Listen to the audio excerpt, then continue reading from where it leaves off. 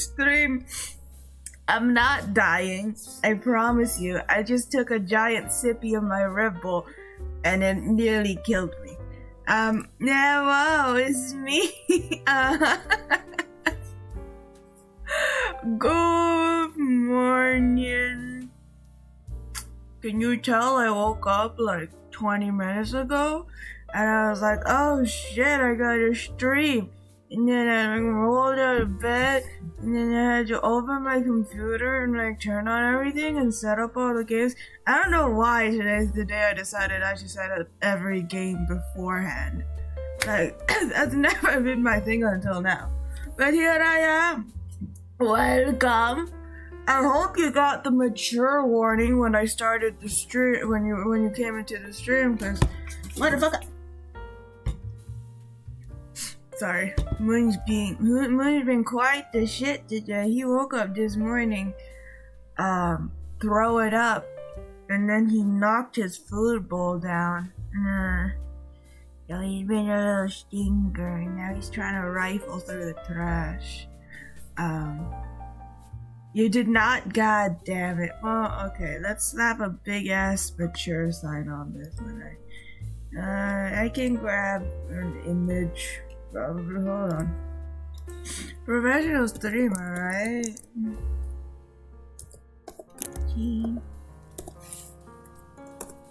There we go. I got the emote. Hold on, I got the emote.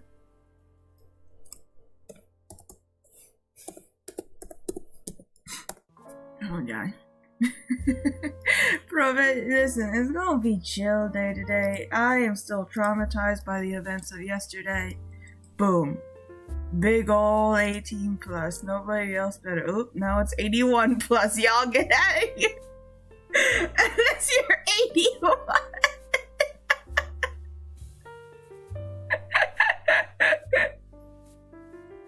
Alright, we got the 8. Where the fuck can it go, man? I don't know. Here. It's gonna go here. Watch yourselves. Come on. There you go. I think I'm saying Charlie's dinky old man. Charlie can stay because he's ancient. And I can stay because I'm 30,877. No, 77? 77. Yeah. So we're okay. We're good. I'm a demon, goddamn. I can do what I want.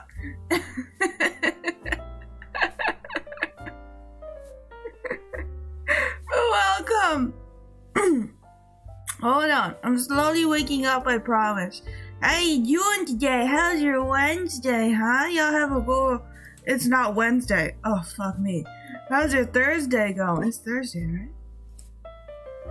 Yeah, how's your Thursday going? I'm old, white, and you're old demon. The duality of humanity. You're either white or... Oh god, no, that's racist. I'm not saying that. Your Wednesday's been quite excellent. I heard that you're finally on your break. Ain't that nice? Ain't that fun? I'm glad you could catch this stream because I was really excited for this one. I made a whole ass asset for this one. It's gonna be fun. Hold on, I need to plug in my stream deck so that I can actually use this asset when the time comes. So we you're free. Excellent. What crimes? Charlie off the string. What crimes will he commit? So on the itinerary today, we have Terato Tamer. As you can probably see by the title, we have Terato Tamer, we have something called Selene Apoptosis, and we have a date with Submas demo, which I'm excited about. That's probably, okay, we're good. The date with Submas one is probably the most safe one out of all of these games. I slapped the mature label on because Terato Tamer is about seducing monsters, alright? And Selene Apoptosis, listen, alright? I gotta tell you about Selene Apoptosis. So, this might be a porn game. I'm like, 70-80% sure it's a literal porn game. But hear me out. Okay. I saw this on my page for whatever reason. I can't fathom why. And the tag says sexual. There's like, you know how there's tags on Steam, right? It says sexual content, nudity, visual novel, mature. Oh, it's gone now. But it said horror. No, listen, it said horror at one point. I'm like, huh? Oh, there's an ass on my screen. Maybe I shouldn't play this game. Hold on. But there was a horror tag, and that intrigued me to know. I don't know why it's gone now. Why is it gone now? Now I look sus as hell. But I swear to God, I swear to you, there was a horror tag on this thing. This is the writer. This may be my last stream. I should have titled that possibly my last stream. Make it fucking dramatic, dude. I need views. I might get banned for this. If we get banned, we get banned together. You're right. The end of my career. I don't know. It said horror, okay? It's not here anymore. But I swear to God, there was a horror tag, and that's the only reason I wanted to play this game, was because it's apparently like a porn game, visual novel, but also has horror elements. Interesting, okay? Maybe it's worth exploring. Don't worry, I got like a moon sensor. It'll show up when we need it, so it'll be fine. Or horror. Horror! H-O-R-R-O-R! Charlie, shake my head. How dare you? I need to get my stream deck set up because it's being stinky. I swear to God, it had a horror tag. Now I'm sussy as hell. Maybe they took it off because it wasn't applicable. Should I play this game? I don't know. I might get fucking murked. I tell you what. Okay, we'll try it. There's no like category for the game on Twitch, so it makes me feel like maybe I shouldn't play this game. There are a lot of red flags here, but I feel a part of me is just like, fuck it, you know? I don't know. I pretend I do not see. Ignorance is bliss. But yeah, Selene Apoptosis. Alright, and then we have Date with Submas, which is arguably the most tame of all of these. I might not put this on YouTube because this definitely will not fly properly. Unless I am really quick with my fingers. Fuck, don't take that out of context. I mean, if I'm quick to press the button, okay? If I'm quick to press, this is why I can't stream when I'm sleepy. I just say the first thing that comes to my brain. If I press the button quickly enough, the sensor will come up before anything is actually shown. So maybe we'll be okay. Okay? Maybe we'll be fine. What's the YABE bit in your title? Am I dumb? YABE is, it's like, it's Japanese. I feel like a weeb saying it, but it basically means like bad, something is bad, or I mean, I guess you could say it's like a phrase that can be used for like something incredible. You can say yabe, but it's also like something sussy, something bad, I guess. That's my understanding of it, at least. I could switch it to like potentially my last stream just for fun, but you know, whatever. But yeah, we have Date with Submas, which is arguably the one I'm most excited about, but definitely the most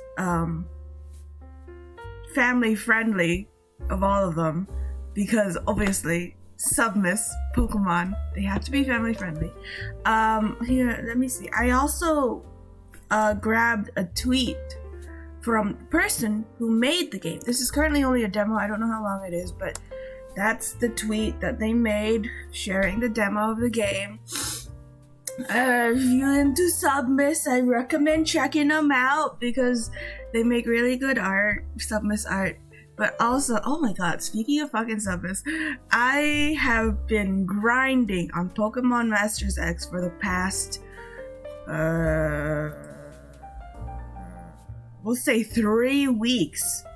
Just trying to get gems. Because, a little birdie told me, a little data mine told me that, they were rolling out Emmett in that game. It's basically Pokemon Masters EX is basically a Pokemon gacha game where you you roll to get characters. So Emmett, they rolled out Emmett again, and I was like, yes, finally my time has come. And then I spent all my gems and I got him twice. I'm glad like the game recognized that I didn't give a shit because he was in a package with like Cynthia and Lysander, and I'm glad the game realized that I didn't give two shits about Cynthia and Lysander because it only gave me Emmett. Like it gave me Emmett twice, and it didn't give me any Cynthia or Lysander. And I'm like, fuck yeah, the game knows what I like. But now I have Emmett, and then I accidentally max upgraded him, so now he's like full peak level, but I don't have the resources to like increase his level cap, but I did increase his potential, so he's like beefy. He just in like 5 minutes he became the beefiest character I own. The strongest character I own, because you get the characters and you fight with them, you know. The boy, oh, the Smiley boy, I love him so much. Now all I need is Ingo, and I also need like their butler outfits, but that's for a different day. Ahoy, Weevil! Hello, waggling mermaid, welcome! I'm sorry if I sound sleepy, I literally woke up like 30 minutes ago. 30 whole minutes ago. Welcome, how you doing today? Did you get a mature warning for the beginning of the stream? I just want to ask because I feel like I need that news to show up. What happened? Oh, okay, well this time it was just out of reflex that I opened this one, but I've been using the Live 2D model because when I play Dead Space, the performance is not like optimal. So I have to resort to the Live 2D model because the 3D model takes up too much RAM, I'm guessing, and it makes the Dead Space game suffer. So this time it was just out of reflex, but before it was because of Dead Space. Speaking of Dead Space though, thank you for asking. I want to bring that up. If you were there for yesterday's stream, you'll know that I lost half an hour of gameplay at the very end because OBS decided to freeze on me, and I didn't realize until half an hour had passed. And you guys ended up missing a whole, like, the whole of the Valor section of the game, and I said during the stream, because I was really tired, I was like, I'm not gonna do it again. And we were just gonna continue from where I left off next stream, which is on Sunday.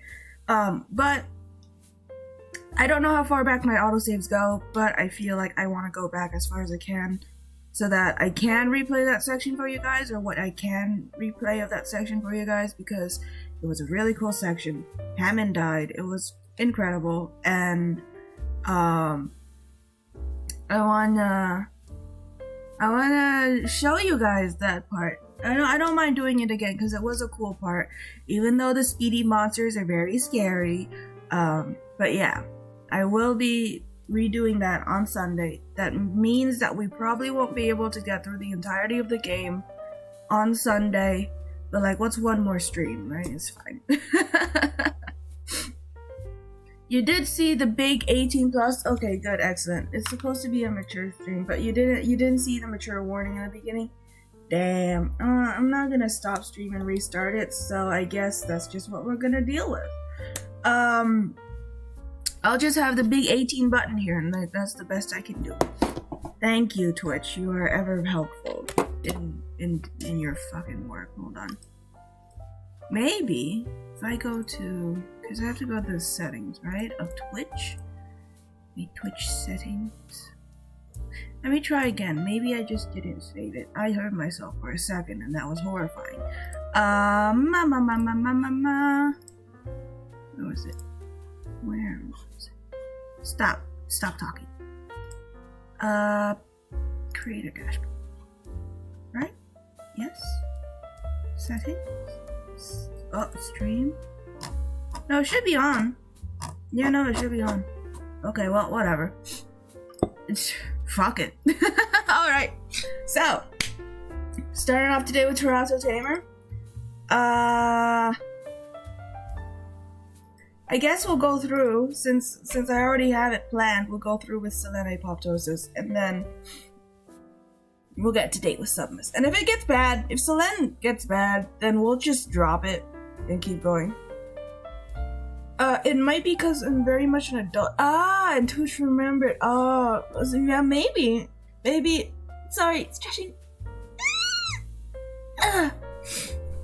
Sorry. Maybe if like Twitch knows your birthday and it knows you're over 18, it doesn't give you the warning. Maybe. Good to know that like my audience is mature, because that would be very uncomfortable if I had like underage audience. Excuse me. But yeah. Let's get into the game. Yeah. Maybe it has your birthday. Some of my ad blocks might be sniping it. Maybe. I thought ad block didn't work with Twitch. But maybe that's just me. Maybe I don't know, man. I'm out of it. Hold on. Huevo. Yo, huevo.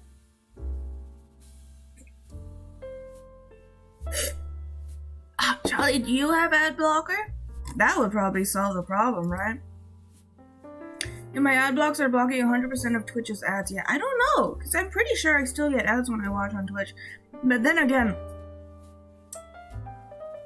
I don't watch a lot of streams. I know, being a streamer myself, that's like hypocritical, but I don't really watch a lot of streams myself. You have uBlock. Yeah, I think it's been making Firefox chugs lately. So, oh, you're on Firefox.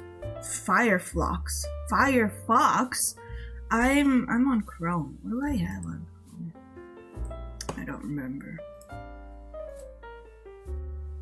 It just says ad block. The best ad blocker. Chrome is laggy too. All of them. I mean, like, when I was using Firefox, people were telling me use Chrome because it's less laggy. And now I use Chrome and people are like, Firefox is better. And I'm like, fucking shut up, man. I'm just gonna stick with this one, alright? Jesus. I don't care. Chrome has been getting worse. Oh, I see. Maybe it's been my computer's old. Charlie, your computer's as old as you, stinky. Hold on. You should not see that. Okay, hold on. Let me just close this. And close this so you guys don't like peek my screen key. Stream key somehow. Yo, I cannot talk today. I just can't. It's not happening. Like... Human speech? Who? Never heard of her. Goddamn. Alright. So, if this stream dies, I need y'all to scream at me, okay? Like, I know Charlie has my DM. Charlie DM me or some shit. Because I do not want a repeat of yesterday's mistakes. I don't want to like lose half an hour of content. Thank you, Charlie. I know I can count on you. Internet's wrong. No, it's the internet that's wrong. Alright, let me give him a more desirable frame. Okay. That's pretty good, I think. Now, we're gonna go fucking fuck some monsters. Y'all ready? You ready for some monster? Firefox used to be objectively worse, but they might be equal now, or Firefox even better nowadays. Since they're kinky ball got joke here. Goddamn. Kinky, so kinky. Okay, let me just make sure that the sensor. Okay, cool. It's working. Okay. Ah! Why? Why did you zoom in on my boobs, VTube Studio? I'm not trying to do this on purpose, I swear to you. Alright. Here we are. How does this look for you guys? Does this look good? I might crop this a little more. I am playing this on Newgrounds. Apparently there is a not safe for work version of this game, but we are playing the very safe for work version. Very pixely. It is supposed to be like a pixel game. I admire people who do pixel art because I cannot. The like trying to get like the details and not make it look weird. I don't know how to do it. I don't know how people do it. It's really it's impressive. I like it. It's a pixel game.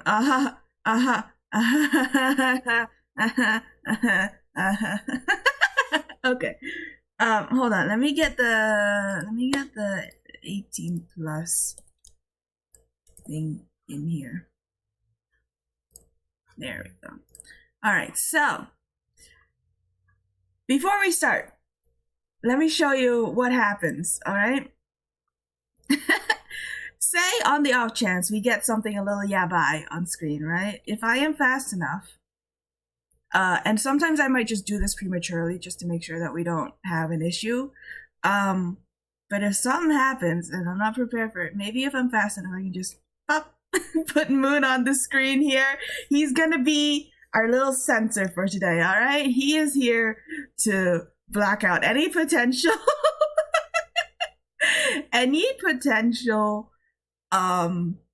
bad juju. So he's gonna be there. And if I press the button again, he should go away, but he's not. So maybe I just have him. If I can't like unpress him. So I guess I'll have to manually like pop him off whenever I need to. But there he be. And I need y'all to, if you want, like spam Moon emotes in the chat if you have them. Make it easier. Oh, fuck me. Okay, hold on. Okay. Just make sure one more time that it's working. Excellent. Alright. Okay. Now, let's get into Terato Tamer. I don't know if this has any sound.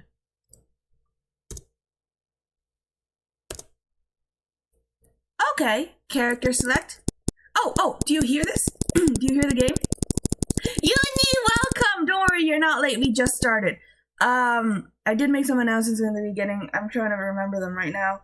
I'm gonna try and replay as much of the Valor part of Dead Space as I can next stream. We're playing Terato, Tamer, Selene, Apoptosis, and Date with Submas. Date with Submas is probably gonna be the most family-friendly of the games we play today. There should be a mature warning when you enter the stream, but I don't think it's showing up. We're playing Terato Tamer now.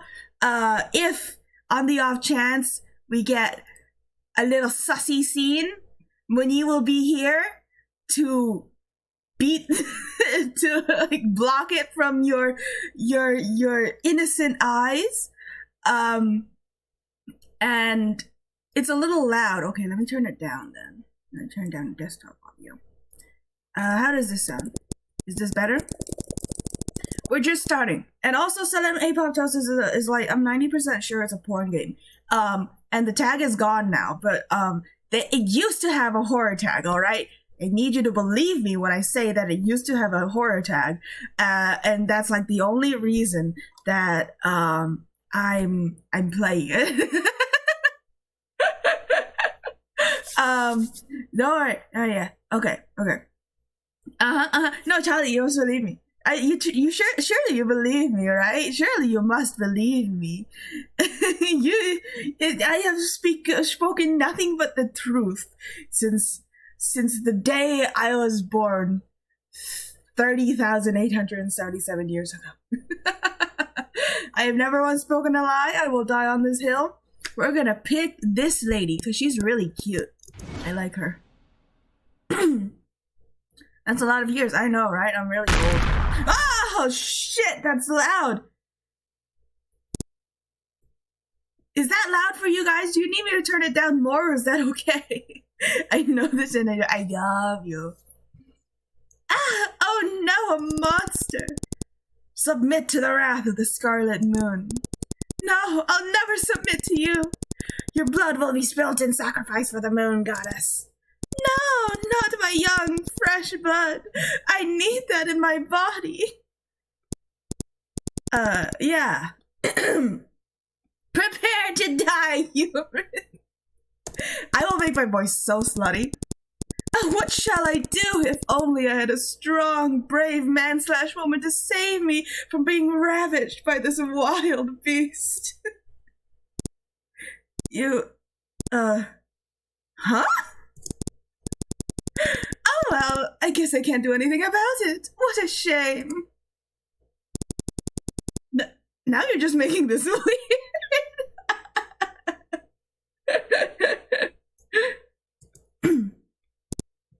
Am I? Huh? You're not. Whatever. Prepare to die. Ah! Stephanie Bone Wolf? Nah. Ain't no way. Seduce. W and S? Okay. Choose an option. Well, there's only one option. Space to select. Figure the rest out. Awesome. Oh. Oh! I lost. Uh-oh! Ah! Yabai?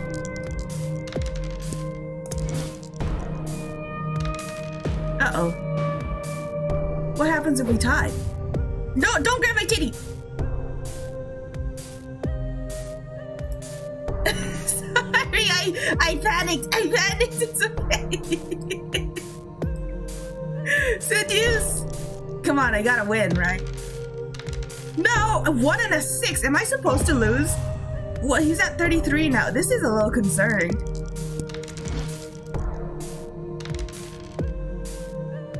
What's the difference between blocking and eat? Oh god. Ooh, that was right over my. Oh god. Okay, maybe I should block next time. Yes. Yes! This is a little yabai!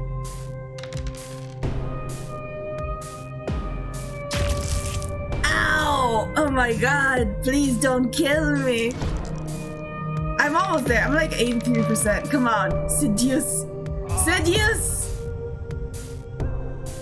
Did I get it? It's 100%. What are you doing?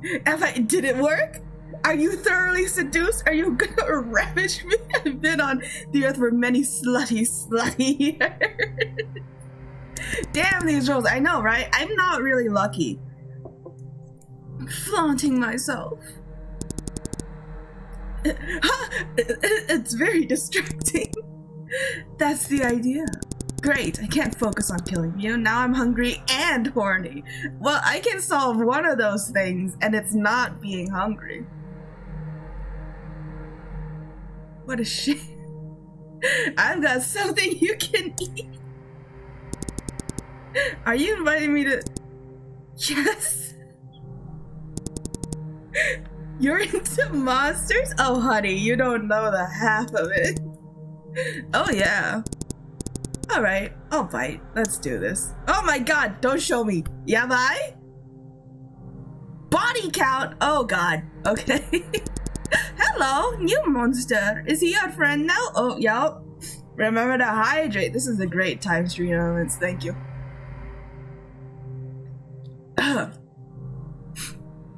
The sensor's still up, right? Y'all still okay?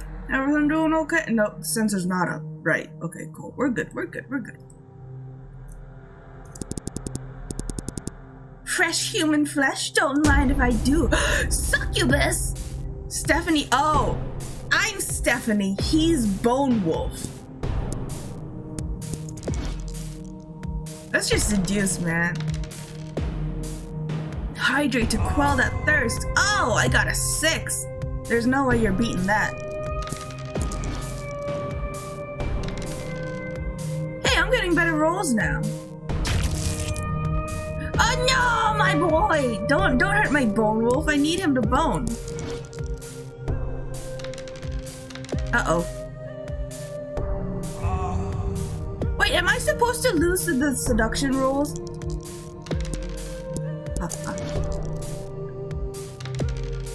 Uh-oh.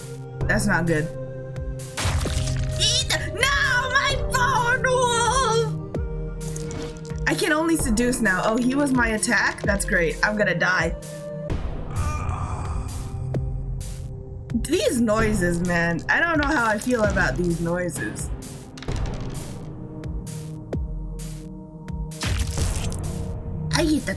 Okay, so blocking, I think blocking reduces the damage.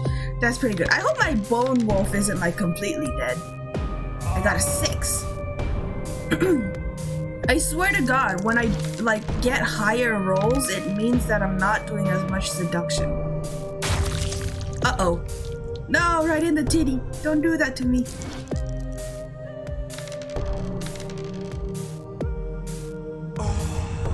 How long is this game? I have no idea. Sorry for moaning like that. It literally sounds like the pufferfish. Like, I don't know what to tell you. Listen to it next time I seduce. It's literally the pufferfish. It's the pufferfish! Ugh. Ugh. Those are looking pretty heavy. Mind if I hold them for you? Are you flirting with me? That's my role. You can't do that.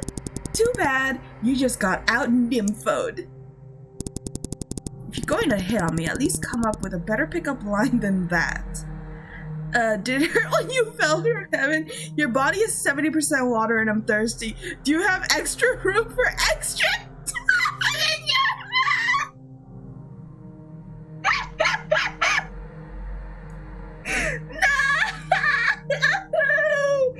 Oh, is it to direct? Oh, I kind of want to do it. I'm gonna be quite honest with you. I kind of want to do it.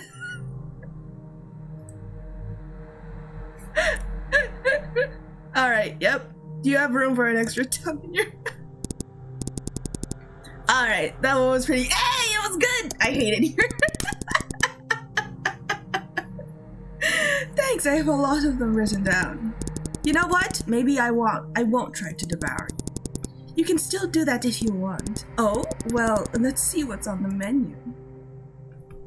Thank God it cuts away, man. Thank God. I really hope this is okay. Oh! Ooh! Mortal human, of course. You are the most handsome mortal human I have ever met. You will be removed from this world. The void counterattack. Oh, you know, it said mortal human. I thought they just labeled this guy a mortal human. Where's my bone? My bone wolf. I want my bone wolf.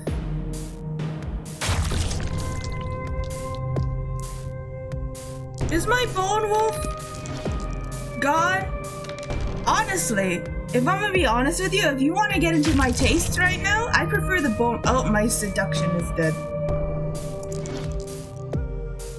I think he died. No, my bone wolf.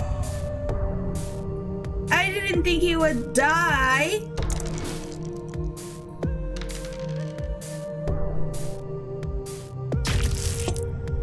Oh no, please don't hit me with those thick tentacles.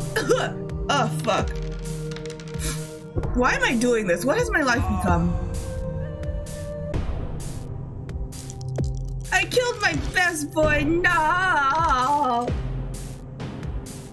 If we want to talk about taste, I prefer the bone wolf. Hey, there's no way you're beating that. Seduction.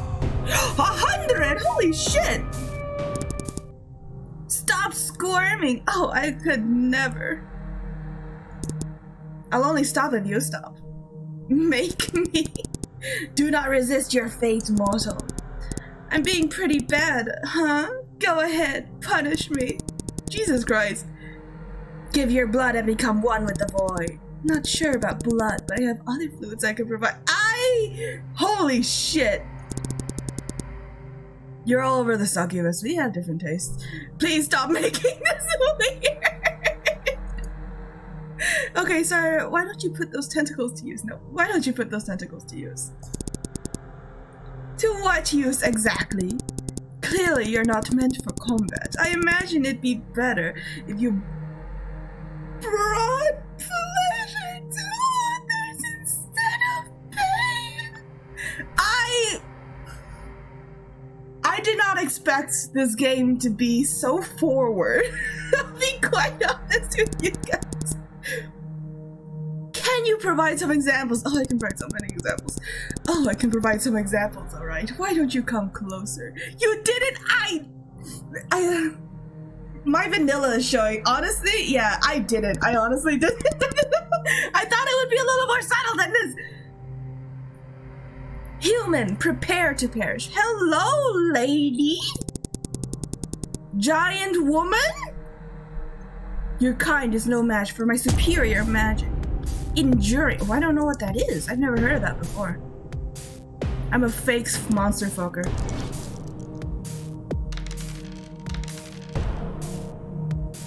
Get him, Void! Oh, I'm curious. Maybe if you kill them instead of seduce them. Ooh, shit. I wonder if you get a different ending based on the monster you keep. Because it feels to me like... I'm gonna just seduce all of them, mind you. But it feels to me like maybe if you kill them, you keep the monster you kept previously. Excuse me. And I wonder if that leads to like a different ending. Oh, yeah, there's no way you're fucking hurting me. Oh, you hurt me. Thought it would be more fun. She says a monster fucker. I don't know, man. I don't know. I thought for a second maybe I could keep my channel alive.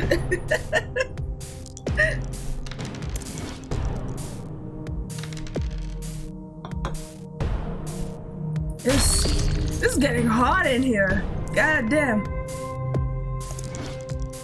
They're at 1 HP. I probably shouldn't hit them anymore.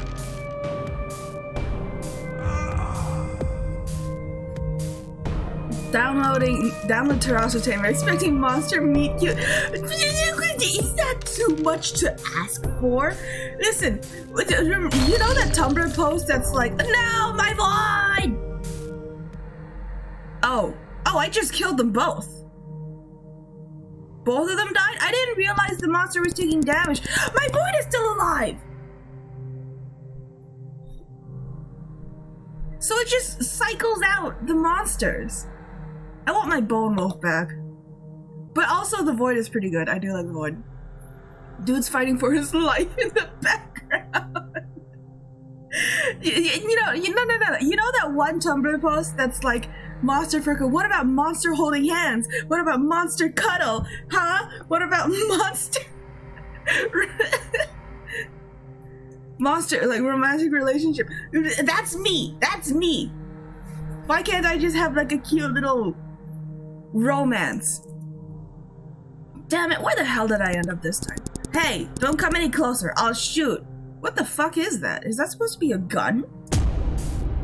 Marmot. I've never heard of these monsters. He has 7 health. I failed to seduce giant woman.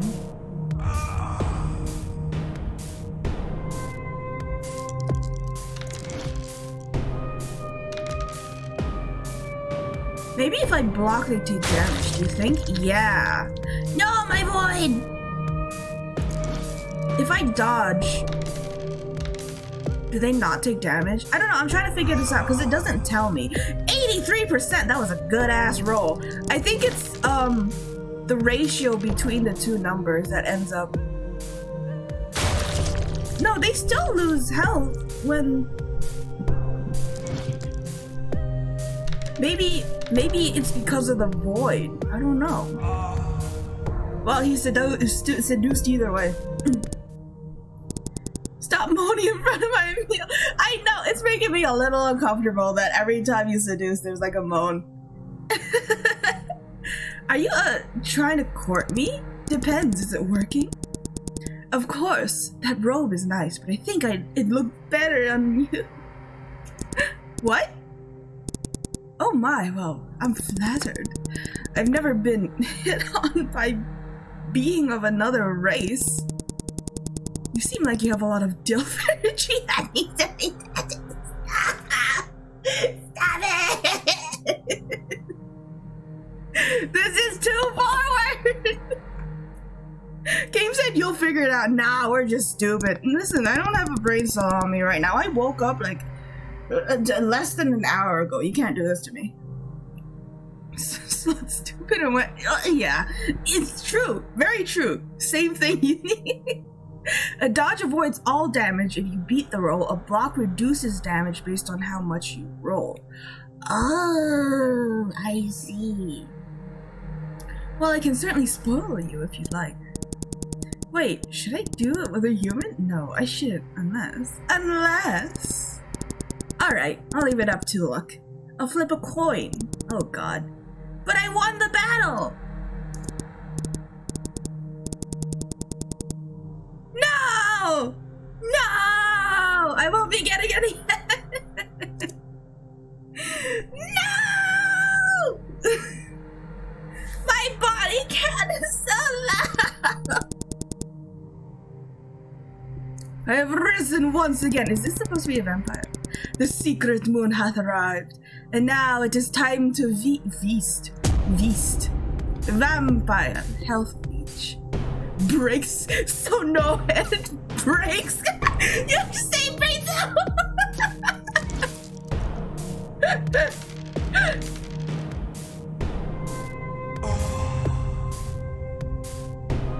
Y'all.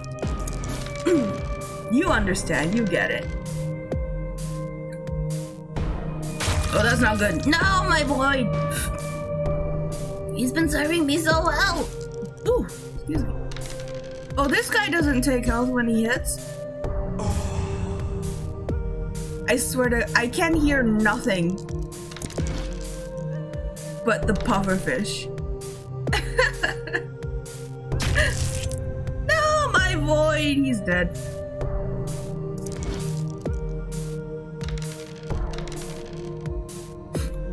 Like, if I were to edit this, I would just put the pufferfish face over the screen every time. Oh god, that's not good. I hope your headphones are good as oh yeah. Yeah, no. I'm fine. Physically, I am fine, but emotionally, I might be traumatized.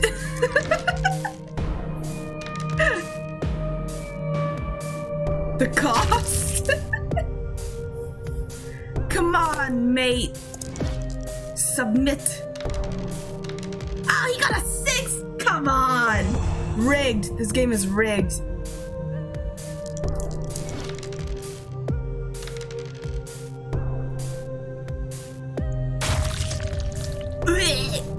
There's no way you can resist me. Come on, we're almost there. Yeah! Oh, you're totally mine. Come hither. Hey, Mr. Vampire, aren't you going to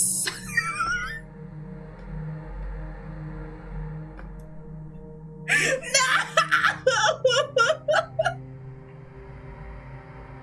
What have I done? Why did I think this was a good idea? I can't say this out loud. I'm not gonna. Why art thou so inclined to have thine blood drained, human? Mayhaps thee desire to become a vampire such as myself? You know what I meant. Besides, I'm totally fine with staying as a human. Idiot! Humanity is surely flawed. I rejected my humanity long ago and have lived for hundreds of years. Yeah, I still think humanity is better. Yeah, you think I'd be enticed with immortal life? I wanna die. I hope all these pickup lines are in the game's wiki page. I'm gonna cry, they're so bad. Then entertain me, human. Why dost thee believe humanity is superior? War crimes? Shit! I didn't mean to do that! I picked garlic bread! Nah!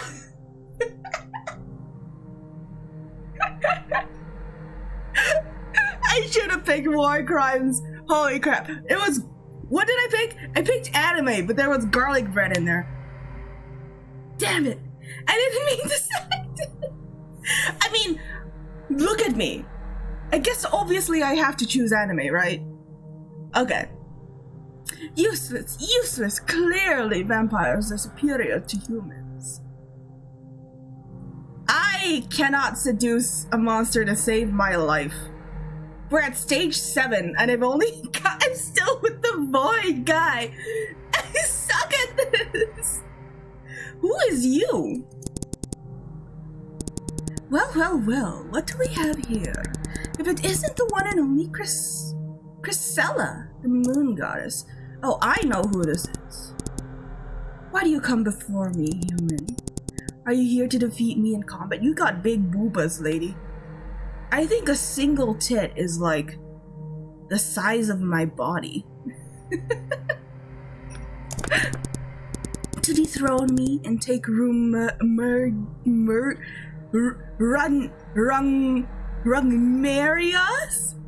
throne for yourself? What? You can't throw these fancy words at me. Nah. To stop the annual Scarlet Moon event that terrorizes your people? Nah. To ask for divine favor?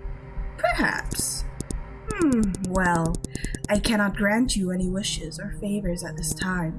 But, out of curiosity, what is it you desire? I desire to fuck you. Pardon? I want you, your holiness. I'd like to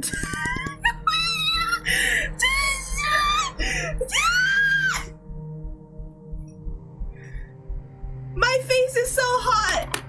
My face, you can't see it, my face is so hot! How did this happen?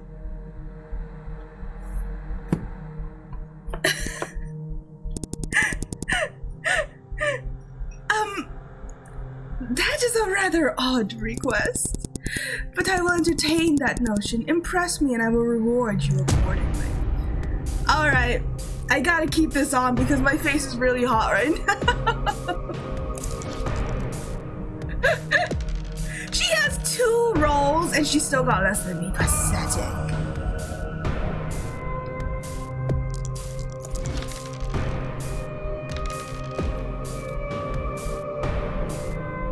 The mouse got worse.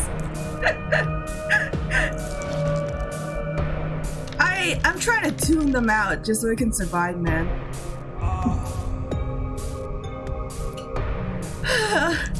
This is a bit much for me.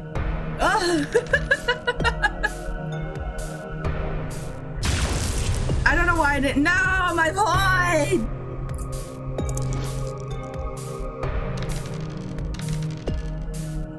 Okay, I don't know how to fucking seduce people. So like, even if I win this battle, I have to like do a charisma check, of which I'm not good at. This is worse. No, I'm gonna die. You can't let me die.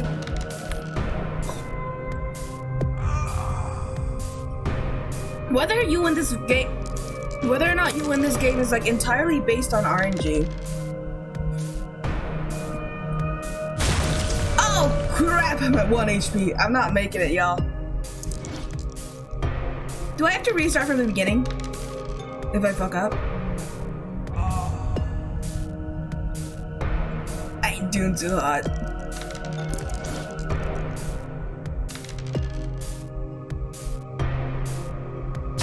Ooh, there I go. Death becomes me. Oh no, I didn't mean to restart. Fuck. Why do I keep doing this? Stage 1? God damn it. Okay, well, Gold Wolf, he's back, the boy! Ah, oh no, monster. Okay, I'm not reading this.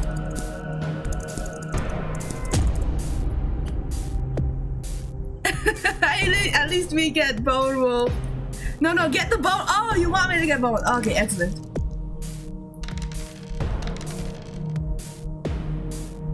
Oh, that was good. Oh, look at that. 67. It should have been 69. Uh-oh.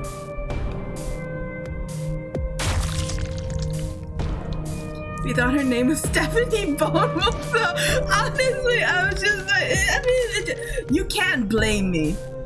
It was like right there. There's nothing to divide it. No, I did too. Come on, Bone Wolf, be mine. Oh, there's no way you're getting out of this.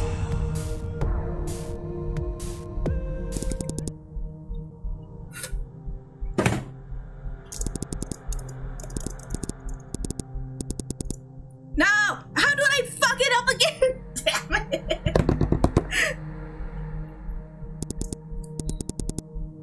I hate my life.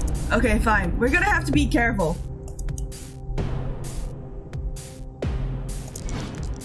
It's fine. I seduced the seduced Bone Wolf. No, Bone Wolf, no! It's her name now. Okay, so if we dodge, I'm supposed to get less, right? Is that the idea? I got a lot. That did not work. Nothing is working. I'm gonna die. Please. Just be seduced.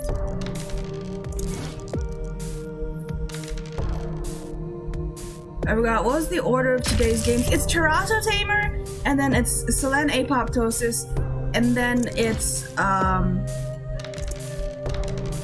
Date with Submas. Get seduced, idiot. I'm not gonna make it, y'all. There's no way I survive this. Yup, there I go. Stabbed right to the toddy. Oh, okay, we're restarting.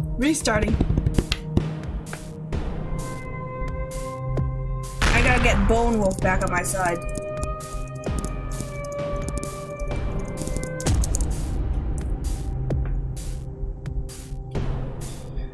Has my face calmed down a bit? A little bit. When I don't have to read these lines, I'm actually okay. Oh, look at that! Seduction! Okay, that's a good dodge, right? I only lose 1 HP there. Okay. Shame we don't have the heart rate monitor for this. I can bring it out. Do you want me to bring it out? I can bring it out. You want to see how bad my heart rate is? But like, to be fair, I did drink Red Bull, so like, okay, if it ties, what do I get? Only 1. Okay, so it works. I got it. I'm bringing it in. Seduction! Oh, please! Just get seduced. Yeah, there we go. Okay. Now, I'm not gonna mess it up. I know the gears of love have turned. Oh, God. I gotta bring out my inner Karamatsu if I want to get these monsters on my side. I don't know how to flirt. I've never done this in my life, alright? I'm so vanilla, it hurts. Okay. Where is heart rate monitor? There we go. Is it working? Do you see my heart rate? Great, I can't focus on killing you now. I'm hungry and horny. I've got something you can eat. You can't see it? Damn it. It's trying to connect right now. Hold on. You should be able to connect. Give it a moment. I have to like jumpstart my heart. Ah, there it goes. 34? Now that ain't right. I'd be dead. Sorry, it's just taking a while to heat up. Surely. I'm dying. The monsters are killing me.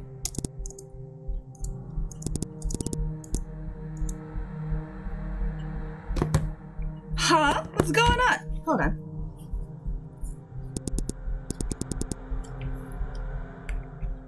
Just read the lines in Kara voice.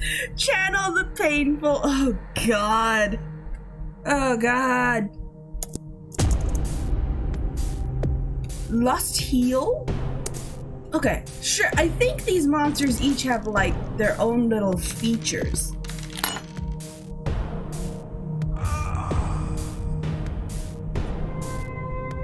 Trying to connect my heart rate.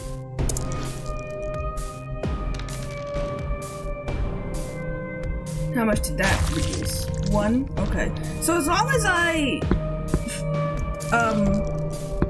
pass the dodge check, then I can reduce the damage to 1. I mean the block.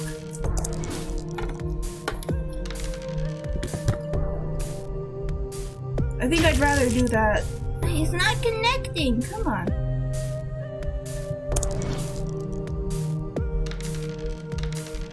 Oh shit.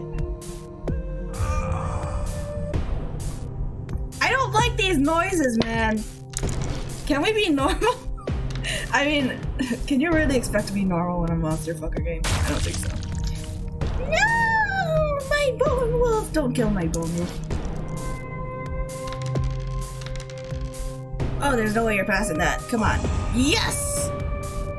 Success! God, it won't connect. The heart rate monitor won't connect. I'm sorry, Charlie. Those are looking pretty healthy. Okay, I'm not reading it.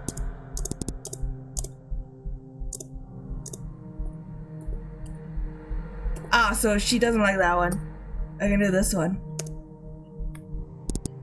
That is way so forward. I can like. Alright. I got 2 monsters. Okay? And my bone wolf didn't die.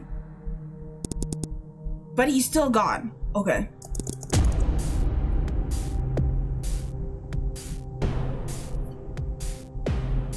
I can feel it bumping.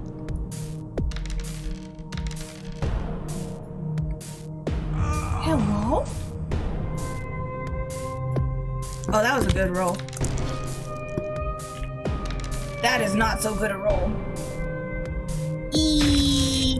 Oh, well, it worked. I'm sorry, Charlie. The heart rate isn't working.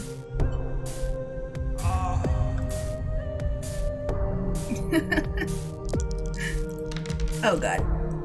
Oh, I can block that easy. He's fine. Okay, I go. My heart rate just doesn't feel up to it, I guess. My heart doesn't feel up to bumping today.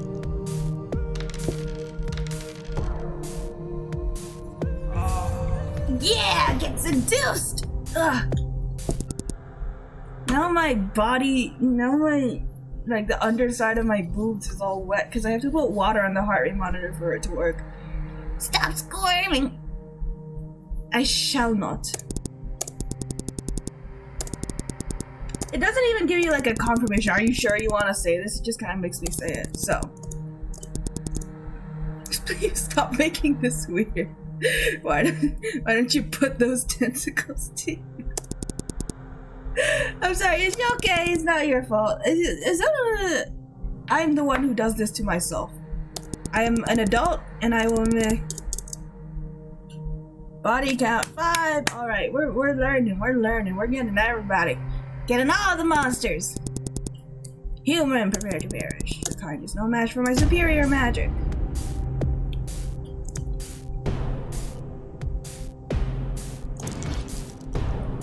What happened last time? I think I killed her last time, so we didn't get to seduce.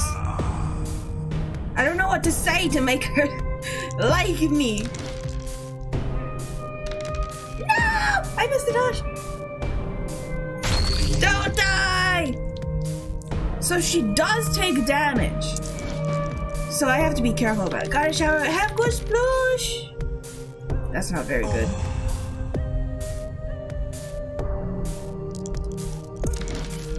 Oh, I can easily block that.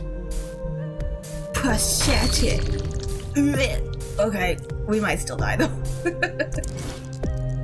I need good seduction rolls. Come on. God damn it. Okay, we're halfway there. I can do this.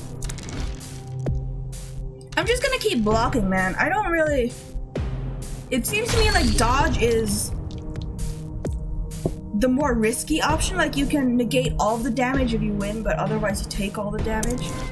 But like, if you block, then you can reduce... You'll always take damage, but you can reduce it to 1. Come on. Oh god, that's high. Ooh. Oh no! Void, don't die! Eee, died. Can you cycle in my succubus? God damn it.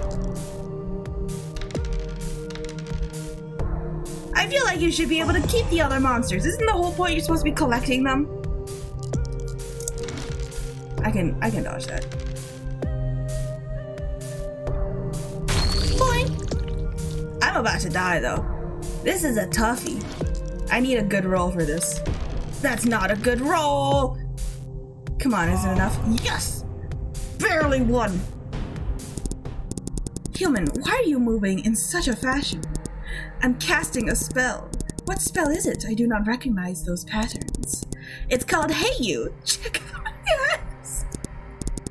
What? That is a very odd name for a... Wait a minute, you're trying to seduce me! Fool, I will not fall so easily for your seductive tactics.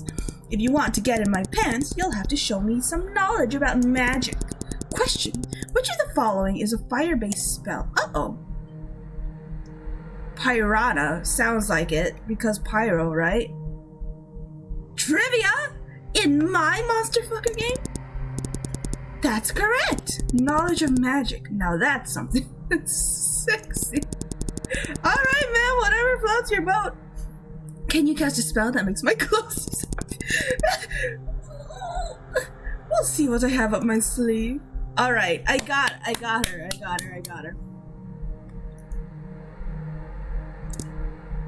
Hey, this guy. We gotta get back to the lady. That felt like endgame. I didn't expect this to be so hard. But I mean, like, it is a pretty simple game. What is that? Who let you have that? Eee! Oh, he fired his gun. Oh no. What? Who? What? What? That's not fair. His ability is 7-sided die, yeah. So I think if he gets a low roll for the attack, then I should try the dodge. Because then I can mitigate damage entirely. I'm gonna try that. Oh man. No, I'm blocking this one. Oh, I'm so sorry. Goodbye, monster lady.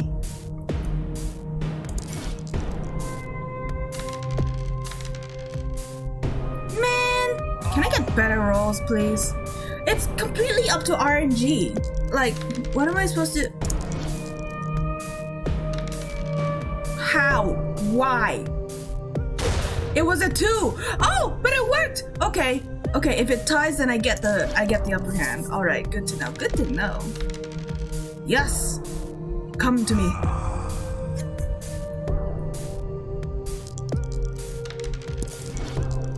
I kind of need him to now because like I'm out of my monster lady died. Okay, I'm figuring out. I'm figuring out. Like the game said, I'm figuring it out. Ooh, 6. And he gets the 7. Doesn't matter, I got him anyways. Are you trying to court me perchance? You can certainly spoil you if you're like, wait, should I do it with a... Okay, so I picked heads last time and I got it wrong, so maybe I'll pick tails. What? Come on!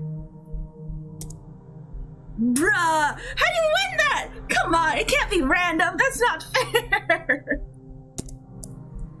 Oh, but the lady's back. Okay, cool. I've risen once again.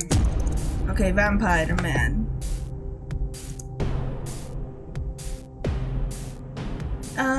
Sequence. Come on! This thing is rigged, I swear to God. They don't let me get anything.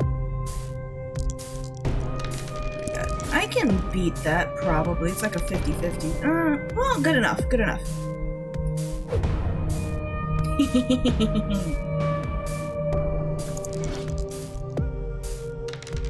Oh, that's not very good. Oh, that's not very good.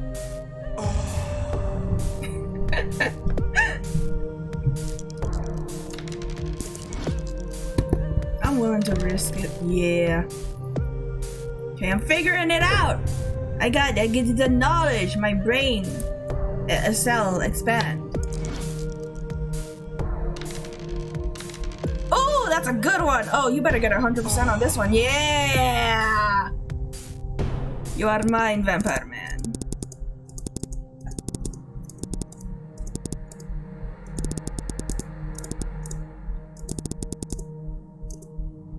Okay, so probably, okay, I actually have to pick something. So war crimes, anime, garlic bread. Probably garlic bread because it's the only thing you can't consume, right? So we actually are better in that regard. You are correct. Garlic bread is truly divine. Oh, how I miss it. Want me to show you something else that makes humans superior? Yay, garlic bread, yeah. Garlic bread is fucking bomb, dude. I want garlic bread right now. I'll take garlic bread any day. So good. What does that mean? Move your clothes and I'll show you my little Stop it! Very well. Do not disappoint me. Well, we got this guy. Is there even any way to get the coin flip guy? I feel like it's impossible. Hey, Vampire Man. He's with us now. Alright, read all of this. Is there anything beyond her? I don't know. Chrysella. Oh, her ability is double dice. I see. Oh, I can't get any higher than that. Is she fucking for me anyway? Ugh. Lose 2 coin tosses. Says it's impossible. Ooh. That's a 4. I'll block. I should have dodged. It's just a 25%. Are you kidding me? No, I didn't mean to do that. Whoops. Well, guess I'm attacking. Not very good. Oh, he gets health.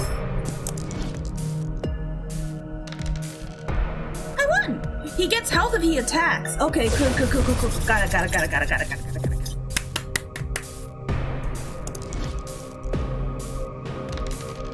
Oh, that's not very good. At least I get like at least 10% every time I seduce, I think.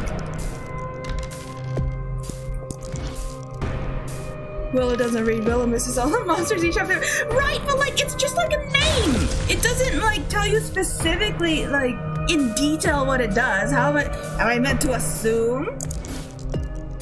I gotta attack to redeem health.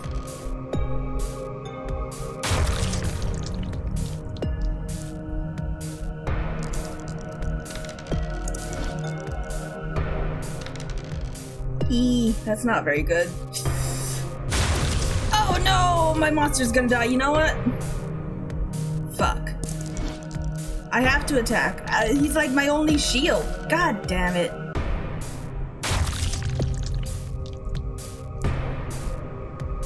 Whatever would an ability called Health Legion? I don't know. I have to risk a dodge. He's gonna die otherwise. Oh god. Goodbye, Vampire Man! Okay, I can only seduce now, I guess. I didn't expect this game to be so hard! I can survive. I can do it. I don't need Vampire Man. 5.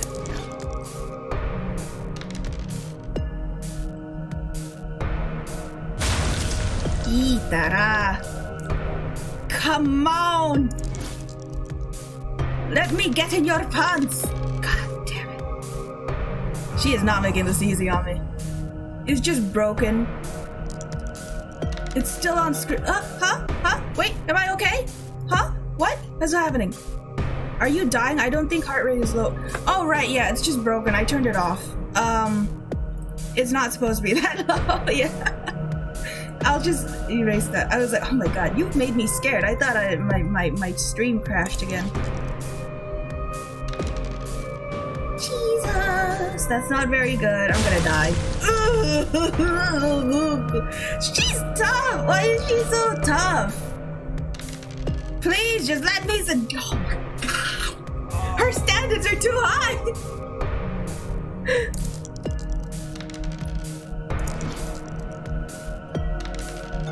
I'm gonna die. Goodbye. An ability called Double Dice might be busted in this game. Maybe. I'm gonna retry. Okay. Stephanie Vampire. I wonder if you like look online, you can find like a guide, like which monster is best to beat Crystal. Damn it! Damn it! Damn it! I need you to chill, lady. There's no way to beat that! This is so OP. No! My monster's already dead. It's over. Give me a good roll, game, for God's sake. Yeah, that's something. And it's still not much!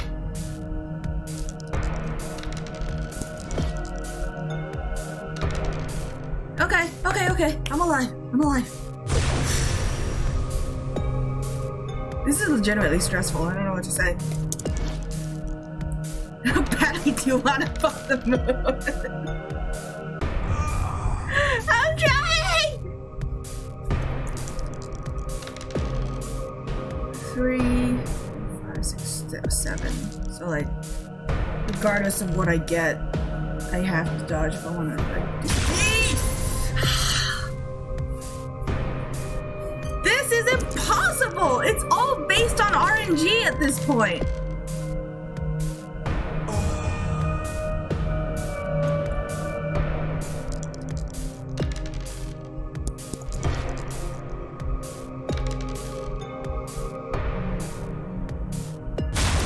Yeah, I'm not surviving more than 10 turns, it would seem. Bro, what the hell?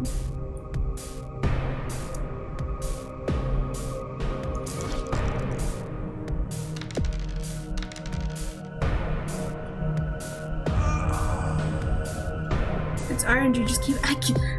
One of these things has got to work! Nope. Ugh. Because I can't! It's like the lowest you're gonna get! Because she can so easily get above 6. If I have a chance, I have to try. Okay, good seduction. Finally! And all I get is 20% for it. See, this I have. Oh god, I should have blocked.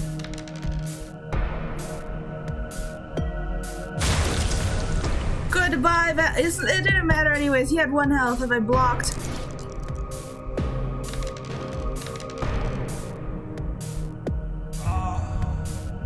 One of these has got to work.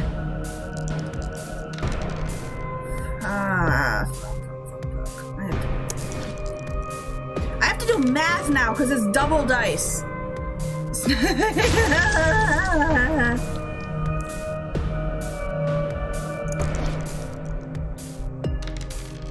Oh, please. Oh, please.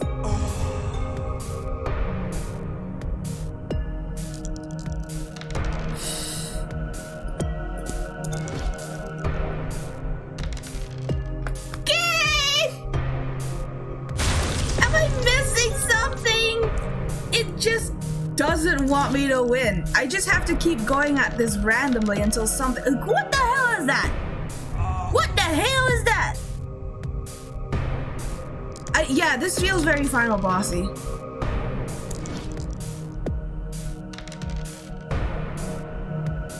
The monster really... Well, for the vampire monster, it's only like useful if you attack.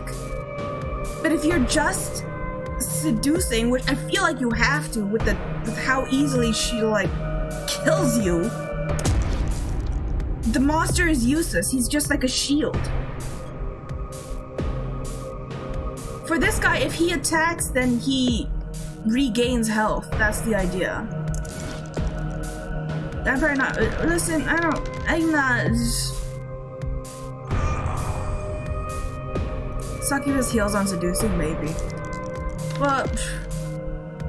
Fucking... Whatever, man, whatever! I preferred Bone Dog. What was his name? Bone Wolf? I preferred Bone Wolf. I wanna go back to Bone Wolf. Wow.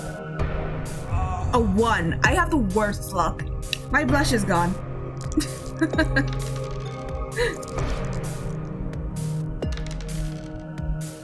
Bone Dog. Bone Dog. Bone with the dog. Dog with the bone. No! Help!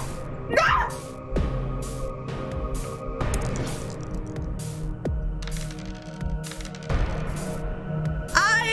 My brain is fried. It's gone. I'm over. What am I supposed to do at this point? A 5?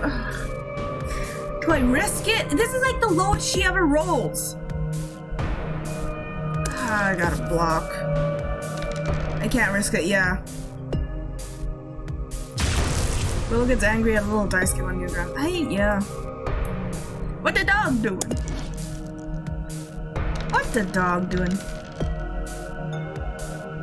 Lady, your standards are too high.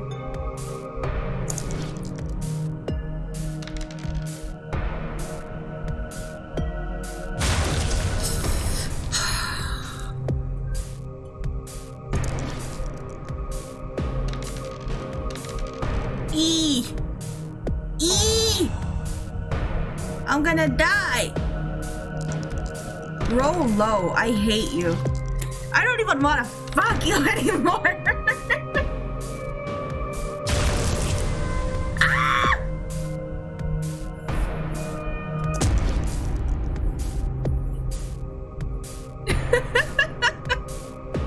What if I just attack? What if I just kill her? But also I want content, damn it. Please get less. You suck. This is so incredibly unfair. How's everybody doing today, huh? How's your Wednesday going? It's Thursday. It's Thursday.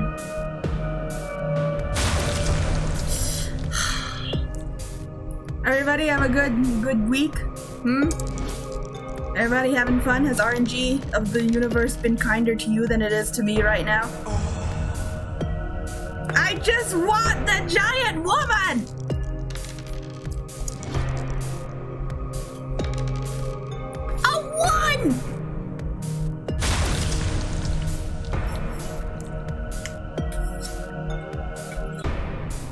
Even when I try to strategize, the game's just like, fuck you.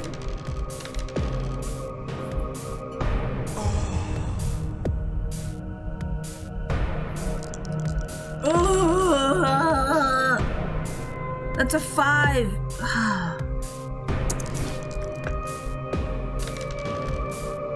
XCOM? I don't even want to know what that is. Not doing too bad. I've had some earlier shifts, but that means I finished in time for stream. Excellent. I'm glad. I'm happy to see you here. I don't know XCOM.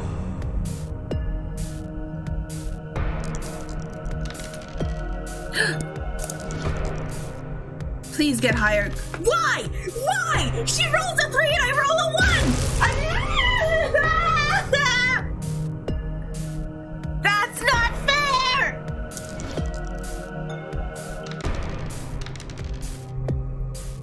The video game, huh?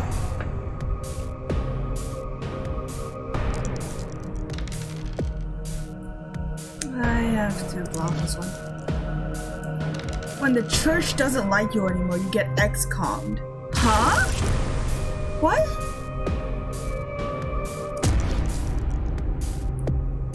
Oh, I remember seeing on Twitter some guy who got a letter because the church realized he wasn't going to church anymore. And they're like, you have to correct this. And I was like, what the fuck? The XCOM series, where you control an organization fighting off an alien invasion. Why would I know this? Y'all ancient, alright? I'm sure. Yeah, I know, it was fucked up. Excommunication. Finally, we get something.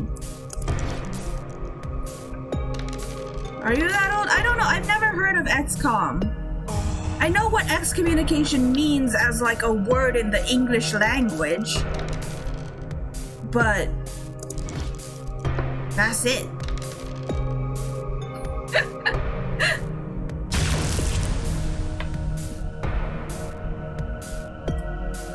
You're making a joke. I love you, Charlie. You're doing incredible. Thank you. Get less. Yes! Give me something! 30!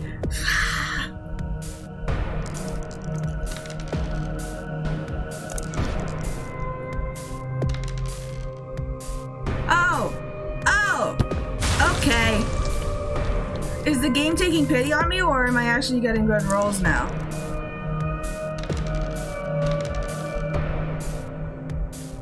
Big City Builders are an old man's game, so she doesn't. Listen, I may be 30,000 something or other, but I've only been on Earth for like 22. Fuck. Well, that was catfish. I love catfish, they're cute. I'm a baby. My vampire guy's dead, I guess. Oh, one! I'm gonna die. She's gonna one-hit KO me. Look at this shit. I can't get past 50! They just won't give me the rolls! It's not my fault!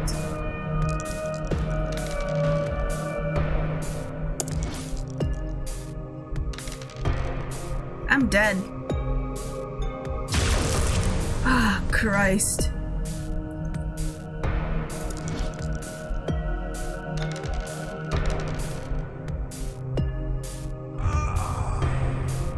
Okay.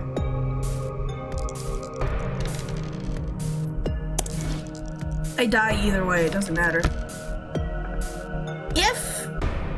Should I go back and try and get the succubus? I'm gonna go back and I'm gonna try and get the succubus.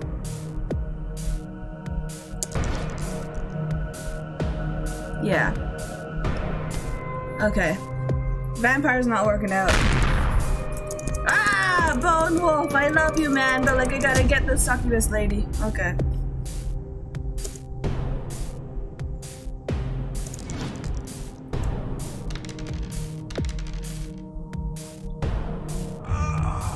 Yeah, I know. But like, even if I do win by seduction, I can just pick the wrong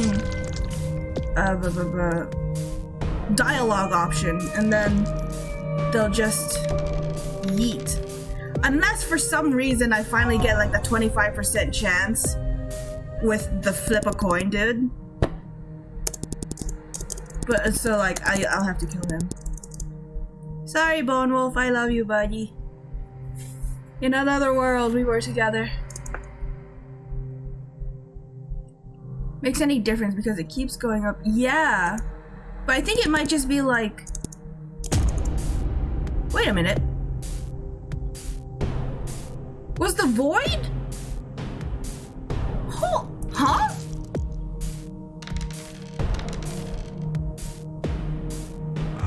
Did we just skip the succubus? The one character I need?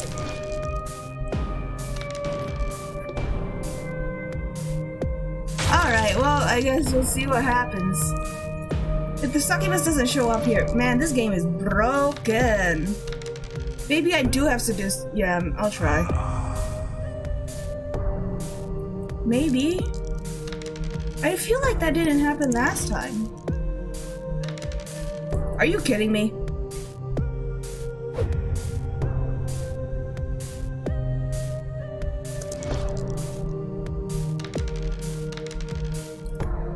How do I get a 1 twice in a row?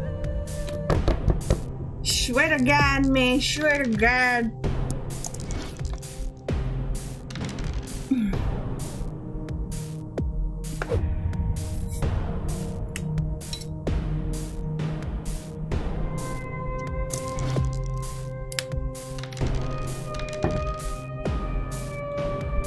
Come on.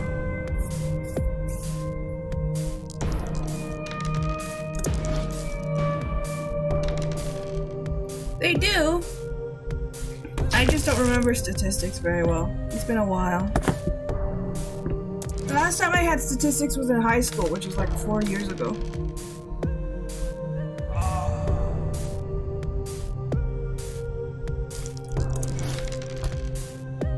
I don't care what I pick anymore.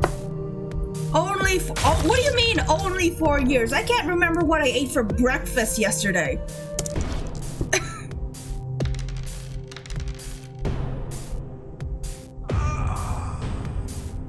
Listen, man.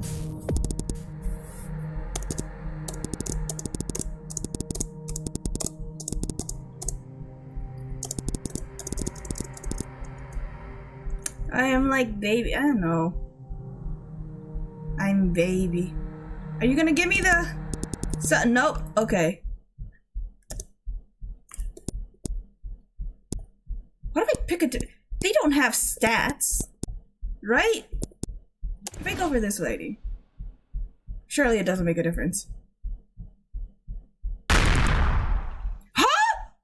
Wait, what? What is going on?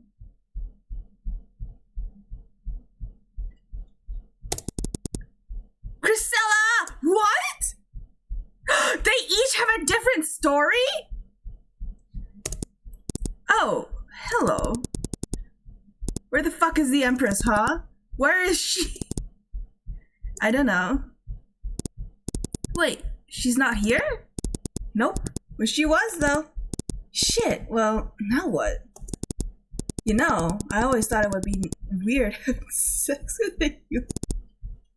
But man, nobody makes me feel like the way she made me feel. What is happening? What is happening? Not even Lenore. Humans are just... damn, your holiness. What's gotten into you? Wait, has the Scarlet Moon already started? Oh, I missed the rest of that. Zora was keeping me busy. It might be too late. Alright, Paige. Just remember to focus. Can't let their horniness stop you. There's a lot of names being thrown around now. You got this. Humanity is counting on you. I think I might know where she could be, if that'll help. But I'll only tell you if you can... Oh my god. Okay! Damn it. This is going to be a lot harder than I thought. Paige! Okay, their name is Priscilla Invincible. What the heck? But you're already 100%. What? What am I supposed to do here? What is I'm lost. Blast, I guess.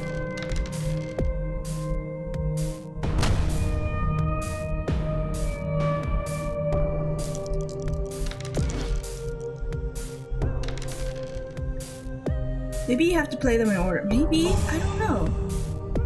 Oh, now she's the horny one and I'm supposed to be not horny?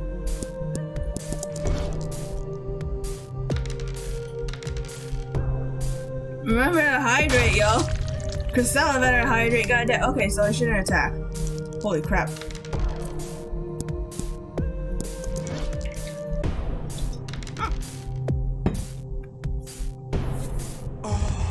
Maybe, yeah. Oh, I think it reduces my meter if I focus, so okay.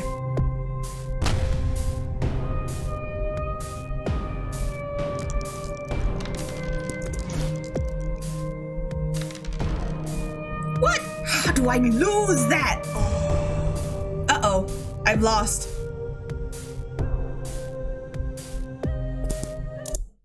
No, okay. Let's go back to her. This is a lot more in depth than I thought it would be. Hi, wolf boy. Bone wolf.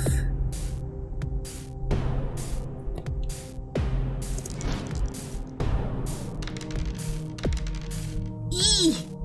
Bone boy. Bone boy, boy with a bone. Nah, I'll play it safe. Yep, and good thing I did, because I got a 1.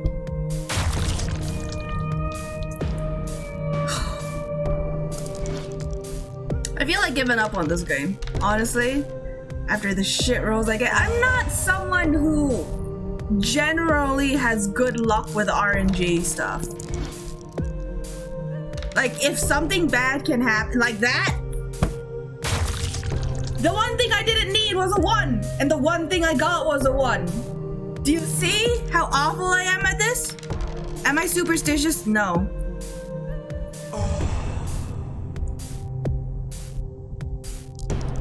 It's just a fact that I have the worst luck in the world.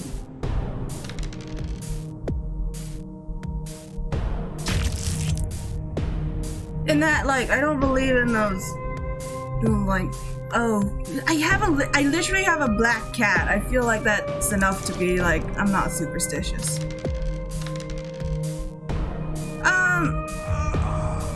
Because fuck you, that's why.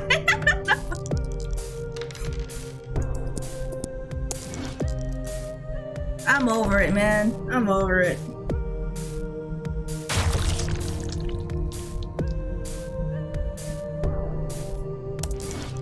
You heard me. Fuck. Well, it worked anyways, I guess. What are you doing? What am I doing? Okay. Let's get the dog.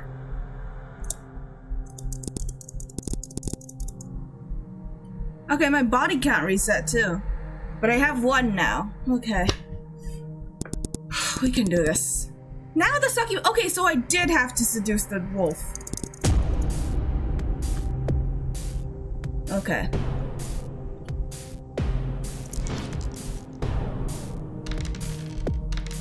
Did he always have 7 health? Interesting.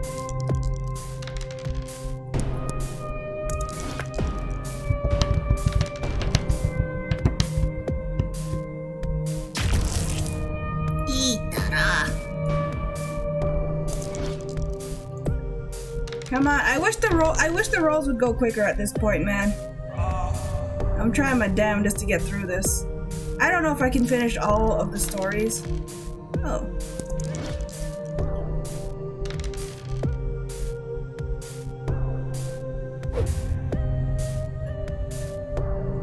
Okay.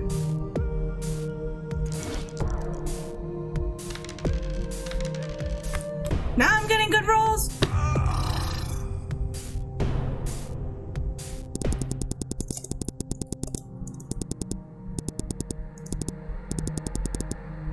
Out nymphoed. Alright. Okay, I have the succubus. Now I just have to be the least sexiest person to the rest of these monsters, which is easy to do when you're me, so we'll be fine. Hopefully. I pray.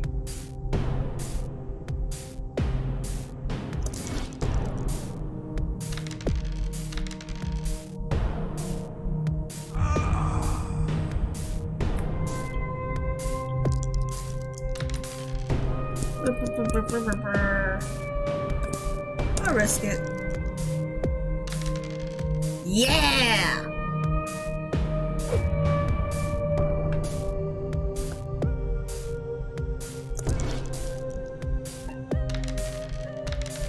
I really hope this works out, because I'm not about to run through this game again to try a different monster.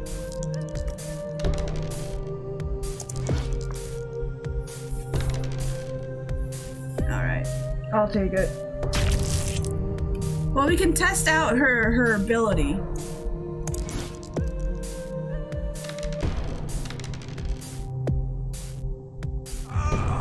Yeah, she does heal when we seduce. Okay.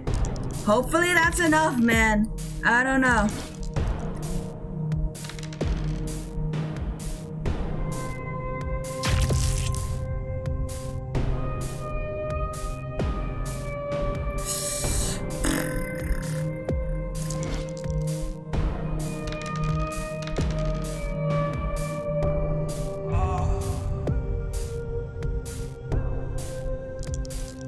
I am curious, because there's a not safe for work version of this, so I'm not gonna play it because I want to keep my channel, but there is a not safe for work. If you guys want to play this yourself and you're curious. Sucking his girlfriend slaughtering all the monsters in the world. No thank you. But you can very much... We can conquer the world together, I just don't want to do it in bed.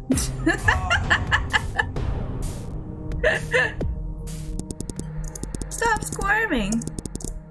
Okay, I don't want this guy. Okay, sorry about that. Whatever, I'm out of here. Cool. We can do this!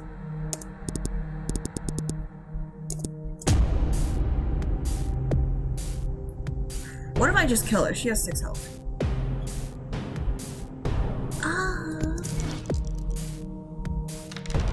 Yee! That did not work.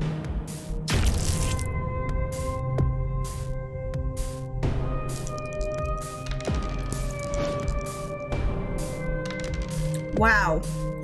My luck sucks.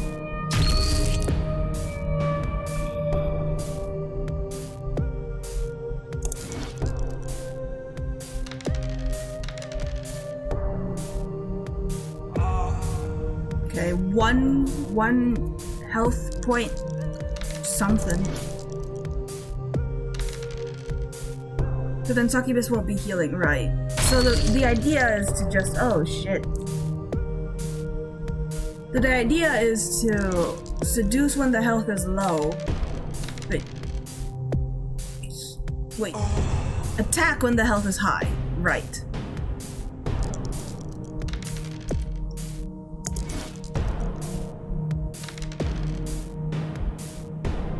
Please don't kill me.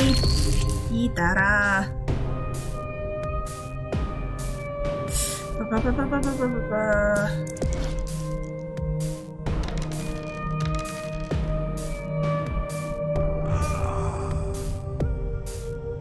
Come on.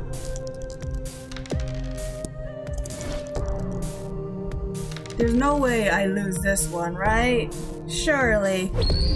Thank God.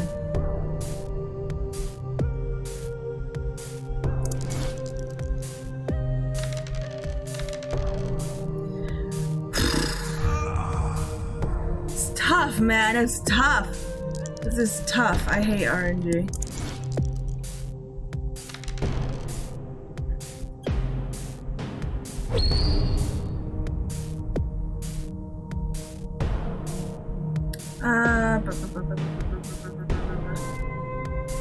Oh, I think it's the Void's ability. If you tap the Void, then they lose health.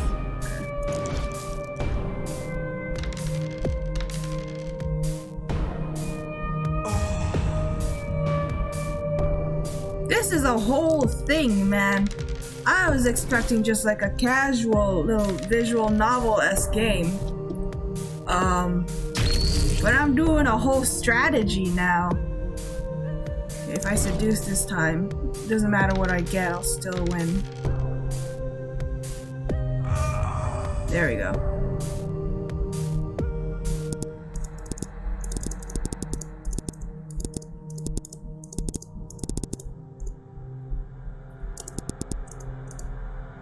Okay. Still a dice game, it doesn't get more casual. Yeah, but like, the monsters have abilities and stuff, I don't know. Too much for me. So this guy, I do have to kill. Because I don't even want like a 25% chance of managing to seduce him.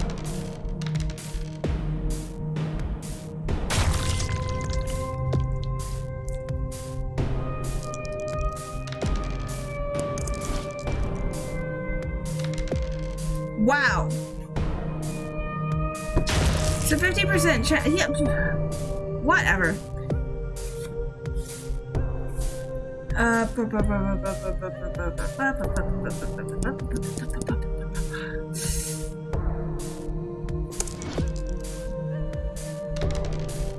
Are you joshing me?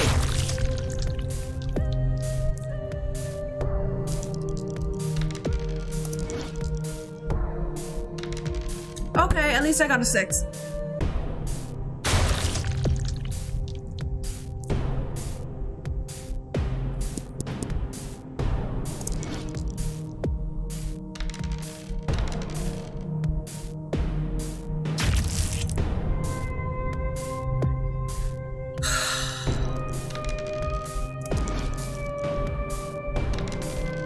Well, goodbye, succubus lady. You'll come back in the next time, I'm sure. I can only seduce now. Oh, crap. Just nothing works my way. I might drop this game. Okay, we're gonna try for like 10 more minutes and then we're moving on to the next game.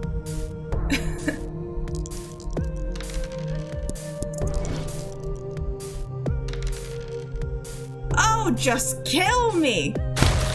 Just kill me at this point.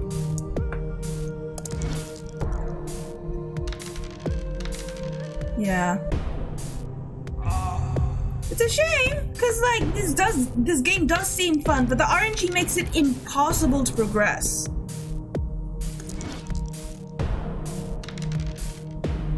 Nearly impossible. There's probably like some statistic that tells you there's a chance you'll survive. Fuck if I know, fuck if I care. You still have the Submas one, yeah. End on a good note, because there's no way the Submas one can make me upset, right?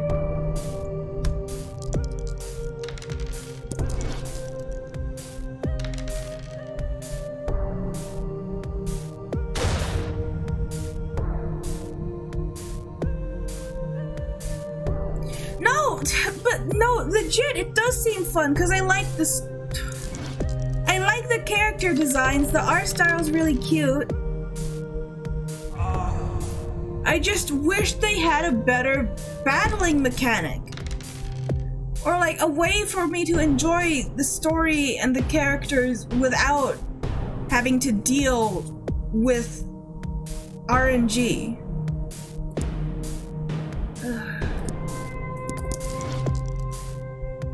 Maybe, yeah, because they know you're battling. Maybe it's simple because they know you're battling with one hand.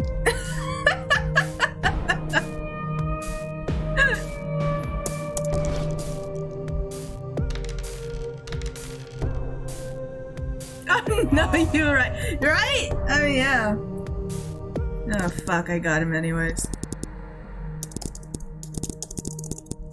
Please be wrong. Are you?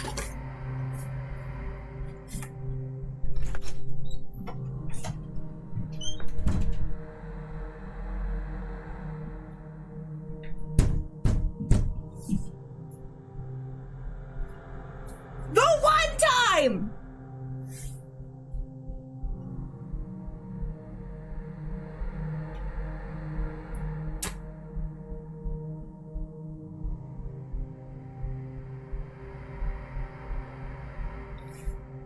The one time I need this man to not.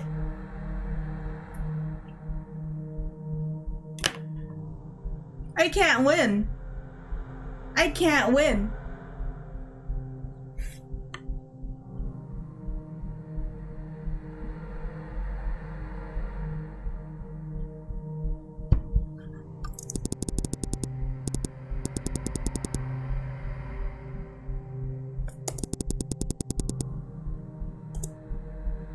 I can't even rate it. I don't have the energy to rate it. Someone said I die. Maybe. I don't know. We can try it.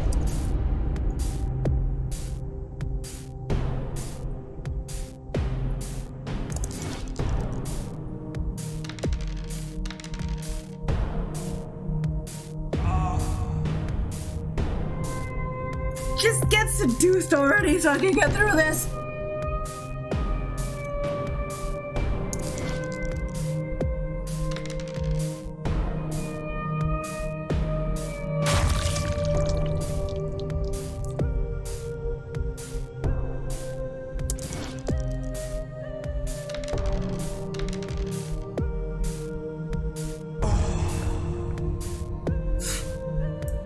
I hope everyone's having a good day.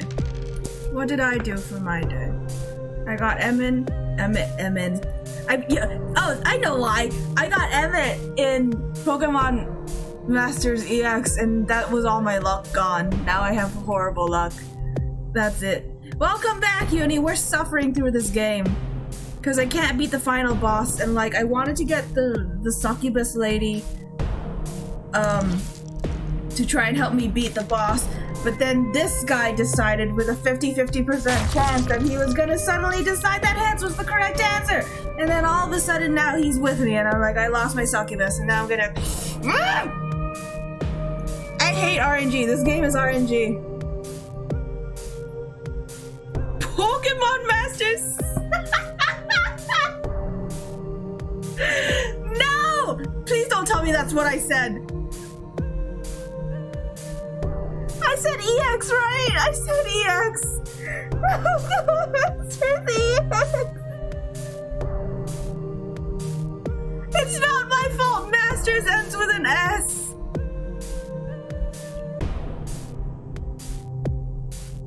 I didn't say that.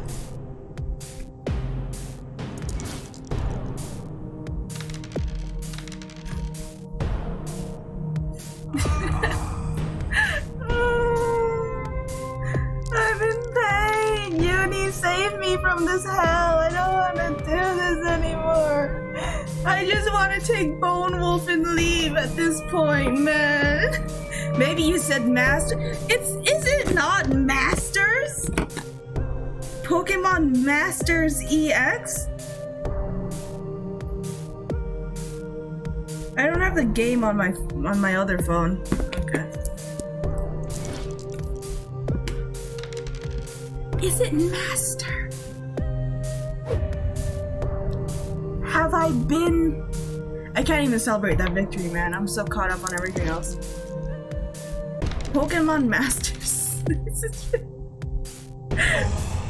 It's a joke because they tried to use Pokemon Masters. No way! The Pokemon Masters.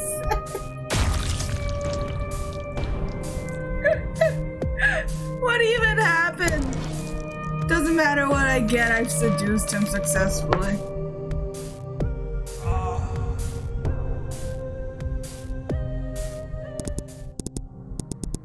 No. Unfortunate choice for the game. Okay, I don't want this guy. So it's war crimes. I swear no one hires anyone under like 40 for social media, right? I don't understand why it's so hard for them to find someone to run their social media. But like, to be fair, I would not recognize that either until it happened. Grisella! Please just let me win.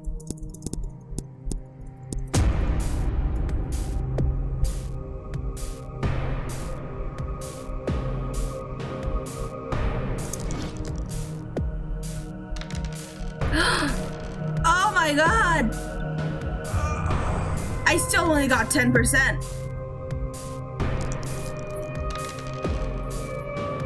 3, 4, 5. Should I block or dodge? I'll block just to be safe. Not that it matters anyways. My guy's not surviving. We're not gonna win this. I'm gonna give up. Unfortunate name choice for a game.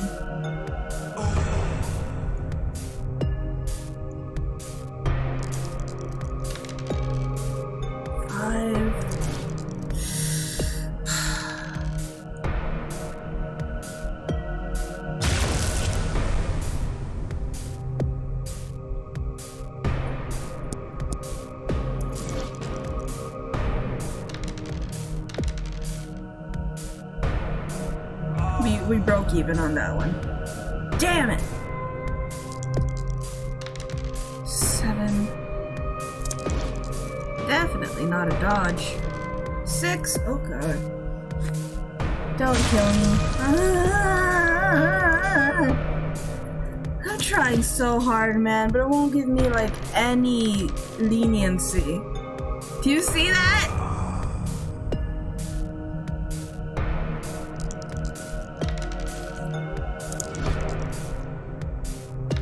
All I'm doing is pressing space.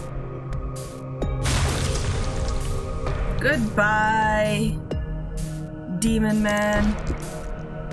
I still get the 7 dice, though, I guess. A 4 and a 5. Does that give me anything? Nothing. It gives me nothing. I get nothing. A 4 and a dodge. I have to try, right? It's not gonna work out, though. Oh, no, I got it. Thank God.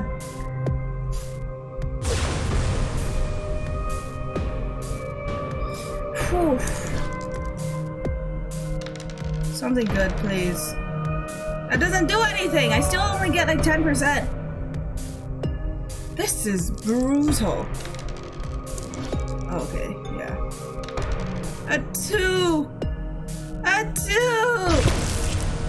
This game isn't even trying to help me!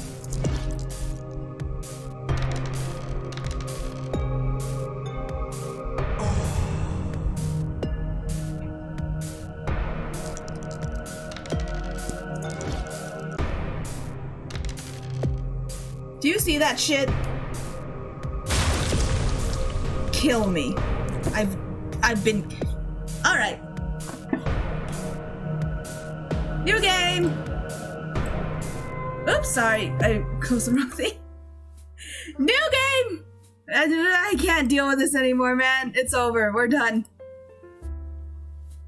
Let's try something else. Let's...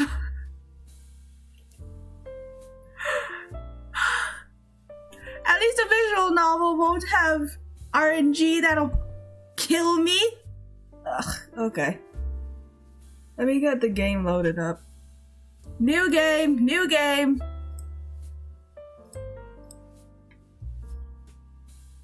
Let's see how well this one performs.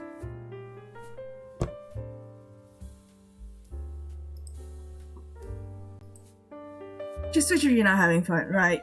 I might try it on my... Cause like...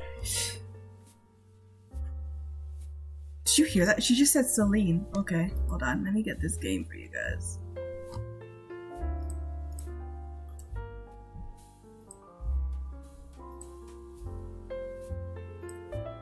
So if you guys don't know, apoptosis, what apoptosis means is when a cell explodes because it gets filled with water. Like, if you put a cell in a solution that has a high concentration of water, or so, yeah, a concentration of water that's higher than what the cell has inside it, due to osmosis, the water will rush into the cell and the cell will explode, and that's apoptosis. I think so. It could also mean like cell death, but I think there might be a different word for that. Okay. I've got the button ready. Should anything sussy come on screen? Let me check here. Just to make sure that the sussy button is working. We have Muni here. Alright, cool. We're gonna be very very careful about this. Alright, uh-oh, where'd the game go? Don't tell me it crashed. Man, nothing in my life can go right today, can it? Open sesame. Apoptosis. I want Pop-Tarts.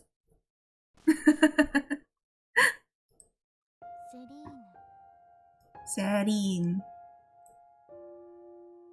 Okay. I'm gonna shift this a bit just so that I can see the chat. And we're gonna go English. Confirm. For nah, I'm fine. No, thank you. This is already really sus. Say for Saska ain't nothing compared to say for Moon. You're right.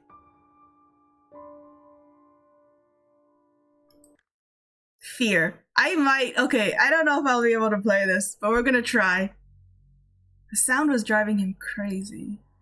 Monotonous, muffled thuds were resonating throughout his head with dull pain. Girl, what you do? This might be a porn game. But it had horror in the tag. I explained this. There was horror elements. So I'm like, what is it? Because it intrigued me. Why is there horror? Right? Like, this is interesting, right?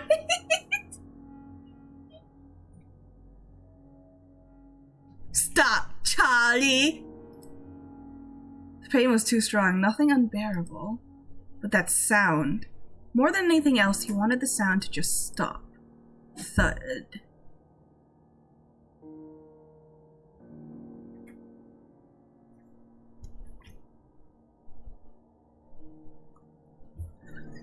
Stop it.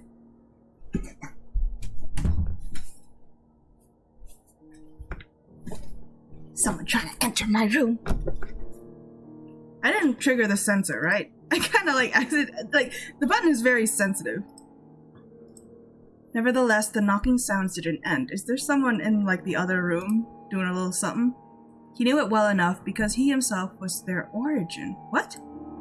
Thud. Thud. Thud. Hello. The fear of getting the horror elements for jump. You joke, but like this is like extra spooky because of that. There might not even be a VOD for this stream, because I'm not gonna risk nothing, bro. The nose of his slipper was hitting the rear of his desk over and over again like a huge fluffy moth frantically ramming against the window glass. Tell me if I accidentally trigger it, because like my finger is itching to press the button. Hold on, let me do something here, because you can see my my cursor right now, and I want to remove that. Make the viewing experience a little easier. He wanted plenty of things. He wanted to pay the rent in time this month, not to displease his landlady again. He wanted to finish the script, at least in draft, because a draft is always better than nothing. Something one can work with. And he wanted to sleep. No, not quite that. The problem, a serious one, was that he didn't really want to sleep. He leaned back in his chair and rubbed his shut eyes, pressing his eyeballs until dancing pale lights appeared. Of course, he took the sleeping pills. When a healthy 8-hour sleep gives way to a not-so-healthy 5-hour nap, then a 3-hour eyes shut break, and then goes away entirely, you stop thinking about how this will impact your liver. Shrimp colors? Oh fuck, right? I'm feeling it right now. I feel the mood. You just want to sleep. You need to sleep, especially if you have already taken an advance payment for the first part of a gig, and the goddamn text won't just write itself. However, if the text could, in fact, write itself somehow, he would probably lose his job. Well, we've got a lot of AI shit going around that might just, my guy. You didn't have any illusions in this regard. As soon as new neural networks get smart enough and dozens of other ghostwriters will vanish into morning mist, he and dozens of other ghostwriters will vanish into morning mist of a new era in literature. My reading comprehension has to be on full focus mode now so that I don't fuck this up. He didn't have much of a name or connections, only some skill and a knack to meet the deadlines for the most part.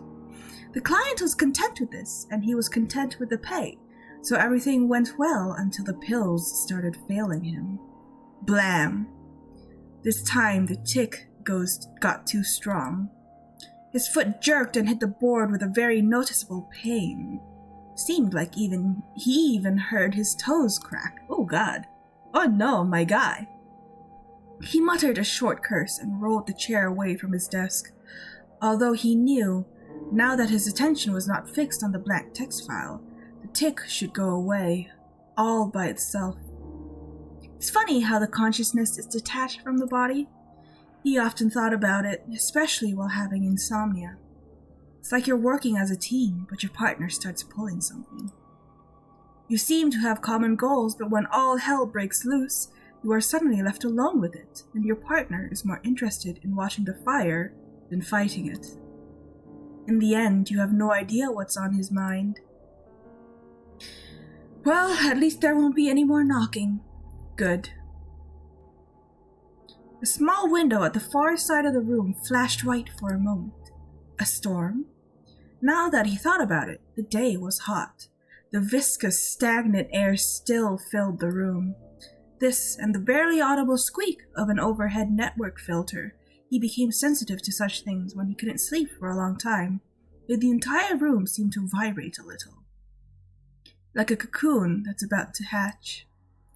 Actually, that did sound like a good line. He rolled back to the table and was about to write the thought down, but paused over the keyboard. He remembered the individual words and the general idea, but the sentence had already slipped away. Fucking mood, man! Holy crap, this is the writer's dilemma to a T. Oh my god, I did not expect this. This time, the white lightning seemed to fill the entire room. Is the sound too low for you guys? I could turn it up. It's a lot more subtle than Terato Tamer. Maybe it was a horror game after, right? It feels like it right now. It feels like it. Then a thunder followed, resembling a low gut roar of something large and famished. Good Lord. He called to God way too often for someone who never goes to church. Just a habit he inherited from his mother. A furious patter of raindrops pounded on his window. There's no way he could work like this. Not now. But maybe it's for the best. Since he was a little boy, he slept well during the storms. Had to seize the moment. He groped for a packer of sleeping pills. It's nice to have your working tools at hand. Popped the pills into his mouth, and opened the window to hear the steady patter of rain. RP nightmares! Then he went to bed and collapsed on top of the bed sheets, his clothes still on. He could tell by the sound the water had flooded the windowsill and was trickling down to the floor. He decided that was a small price to pay. Get a towel, man! Damn! He felt a pleasant chill of cloth beneath his cheek. The wavering haze was gradually fading from the room, yet the sleep did not come. He tried to take off his shoes, change position, take a pillow, cover himself, throw the pillow away to the other side of the room.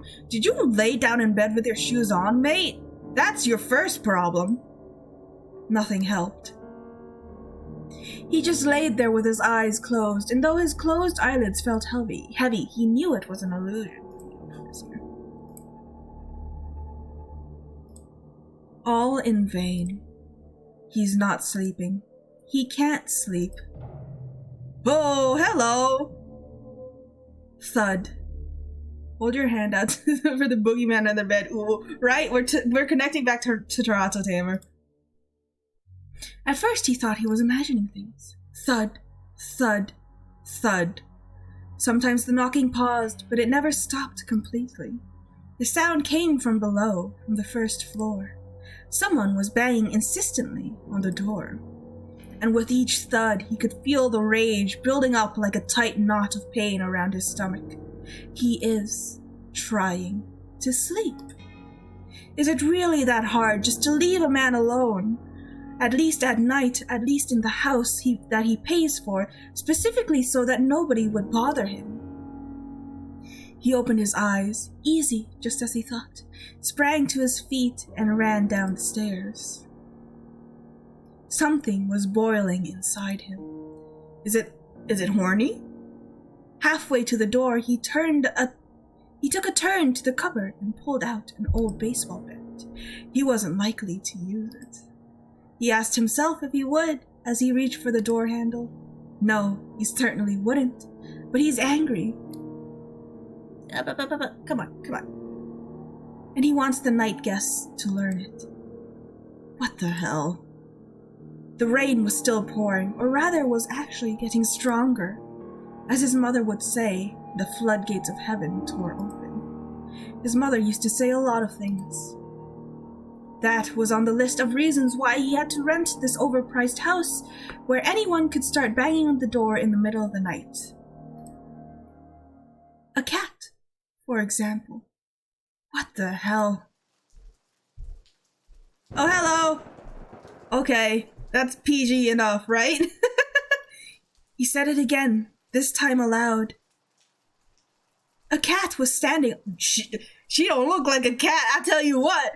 A cat, She looked like a purebred British Shorthair in all respects, except for the color. Aside from the smoky grey head, it seemed as if she was dropping into a vat of white paint, while her lower part was dipped into a black one. What? Wet fur clung to her small, rather skinny body, dripping with water. The cat could have probably slipped into the house as soon as the door opened, but instead she froze, as if waiting for the host to say something.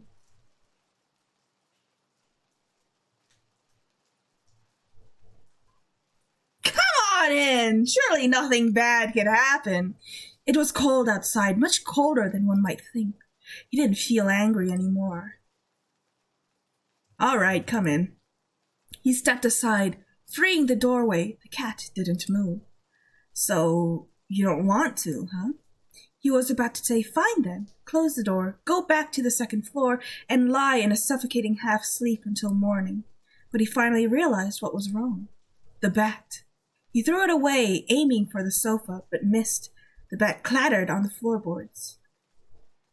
Oh, hello! That's very close!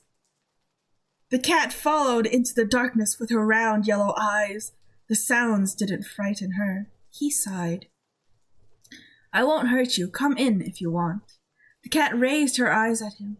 For the first time, he actually saw, and he couldn't help admiring how big and yellow they were. I'm sure he's looking at the eyes. Yeah, absolutely. Absolutely the eyes and nothing else on the screen right now. The one thing not on the screen. The cat's pupils were also large and incredibly round, 2 full moons in an eclipse. Would be good if we could see them. Yeah. Just as he was about to close the door for the second time, the cat murmured something and fluttered into the house, butting him with her wet head as she passed by. The eyes, I mean. Yeah. He smiled. Strictly speaking, at this very moment his line had ended. If the landlady found out he was sure she would, he'd have to look for a new place to live. There are plenty of lonely, bored seniors in the neighborhood, he thought. And they only have 2 hobbies, observing and reporting. The subject and the recipient aren't that important. Well, it's fine. Maybe he'd leave the suburbs. Maybe he'd move to an apartment since him getting privacy didn't work out anyways. The rain was getting stronger still. He closed the door.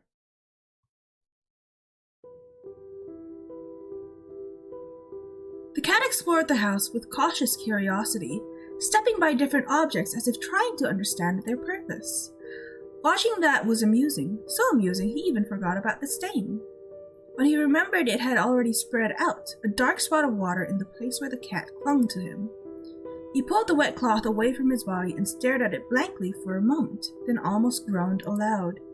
The cat was soaked, so she probably got a lot of dirt in the house. He decided not to turn on the light. He had enough disappointment for the night. Instead, he went to get a towel. All right, come here. Again! Jesus Christ. The cat turned her head to the voice and froze in place. I still have Terato Tamer on, I think. Hold on, we're gonna try and switch it. The gameplay.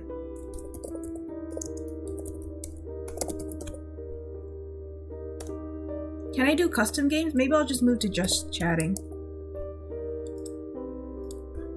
Alright. She was examining the TV, a lifeless black mirror of plasma panel in a lacquer frame that he hadn't even touched since moving in. In the reflection, the cat herself looked black.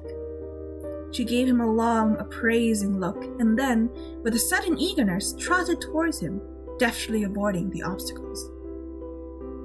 Beery old man, yes! Give him sausage. Don't give the cat sausage, though. He was surprised. Maybe the cat decided he was more interesting than the TV, or maybe she acted out of respect for her host's will. Anyway, he felt grateful. Finally, something he can actually negotiate with.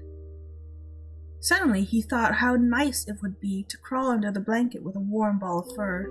It would surely have helped him to fall asleep. As a child, he had a cat, gray, huge, brash, immensely ugly, and equally beloved. He often fell asleep hugging him.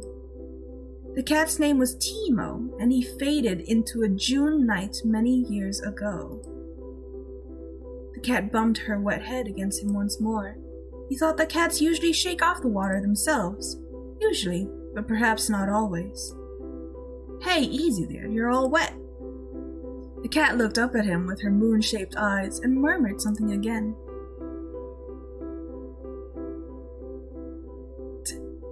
Do something about it, then. He smiled and got, oh god. Uh-oh. YABE? He had to squeeze the fur thoroughly so the towel soon turned. Okay. Oh, okay. Okay. Should he?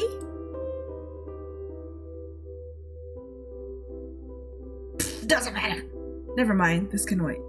The cat's fur wasn't very long. I am trying to navigate away from any potential.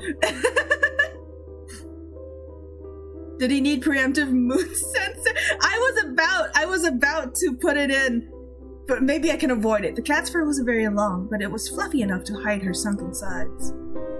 He was once again surprised at how skinny she was. He was even more surprised when he noticed a collar with a small locket. So you do have a home. In this case, you also have some shitty owners, I must say.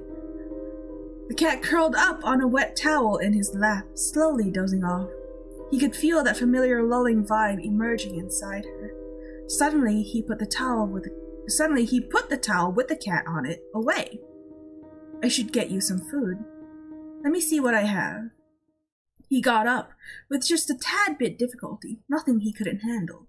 Still, his body felt unusually heavy and unwieldy. He had to give the cat something to eat. He will lie down afterwards then. Hell, maybe he'll even fall asleep. Maybe he should have gotten a cat for much earlier. A ball of fur with a pair of moon eyes and a velvety voice that you can always negotiate with. And that's about it. That's kind of funny. He could have avoided all that suffering if only he had a cat. Very true. Cats solve many emotional problems. The kitchen blurred before his eyes. He got to the refrigerator and opened it, squinting from the light and leaning on the door way harder than he was supposed to. If the landlady was around at the time, she would have told him exactly so. Don't lean on the door. After all, this is her house and her refrigerator, and everything should be neat and tidy in case she has to move new tenants in. Perhaps the landlady would have even warned him about the milk.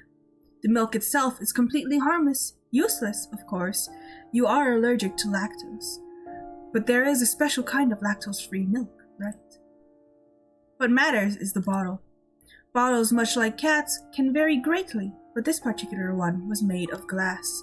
If only the landlady was here, she would probably have told him not to touch the bottle, because he's falling on the floor and the bottle might break, and then the milk will spill, and he will have nothing to feed the nice cat he found. Or rather, it was her who found him, and very timely, because he was lying on the floor. Motherfucker fell. Like a geriatric old man. He's fallen and he can't get up. He had been lying there for some time, and would have been lying still if he hadn't felt the light touch of something hot and rough on his cheek. It was almost like a dream, although of course compared with sleep, fainting isn't quite correct, no matter how you looked at it. The floor beneath him was surprisingly hard, cold and wet. He felt all of those three qualities clearly and was afraid to imagine what would happen if he tried to move. But he had to move one way or another. At least to see what's up, because something hot and rough was still sliding up his cheek, gradually creeping up to his ear. Yo, get up! He felt a warm breath and then a cautious bite. Oh, hello! Ouch! He jumped on the spot. The shadow rushed to the side and then calmly began to lap milk from a puddle. Oh! YABE! YABE! YABE! That's a butt! Oh! The cat! What are you doing? The cat looked at him briefly and licked her. Oh, God! No need to be so dramatic.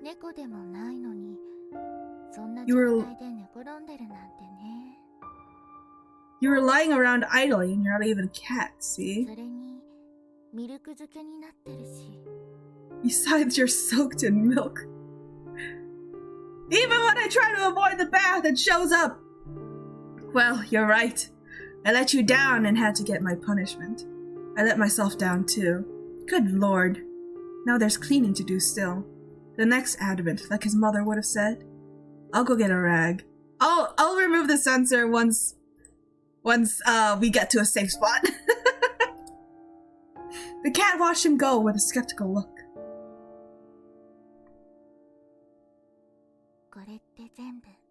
Aren't you the one who's been called? She's the one. There's voice acting for the girl, apparently. The ass is gone. Okay, I think the ass is gone. Just to be safe, though, I'm gonna move ahead a couple bits, and then we'll get back. Aren't you the one who's been causing all the trouble so far? When he returned... Okay, the cat is gone. The cat is gone. When he returned with the bucket, the cat was gone.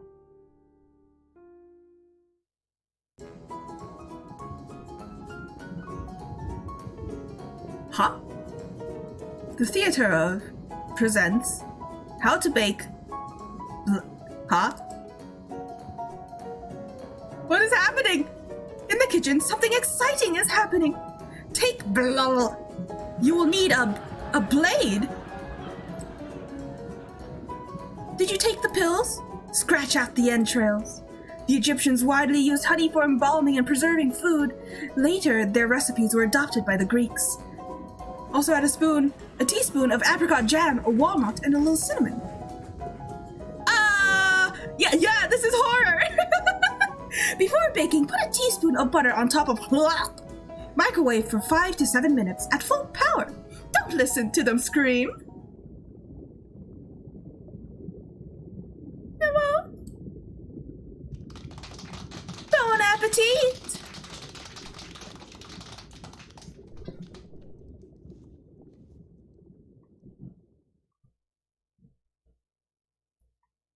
The next time he saw her was in a few days, or maybe in a week. He always had a bad sense of time, especially when he was immersed in his work. He still couldn't sleep, but at least he was making some progress with the script. It was a narrative game project, as the customer called it, but actually meant do whatever you have to finish. Do whatever you have to. There should be another 2 in there, to finish it on time. Else forget about the payment. And so he did, although he was respectful, and that got in the way a lot. The reason of those feelings was the cat. He knew how stupid that was, but he couldn't help it. He forgave her for the bite almost immediately. That wasn't the thing. He was bitter about how the cat ran away, despite him trying his best to take care of her. She was nowhere to be found in the house, so he immediately thought about an open window on the 2nd floor. Maybe he should have closed it. I'm sure it's fine. He dwelled on the thought for a while. He even approached the window at some point, but in the end he decided not to do anything about it. He was hoping, and there was no shame in that. It's not the same as you turn up 10. Wait, no. It's not the same as you turn up 10 and start eyeing girls. The cat would come back. What the hell are you talking about, man? And she did. He had just settled himself on the sofa with some book. Some was the word, as he couldn't remember a thing from the cover, even though he read the title several times. The symbols were floating before his eyes, and of course he couldn't make out a word. No wonder, considering he didn't sleep at all. When you think about it, it was surprising he could write in this state. Either way, he was barely following the book, so he wasn't upset at all when a fluffy head butted his hand. Hey, I'm trying to read here. Oh, hello! This is, surely this is fine, right? What does it matter anyways? Better scratch me right here. Achievement unlocked, pat the cat. Great. He complied. Oh, is this POV on the lap? Okay. You were absent for so long. I thought you won't. She is absolutely a figment of his imagination. If she could just like enter the house like that. Oh, the window. Never mind. Her eyes! Yeah, you finally see her eyes! Then why didn't you close the window upstairs? There's a big difference between expectations and hopes. He had learned that well. Why did you leave? Did I do anything wrong? The cat stayed silent. Alright, it doesn't matter that much. I'm happy to have you back. After all, there was no point in his grudge from the start. Nobody gains anything by holding on to small grudges and staying blind to what they really feel. He wouldn't have won anything. It's not a damn lottery. The cat rubbed against his arm again. He put the book down. Hold on. My phone keeps, telling me it's low on battery. Okay. He put the book down and gently placed her in his lap.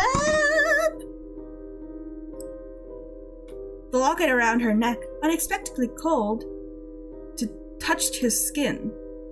Then he got a hunch. Did you go home?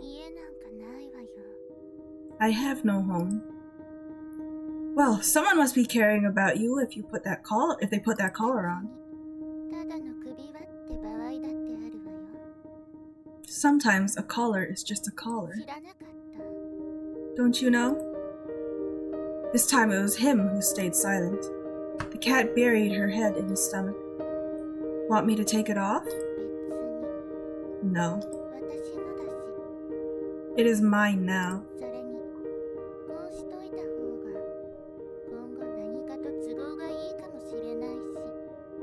Can you hear her talking? Besides, it's easier this way if I catch someone's eye on the streets. He nodded, because if you think about it, that really was a reasonable choice. Just about. Okay, I can turn up the game audio more. The cat's fur was thick and smooth, very pleasant to the touch. He wanted to bury his face in it, find out what it smelled like, what she smells like. Do you have a name? Of course. Everything has a name. And what's yours? Here we go with a boob shot again. The cat looked at him carefully, with her bright yellow eyes, as if saying, take a guess. But she didn't actually say anything. On her locket there was a small engraving, a crescent moon that was dimly shining in the pale light coming out of the window. We have a lot of moon themes today. Selene. The cat looked up at him, and her pupils flickered into 2 full moons in an eclipse. Then she rubbed against his arm one last time and stood up, stretching, arching her back. My cat will be the superior one always. Don't close the window on the 2nd floor. I won't. She left, but the name stayed with him, in and around the house. Selene. So hummed the glass, white in the moonlight. So whispered the long shadows of the branches outside the window.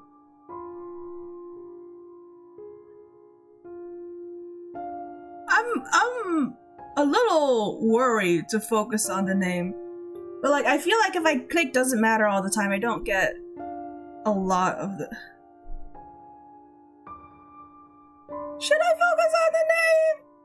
Is the guy a creep? Is he gonna be like a creep? Sure. I have Moon to censor. What is Selene? For some reason, the question bothered him. He vaguely remembered it had something to do with the mythology. Such things never really caught his interest, but fortunately, he knew someone he could turn to. Wait a minute, Apoptosis! Water rushes into the cell and explodes it. He opened a window to let water in. Okay, interesting. I'm surprised how good, like, the writing is for like what is essentially a porn game.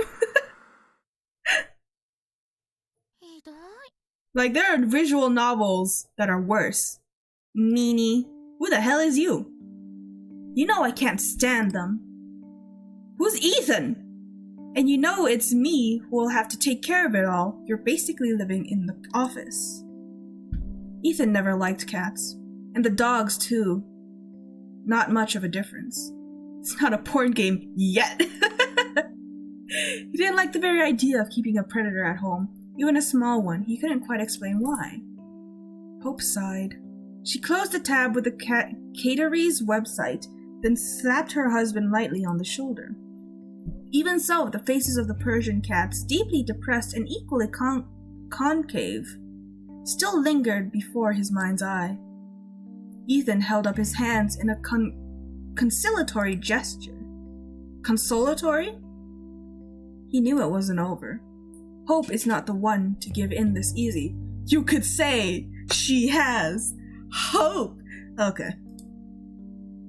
She never was, and for him there was something incredibly appealing about it.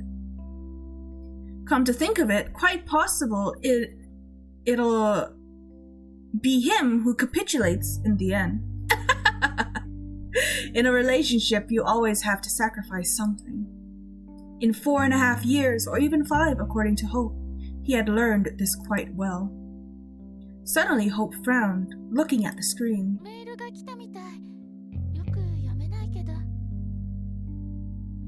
Huh? Seems like you got an email from... damn, a tough one. I can't quite read it. It just hit your work mailbox. Let me see. I hope I get a new project. The Middle Ages are fine and all, but they are about to start pouring out of my ears. Ethan reached for his laptop, but Hope grabbed it and dodged him. Right. Why don't... I keep forgetting that, like, the girls have voice acting. Why don't we talk contracts on a Sunday evening? So which one of us is all work and no play, Well, such are the benefits of freelance. Come on, give it back. Hope giggled and leaned over the armrest, hanging over the floor. Hope's defense withstood several more attacks each time Ethan thought the laptop would definitely hit the floor. Then she gave Ethan a peck on the cheek and slid off the couch, the laptop returning to its owner. Alright, I give up. I mean... Oh, this one doesn't have voice acting apparently. I mean, what if they'll actually give you a new contract, but on the same old Middle Ages? Now that would be a twist. What are these? I have icons up here, actually. What is this? Oh!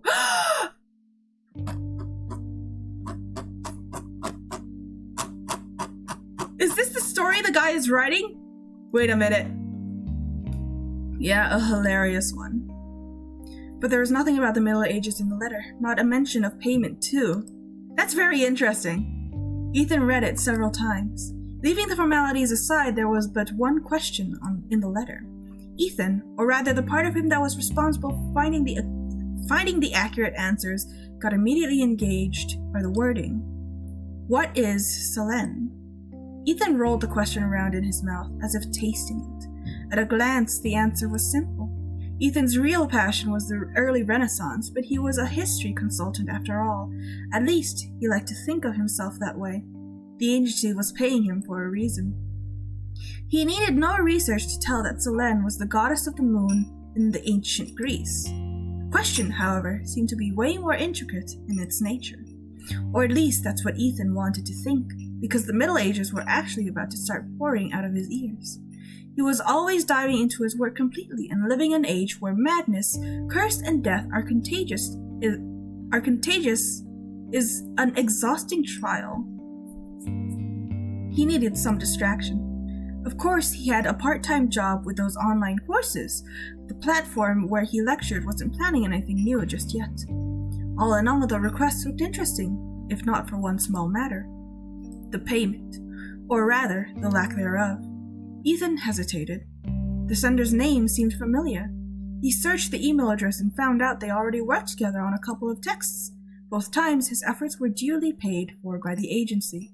Ethan never worked for free. It was his principle, but rather a matter... Sync fact, there are at least 2 syncs in Australia. Oh! Thank you, Sync Goblin Man! Very fascinating! It was his principle, but rather a matter of necessity. No fucking way! Incredible. The problem here was the fact that Ethan loved what he was doing too much, and if you are trying to make money from what you love, that's a slippery slope. Welcome, Sync Goblin Man. I appreciate your presence in my chat today. A free service there, an unpaid consultation here, and then you go back to splitting the sheet protectors 8 hours a day, watching your dreams rust away. Besides, Ethan didn't want to let Hope down. Oops! I right-clicked. Of course, she supported him when he decided to go freelance, but Ethan never wanted to take advantage of that. No, that won't do. He works only under contract and does not give free consultations. Just as he was about to give that as a response, Hope's fair head popped from beside the door. He didn't want her to lose hope! Are you coming? On the walk, Hope brought up the cat thing a few more times. Ethan protested absently. His thoughts went back to the letter again and again, to that question. The more he thought about it, the more he wanted to find the answer. It was no longer a matter of helping an acquaintance whose name Ethan immediately forgot. No, it was Ethan himself who needed a little help with distraction and an answer. That was a weird thing to do, but Ethan waited until Hope was fast asleep. Only then did he sneak over to his laptop to write a response. Certainly he had no real answer as of yet. He threw in a few dozen polite words, the general meaning of which was he had taken up the case. Then he clicked send. When Ethan returned to bed, Hope was still breathing slow and deep. He listened to her breath for a while, trying not to think that he had broken his own rule. After all, he really needed a distraction. No matter the strength of your affection, sooner or later you will want to take a break. It was another thing he had learned over the past 4.5 years. Infidelity? Is Selene also the goddess of bad memory? Evidently. If Ethan had to point out when things started to be off, he would say it was on Saturday. That is, about a week after the first letter. But this, of course, wouldn't be accurate. Those weird things started happening almost immediately after he pressed the send button. The first night he saw a room in his dreams. Oh, hello. Uh-oh. What's going on? I can't hear anything either, so I think there's just no set.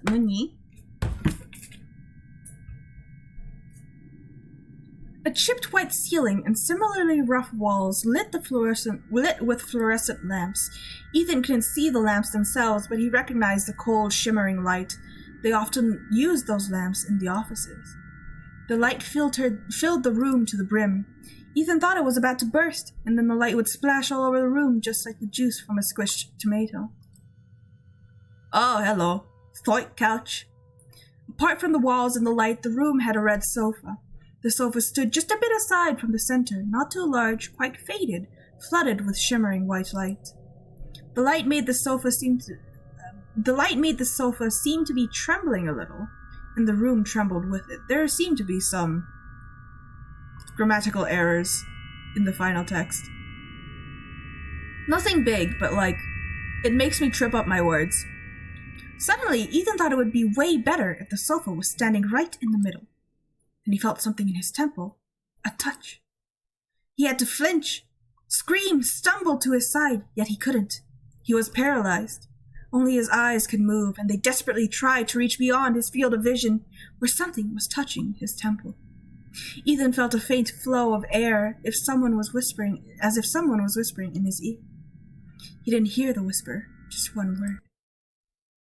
Ethan no longer remembered what that word was when he jumped up in his bed, gasping for air. Hope muttered something in her sleep and turned to her other side. Not the casting couch! No!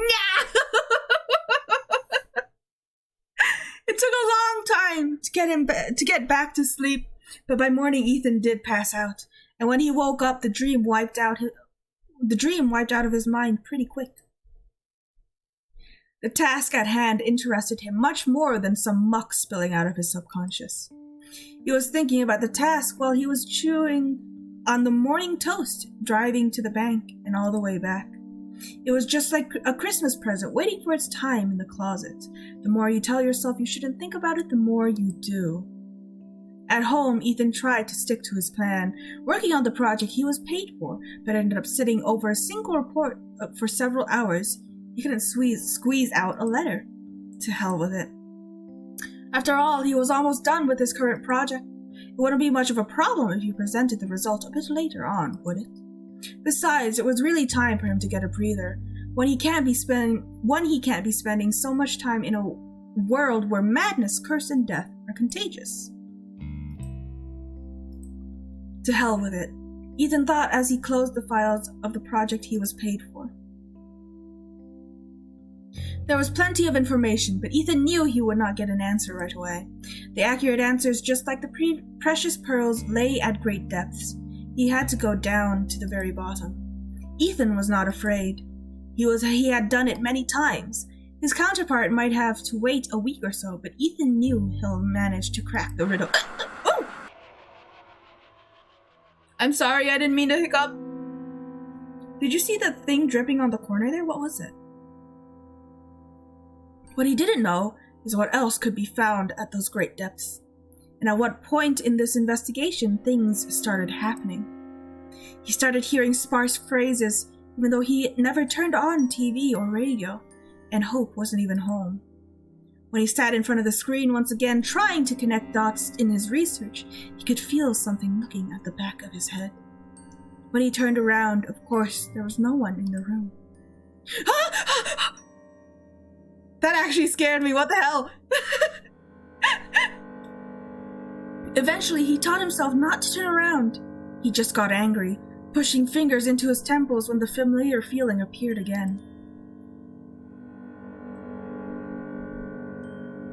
He started to lose things, or rather things would disappear and then appear in the strangest of places. One day he found his pencil in the freezer, stuck in a minced meat briquet. Briquet. Even when the briquet melted down, he couldn't pull the whole pencil out, and all Ethan got was a bloody stump. This is horror! At this point, he could stop and think about it, but got distracted by the coffee maker and mindlessly shoved the stump into the trash bin.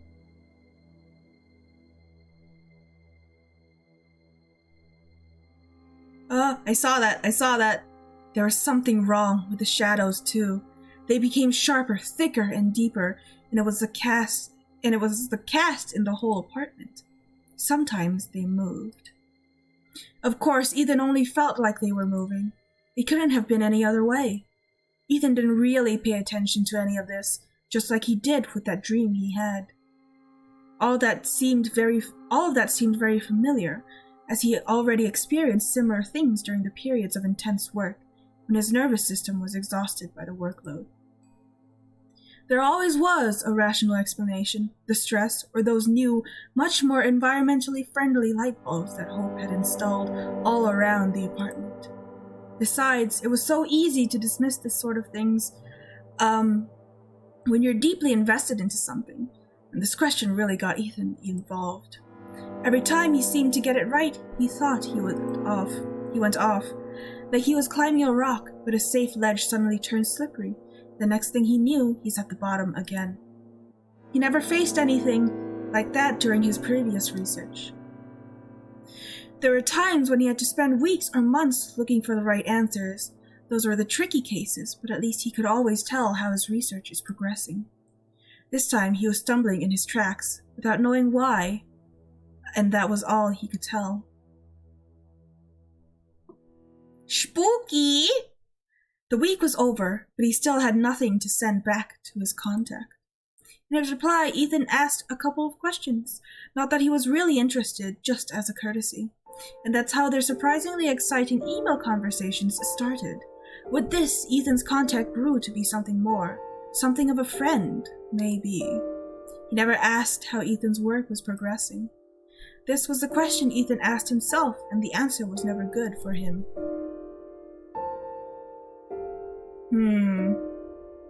Of course, he started sleeping badly. Falling asleep was easy, but he woke up many times during the night, sometimes in a cold sweat. Ethan could not remember his dreams. That night, he woke up about 3 or 4 times. At first, Ethan was lucky enough to fall asleep almost immediately after he woke up. But at some point, his eyes got open again. This time, the sleep wouldn't come. Ethan felt terribly thirsty. He found no slippers on the usual spot.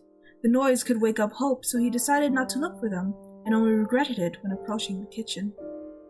The floor was bloody cold. So cold that Ethan unconsciously looked down. Blood? Was it actual? Oh, hello! That's a titty!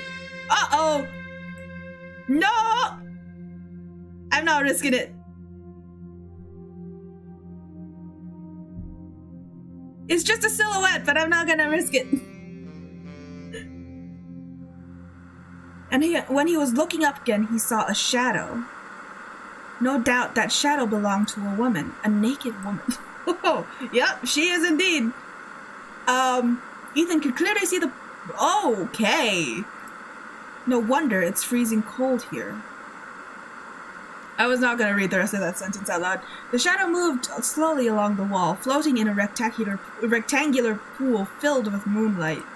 She was dancing. She was dancing in the humming Sorry, I've been thrown off by Toddy. She was dancing in the humming silence in Ethan's ears with her music. Ethan was watching her, unable to move. He was paralyzed, just like back then in his dream, but he did not remember it. At that moment, he didn't remember anything at all, couldn't think about anything at all. What is this? He felt an itch in his eyes and the momentary urge to blink. And we're back in the room. For a fraction of a second, he could only see the thick, viscous darkness, and when he opened his eyes again, there was no shadow anymore. The glowing rectangle shifted its place and now lay on the kitchen floor at Ethan's feet. It's the ADHD, no doubt. The shadow had boobs. Humongous bonkhanaga hoogs.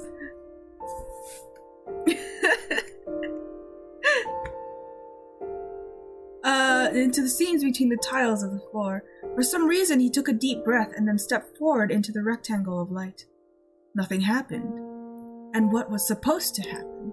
What did he really see? Did he really see anything? He walked deeper into the room, much bolder, grabbed the decanter and started to drink in big, greedy sips. Water streamed down his chin and chest, hitting the tiles of the floor, and poured into the grooves of the seams. No, this wasn't a delusion. The kitchen was completely empty and the floor felt warm again, and yet it wasn't a delusion. And all of this was begging for a rational explanation. That's why Ethan decided he should talk to Hope in the morning. Uh-oh, TV program, something changed. Uh-oh. Huh? Oh, hello! Devil is made of clay and tomato soup. just like any human being. Huh? She unlocked Dear Diary. Interview with the devil. It's getting late and then I come. She serves tomato soup. She used to serve other things, but not anymore. I'm in the tomato soup. They both eat tomato soup. That's how I get in. Huh? Tomato soup? What is happening? Huh? Tomato soup. So I guess that maybe the decisions you make help unlock these. I don't know. Did you give anyone the apartment keys? By chance? What? Hope froze with a cup at her lips and blinked several times. Maybe you've let someone in? I didn't know. What's with those questions? I feel like someone is visiting our place. What do you mean? Exactly what I said. It's been a while since I started noticing random things vanish, and yesterday Hope frowned. She looked at Ethan as if a toad had just popped out of his mouth. Yesterday you... What? Well, honesty is the key to a healthy relationship, surely. Let's say it directly. I saw someone in our kitchen last night. Some girl. The deep line in Hope's forehead disappeared. She leaned back in her chair and laughed, throwing her head back. Oof, what a show you put on.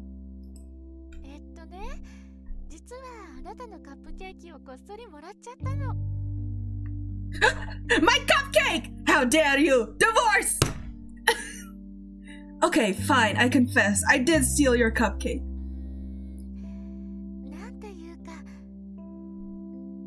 I mean, what am I supposed to do?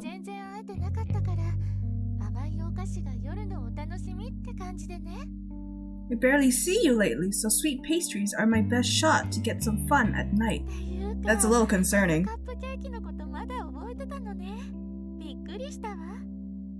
Damn, I didn't realize you still remember that cupcake even existed. It was lying in the fridge for what, 3 days? Hope glanced at Ethan, expecting him to start laughing too, yet he still looked very serious. Oh, excuse me. Ugh. I don't know how long this game is. She noticed for the first time that the whites of his eyes were pinkish and full of broken capillaries. Her smile slowly faded. Come on, maybe you left your keys unattended somewhere?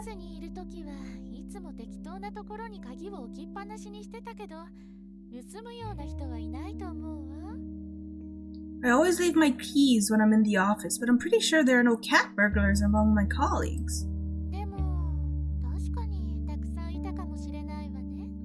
Come to think of it, we should have hired a bunch. That balance the risks of going broke we have on a monthly basis. You're sure none of your colleagues would play a joke on us? A joke? Good God, Ethan, you look like you're about to eat me alive. Huh? Take a bun instead. Tastes better, trust me. Hope pulled her chair closer to Ethan and took his hand. Please, hun, promise me you'll take a break after that project of yours is finished. I mean, one psycho is enough for our family. You promise? Ethan suddenly felt like a total idiot. A tired, total idiot. A naked girl in their kitchen? Yeah, sure. He probably overworked to the point he started being delirious at times. Maybe even walked in his sleep. He squeezed Hope's fingers lightly. I promise. Sorry, I'm a moron. I probably stopped seeing the difference between dream and reality. Why don't you call Laura? No, a shrink is the last thing I need right now. My bad, sure. But that'd just be too cruel. What I need is to finish that project. After all the gears in my head will fall into place. I give you my word. Don't be like that. I mean, there's no need to start full-fledged therapy anyway. Sometimes talking through your worries with a professional is all it takes to feel better. Therapists can't be good. At least I shouldn't have pressed you on it. I get that you have enough problems on your own right now. How's it going with your new position?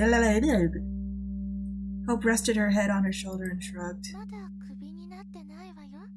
Not fired yet, apparently. Seriously though, I haven't figured it out yet.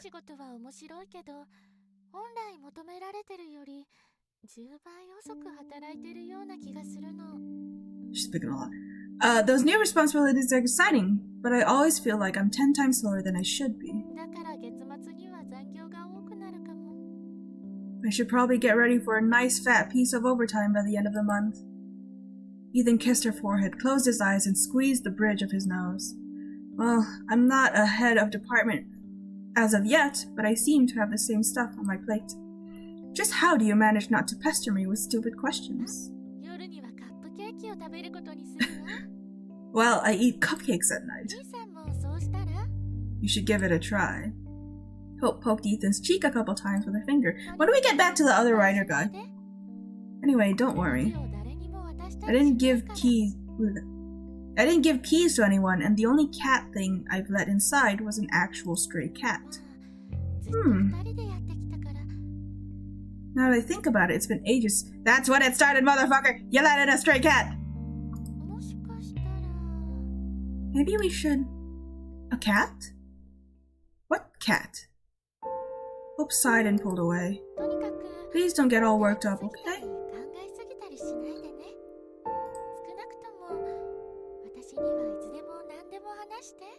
At least I'm being open with you. Don't worry, she didn't wander around. Hope, we've talked this over already. We've talked over what? The fact that what I want doesn't really matter. Uh-oh. Oh no! Damn it, Hope, this is my apartment and you're staying here alone now. Oh god. Hope finish her tea in a couple gulps. I have to go to the office. She stopped at the door, not turning around. Damn, over a cat. I know, right? Like, it is. Sorry about the cat. She was really skinny, and I felt sorry for her.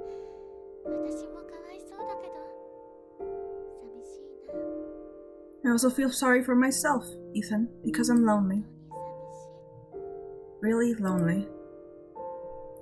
This time, Ethan felt like an angry idiot. He got up from the table and reached for Hope. Hope, Don't. I will start crying. That's a threat. It'll take time, and I don't have any spare right now. See you tonight. See you tonight. He didn't know what else to say, so he followed Hope into the hall like a silent shadow. He thought the right words would come to him, but the entrance door closed and he remained silent. Ethan sighed. He regretted his decision to talk about the night episode. He regretted how the talk turned out. He felt sorry for himself and for Hope. After all, Ethan was well aware of that. He really didn't spend enough time with her. At first because of the agency project, now because of the question to which he still could not find an answer. It was time to end this. He's going to make some coffee, then he'll open the laptop and write up some answer. It won't be an accurate one, but it's really time to finish that work marathon. After all, he doesn't even get paid for his time. Ethan nodded to the closed door and turned around, ready to execute the plan. Ah! Sorry, that was reflexive. I don't think there was anything bad actually there, but... Then he saw her, just for a split second, but damn, he saw her. A black-haired girl flashed in the doorway of one of the rooms. Not even flashed, but drifted. Ethan's mouth went dry. Shadow. Of course, there was no one in the room. This has gone too far. Ethan has gone too far, but he couldn't turn back, even though he was going to. Didn't even make any coffee. He wanted to get rid of that question, get a good night's sleep, and forget about the whole thing. Forget about the shadow that danced in his kitchen. Forget about the pale silhouette that wandered through his apartment. Forget that at this very moment someone is looking at the back of his head, and that look makes his skin feel as cold as the kitchen floor last night, and the hairs, one by one, stand on end. Good reflexes? Yeah. Thank God. Ethan clenched his teeth, not with anger, but with some new emotion he couldn't name. The blood hummed in his ears louder and louder. It would all be over after he writes the letter. It will be over. He opened his laptop. His hands were shaking a little and was putting his fingers over the keyboard when his cell phone rang. Ethan flinched. He stared blankly for a few seconds as the vibrating rectangle of glass and plastic crawled across the table. Do not answer. Don't do it. Suddenly he grabbed the phone and pushed the accept button.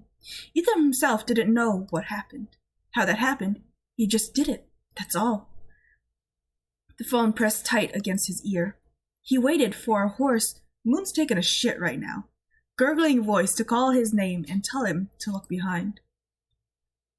Or was it supposed to happen in cases... Or what is supposed to happen in cases like this? Yeah, did that cut the tension for you? He's... Do you hear him? Ethan. Hope? Were you expecting someone else, you dolt?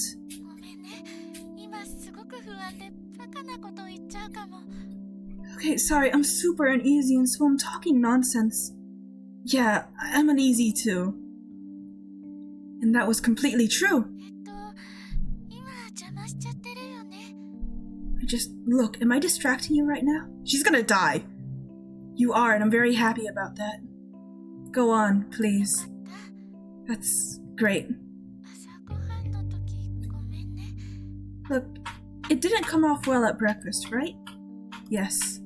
I'm sorry, I'm being awful. No, I'm sorry.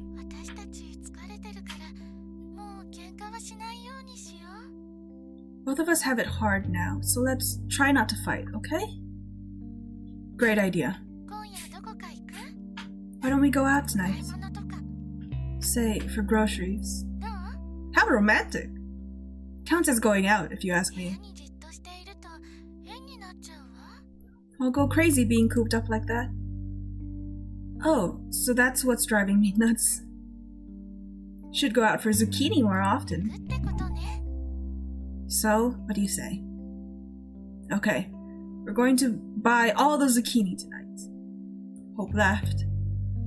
He then suddenly realized that the blood wasn't buzzing in his ears, no one was looking at the back of his head, as if he turned around, he would only see Hope's socks that she'd left on the chair again. Hope. I love you. I love you too, very much. See you tonight. After finishing the call, he turned around. The socks were resting peacefully on the chair, which meant everything was okay. He went back to the mail and only then noticed several new letters. 2 of them were from his counterpart. Ethan hesitated. He had already decided his course of action concerning the question, so there was no harm in taking a look. He won't feel any guilt. After all, he had already done far more than he should have. Oh, jump scare. Incoming, probably. Of course, he was a lifesaver for those wanting to sell books mentioning historical accuracy, but have no intention to pay for it properly. And so what? He doesn't have to do a perfect job for free. Hell, he doesn't even work for free. That's what Ethan thought. Then he opened the 2 letters he got and changed his highly reasonable decision. His counterpart was asking how soon he would get an answer, so this happened after all. The tone was very polite and apologetic. He wasn't expecting anything, but really, really needed the help of someone competent. According to the emails, he wasn't doing very well. The poor man had been suffering from insomnia for an insane amount of time, and it seems that he, too, began imagining things. It was as if Ethan saw himself from the outside. He suddenly felt very sorry for his acquaintance. Of course, he had begun to feel sorry for him earlier, but now Ethan felt a sharp, bitter pity. He realized that if he helps his acquaintance, he will help himself. But if he steps back now, what is the value of a specialist who is afraid of a little challenge? As Hope once said, the career ladder is made of thorn. Muni!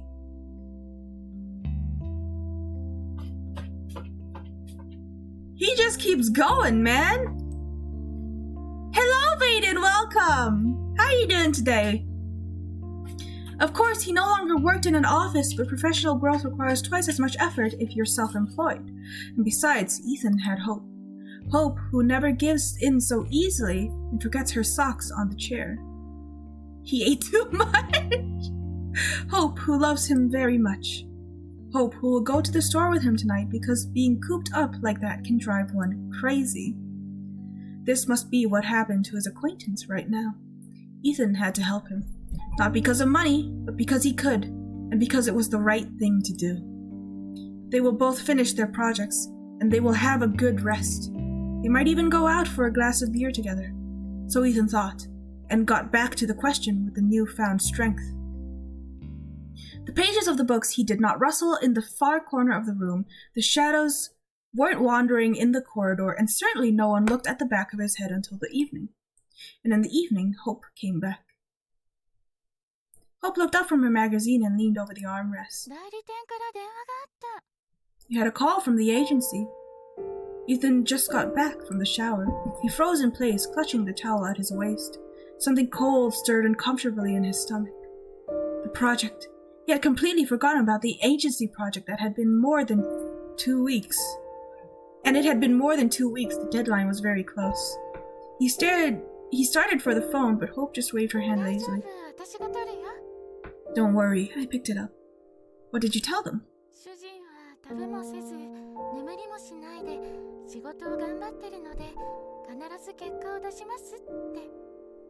told them you stopped eating, sleeping, and loving anything other than work, so they'll get their files all nice and shiny. Pretty accurate, huh? Yeah, sure. Just don't pick up the phone again, okay? Hope shrugged. Sure. I mean, it was you who asked me to answer the calls in the first place. Yes, I know. When I just started working for them, it was important to let them see, and I am always in touch. Now that I've passed the probation period, there is no point in piling this on you any longer. Thanks for covering for me. No problem. If you're getting a call and I'm not too lazy to pick it, I can keep watching your back. No, you really shouldn't. This project is complicated. I'd rather deal with it myself. Ethan sat rigid. He never considered himself a good liar, but Hope didn't seem to notice anything. She sighed, pretending to be upset, and rolled her eyes.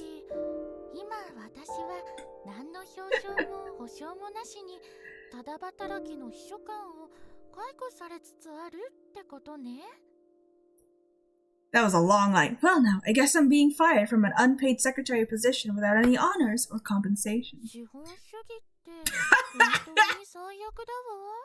Screenshot that! Plaster it on a fridge. Capitalism sucks. Ethan leaned over, tucking a strand of blonde hair behind her ear, and looked into her eyes. His hand remained on Hope's cheek. Your help is very important to me.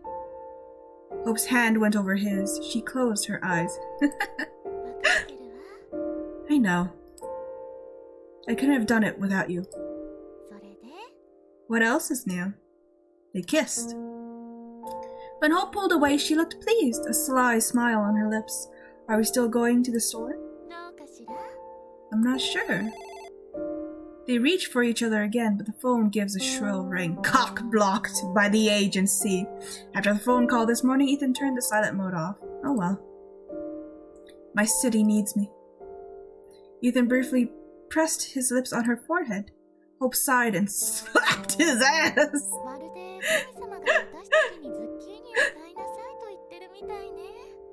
If God exists, he really wants us to buy some zucchini. I'll go and get dressed. The call was from the agency. They needed more details and dates. Ethan went out into the hallway and tried to make it sound as plausible as he could. Yes, he understands that the deadline is very close. No, there was no serious hitches in the work. Yes, he will send everything on time. When that call finally ended, Ethan's neck and face were flushed by this time. He was a lousy liar after all. Ethan had to catch his breath. When he turned to the room, Hope was reaching for his laptop. What are you doing? Hope glanced at him over the shoulder. This time she looked surprised. Nothing special, really. Just wanted to print out some discount coupons. What about it? Ethan left a bunch of files and tabs open. They had nothing to do with the agency project, and he didn't want Hope to see them. After all, she did know enough about his projects to serve as a sort of secretary. About all the projects, except the one that Ethan shouldn't have taken because it wasn't paid for. Maybe his fears were irrational.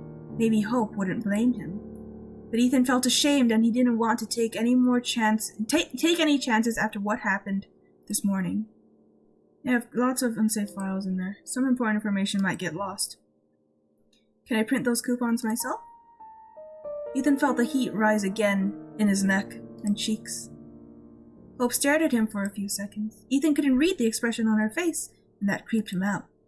He was ready to hear the reproaches. He even agreed with them in his mind, but Hope simply walked away. Sure.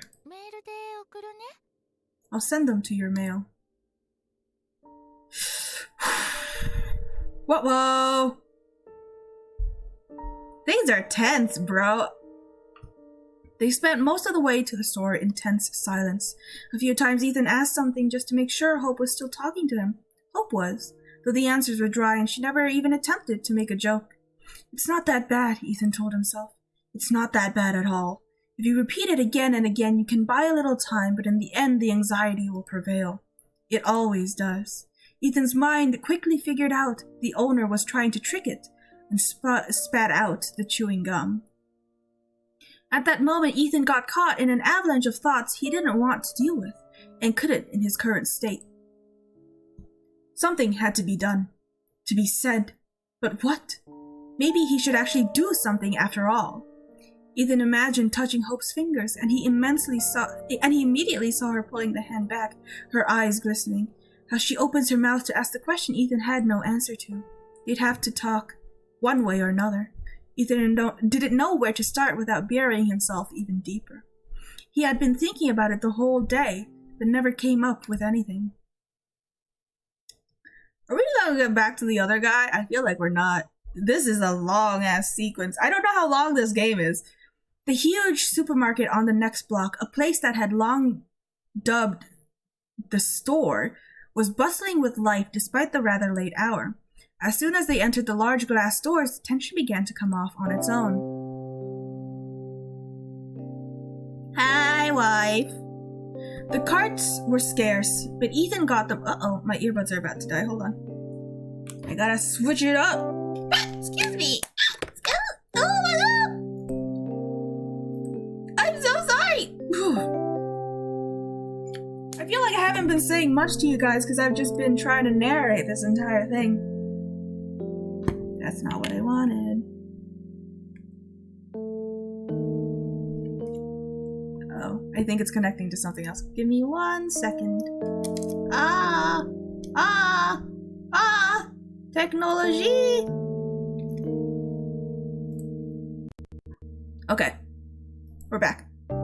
The cards were scarce, but Ethan got a exchange for a coupon.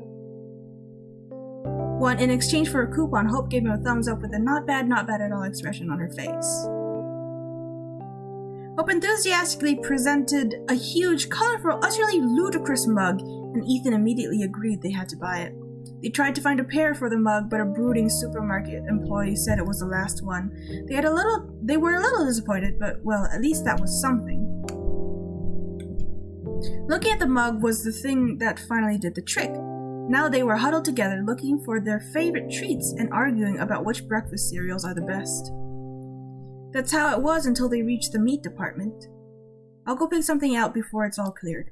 Hope nodded absently. She was stuck at one of the big fridges in the middle of the hall. It's okay, I'll be waiting for you here. The meat shelves were half empty as usual at this hour. Ethan was hoping to find a steak or some minced meat. However, he soon forgot about both. There she is! With a butt. There was a girl standing by one of the shelves. Ethan couldn't see her face, only her pale back under a white dress with thin straps and also her disheveled dark hair. Ethan's cheek was stung with cold as if his face was lying on the shelf in one of those refrigerated display cases. Uh-oh. Just between the pork ribs and lone ribeye in a black polystyrene foam tray. She got a wedge! Is that her? Ethan took a few uncertain steps forward, then he backed away, almost knocking over a nice old lady. He couldn't even muster an apology. Grabbed the first thing that came to hand and turned around the nearest row of shelves. He tried not to run. Because it would have looked too stupid, Ethan explained to himself as he reached the end of the row and peered around the corner. The girl was still picking out meat. Isn't that what you're doing now? Stupid too? What? Isn't that what you're doing? What? Huh? Now? Stupid? Huh? For sure it is, Ethan agreed with himself. The cold... Please tell me you still have your shirt on. The cold no longer burned his cheek, and the girl seemed quite ordinary, except she was dressed too lightly for the current weather. That was still not considered a crime in any of the states. Ethan smiled to his own thoughts.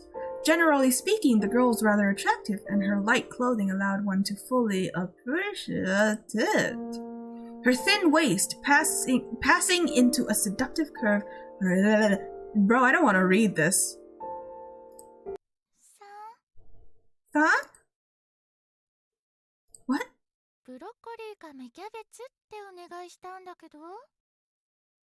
I was asking, broccoli or Brussels sprouts? Broccoli! Brussels sprouts suck! Hope stood still with two colorful plastic bags in her hands, looking at Ethan questioningly. He blinked several times, squinting as if he had just stepped out into the bright light from a darkened room. Oh no, we found men writing women! When did he get back to Hope? Why was he holding a bottle of Thousand Island dressing? I don't know. He was a little dizzy. Are you alright? Yeah, never mind. I'm sorry, I just lost in thought. Hope tried not to look in the direction Ethan had been focusing on for so long. She really tried, but sometimes trying isn't enough, no matter how much effort you put in. At that very moment, in the dark-haired girl's light white dress, At the very moment, the dark-haired girl's light white dress was floating away from the meat shelves. She must have finally made her choice. I see. For a moment, Ethan thought both colorful plastic bags were about to slap him in the face. It would be deserved, my man! It would be deserved! But Hope just smiled and tossed the bags into the cart. Ethan heard them crunch loudly as they hit the bottom.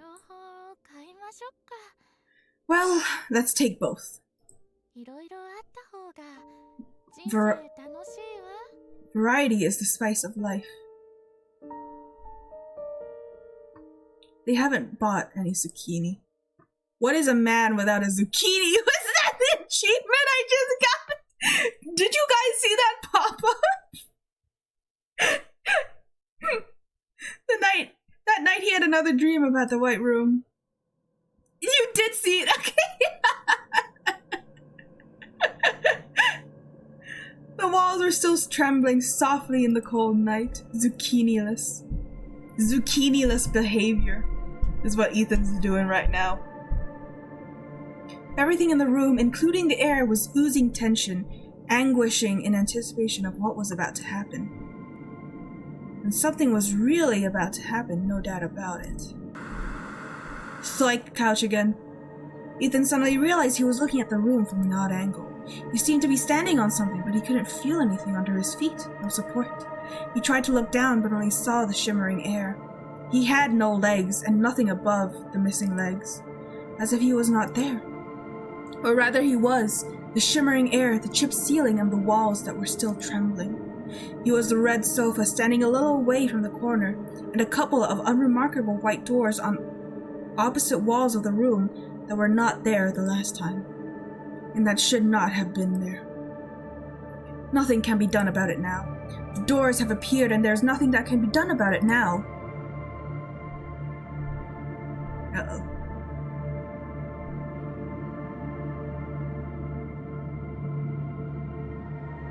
The light grew dim, now pulsating noticeably.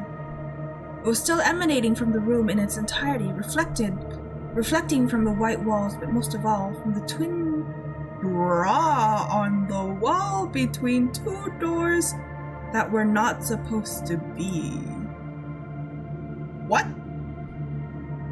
For some reason, Ethan tried to catch the rhythm of the light with his breath, but he couldn't. Damn. It's bright.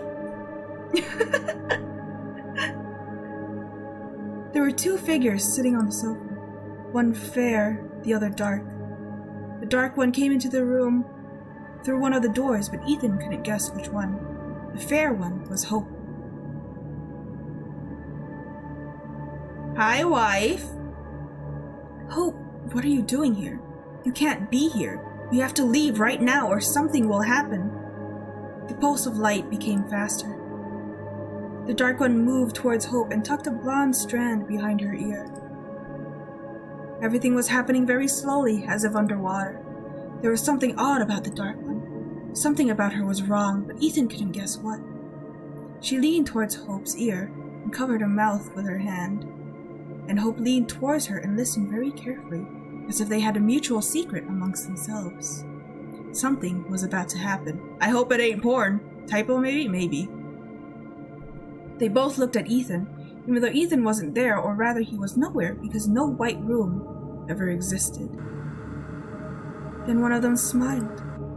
The dark one's fingers slid down Hope's chin, a soft round line.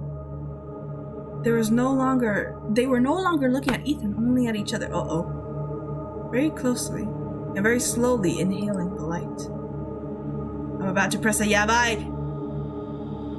Okay, they're kissing. Okay, but I'm just gonna preemptively put up the Mooney just in case. All right. The dark one stroked Hope's cheek, and there was no light left between. Okay, they're kissing. Ethan saw. I'm not narrating this. The dark one. Okay.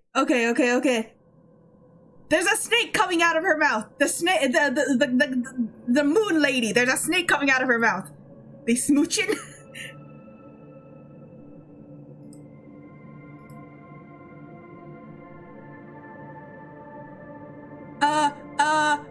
Okay. Snake is touching Hope cheek. I'm trying to oh god. They covered her eyes, and the dark girl reached for her hand, and their fingers entwined the light between. Okay, this is like straight up porn. Yet there was no shake. It was just a black closeness ribbon covered in scales. Uh-oh, things are shaking. The pulse of the room became faster. One of the lamps came into an eclipse. She has a number of faces. That's a clue. The bodies of two. So they're merging. Literally, amoeba merging. That's not apoptosis. Like fusing, apparently. And his own flesh was shaking and shrinking. Ligaments, valves, bones, vessels in places where they came very close to the shabby red upholstery. Okay, I can show this, I think. The couch is flesh. The couch is flesh. And never mind, I can't show it! His heart rate became faster. The couch just jump scared me! Faster. And then something happened.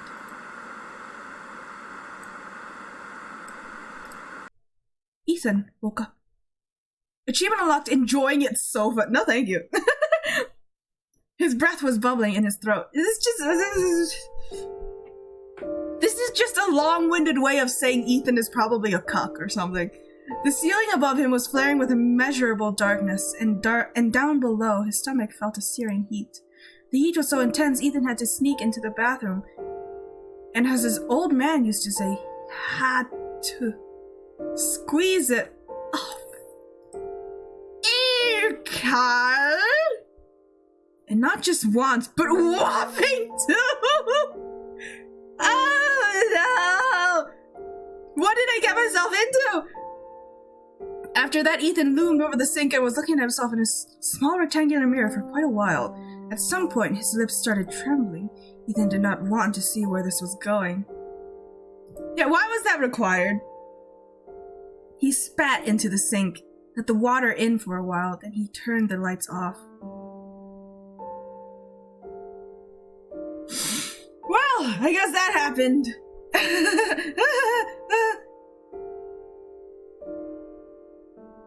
Ethan didn't want morning to come. He didn't want to wake up to see a hidden grudge in Hope's eyes, to listen to the awkward silence, and to seize every opportunity to say a word to break it. But morning did come, and Ethan was in for a surprise. Everything was fine. Very much so. Hope got up early to make a superior breakfast. The kind Ethan was never able to cook, even when he really wanted to. She was talking to him. She was joking. She listed at least 10 places they could go when their schedules became more relaxed. The nightmares seemed to be over. Simply washed away down the drain with the rest of all things excess he used to have in his body. The image was so real that Ethan got completely relaxed, let his guard down, dazed by the cute nonsense, waffles with cream and delicious Turkish coffee. Then Hope asked a question.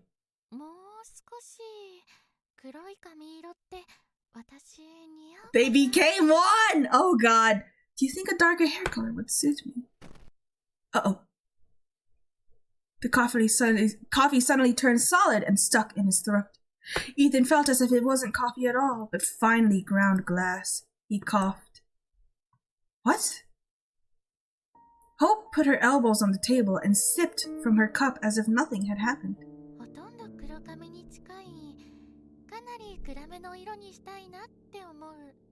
I was just thinking about becoming a brunette.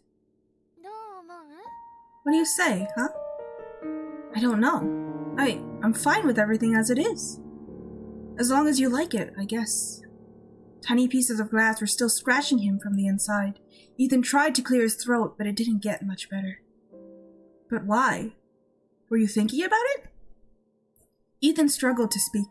He felt as if he was falling into a pit, and the air was whistling in his ears. Well, one has to change from time to time. Variety is good, isn't that right? She took another sip.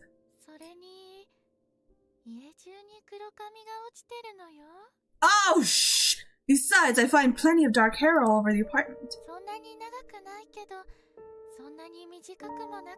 Uh-oh! Not very long, but not too short either. About this length. Even before Hope tapped her neck with the edge of her hand, Ethan knew where the hand would stop.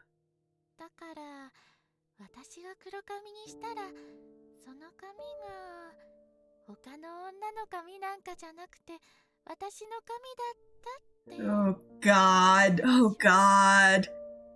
And so I thought if I go brunette, I can believe those hairs are mine. Hope's lips stretched and the corners of her mouth turned up. But she wasn't smiling. This isn't happening. This just can't be happening.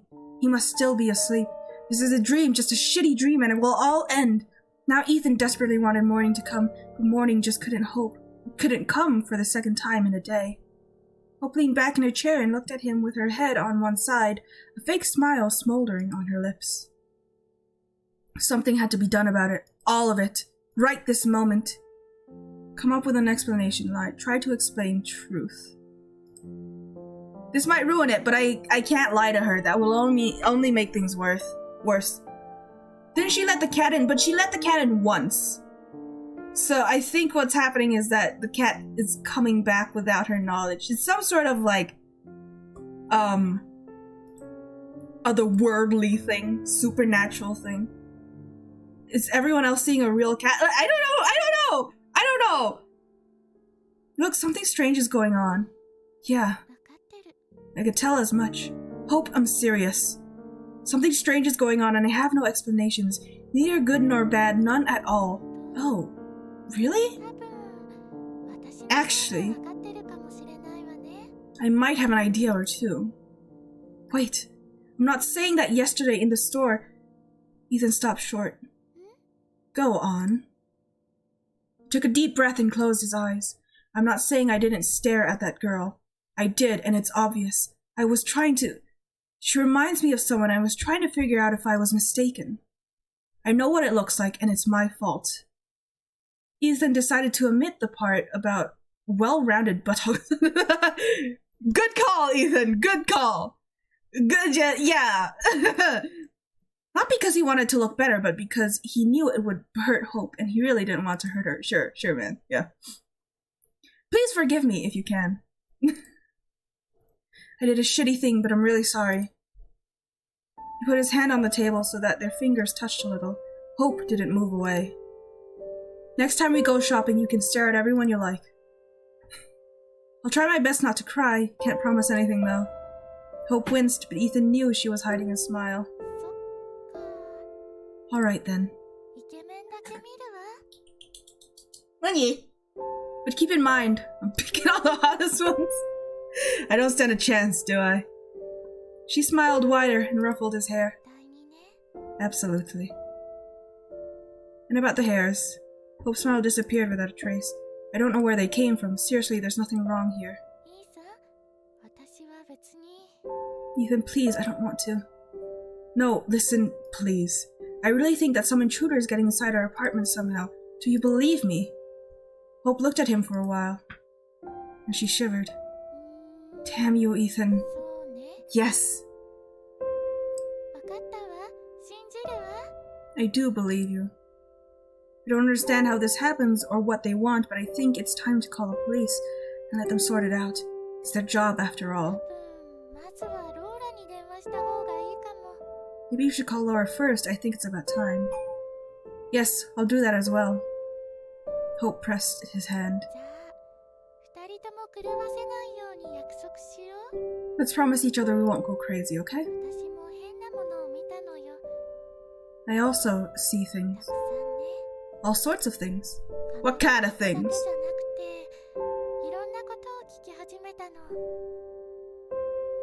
I mean, sometimes you find hairs, just some damn hairs, and you start questioning everything. I did not expect to go through like a struggling marriage in a porn game. Well, we just need to get through these dark times somehow.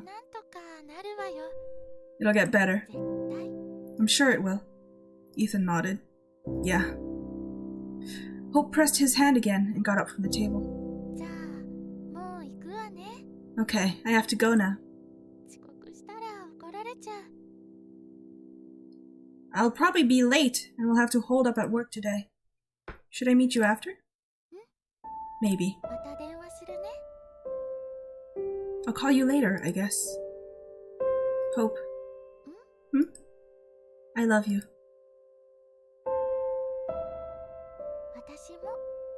I love you too. Very much. Don't forget to call Laura. Ethan nodded absently. When the door shut behind Hope, Ethan called Laura. Hope found Laura a long time ago.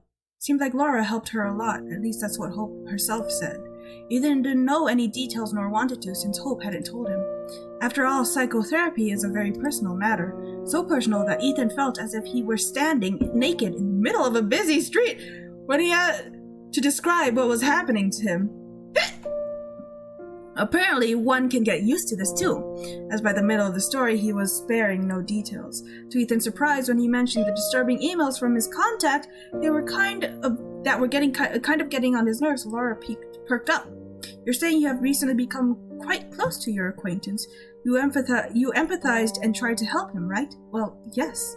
Something like that. And your contact's letters contained vivid, disturbing imagery, yes? Imagery that evoked a certain response from you, is that right? You could say that. He's a writer, after all. Vivid images are his livelihood. Oh! boy! Do you know what induced delusional disorder is, Mr. Harris? Ethan tried to recall. He definitely read about it, but he didn't look into much detail. Is that the thing that explains mass insanity? Like Dancing Plague of 1518 or Strasbourg? That's right. This disorder is also called folie à deux, or madness for two. Sounds romantic, doesn't it? Laura giggled. Ethan thought she herself was not all too sane. Of course she wasn't. She has to deal with the guys like me all the time. But Laura had already returned to her usual tone, calm and measured. This condition causes perfectly healthy people to experience various, let's say, negative effects. It works like this. We have a source of delirium and those who perceive it, one or more people. As you correctly noted, sometimes the disorder can take on a truly massive scale. There is usually an emotional connection between the victims of this condition. Your wife is also at risk, unfortunately. Laura paused. I can't make a diagnosis in such a format, Mr. Harrison. However, I think you need to limit contact with your acquaintance, at least for the time being. He might be the source of the unpleasant state you are experiencing. Oh, sorry, I didn't mean to do that. Would you like to make an appointment for a consultation? Ethan politely declined. Oh no! Laura listened to the rest of what he had to say.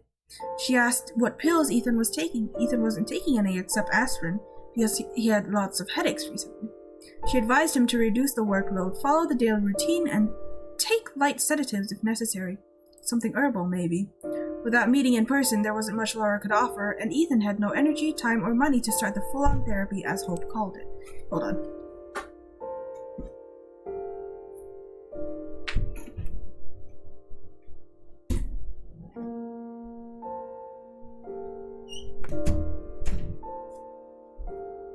There's a little kitty cat scratching at my door.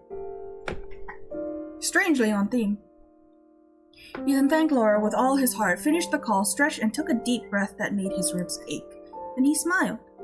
Though no full-on therapy was involved, this conversation still made Ethan feel much better. And you let it in. I did it! I opened the door and then she ran away.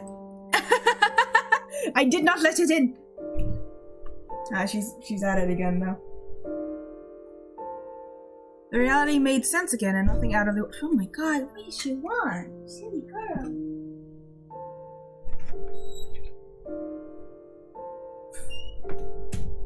She keeps running. She knows. God damn, alright. I hope you guys don't mind the little rustling on my door for a bit. The reality made sense again, and nothing out of the ordinary was happening.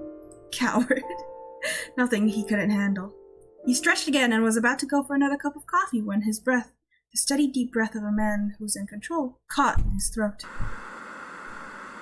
Ethan felt small hairs on the back standing up. Someone was looking at the back of his head, then turned around slowly.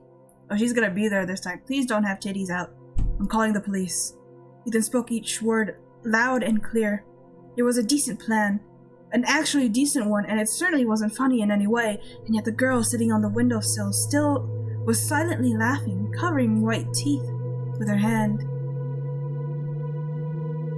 Uh-oh. The girl from the supermarket. The girl from the dream. Is this too YABE? This looks fine.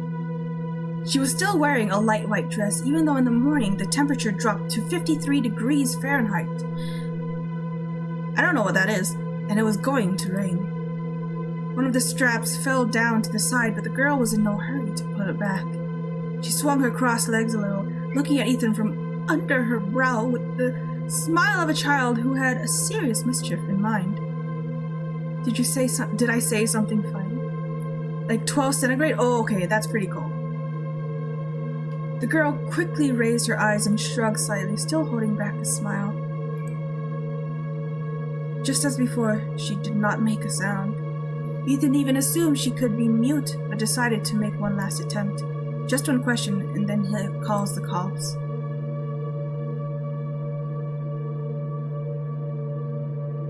How did you get in here? Does it matter? Just call the cops, man! Run! Get out of there!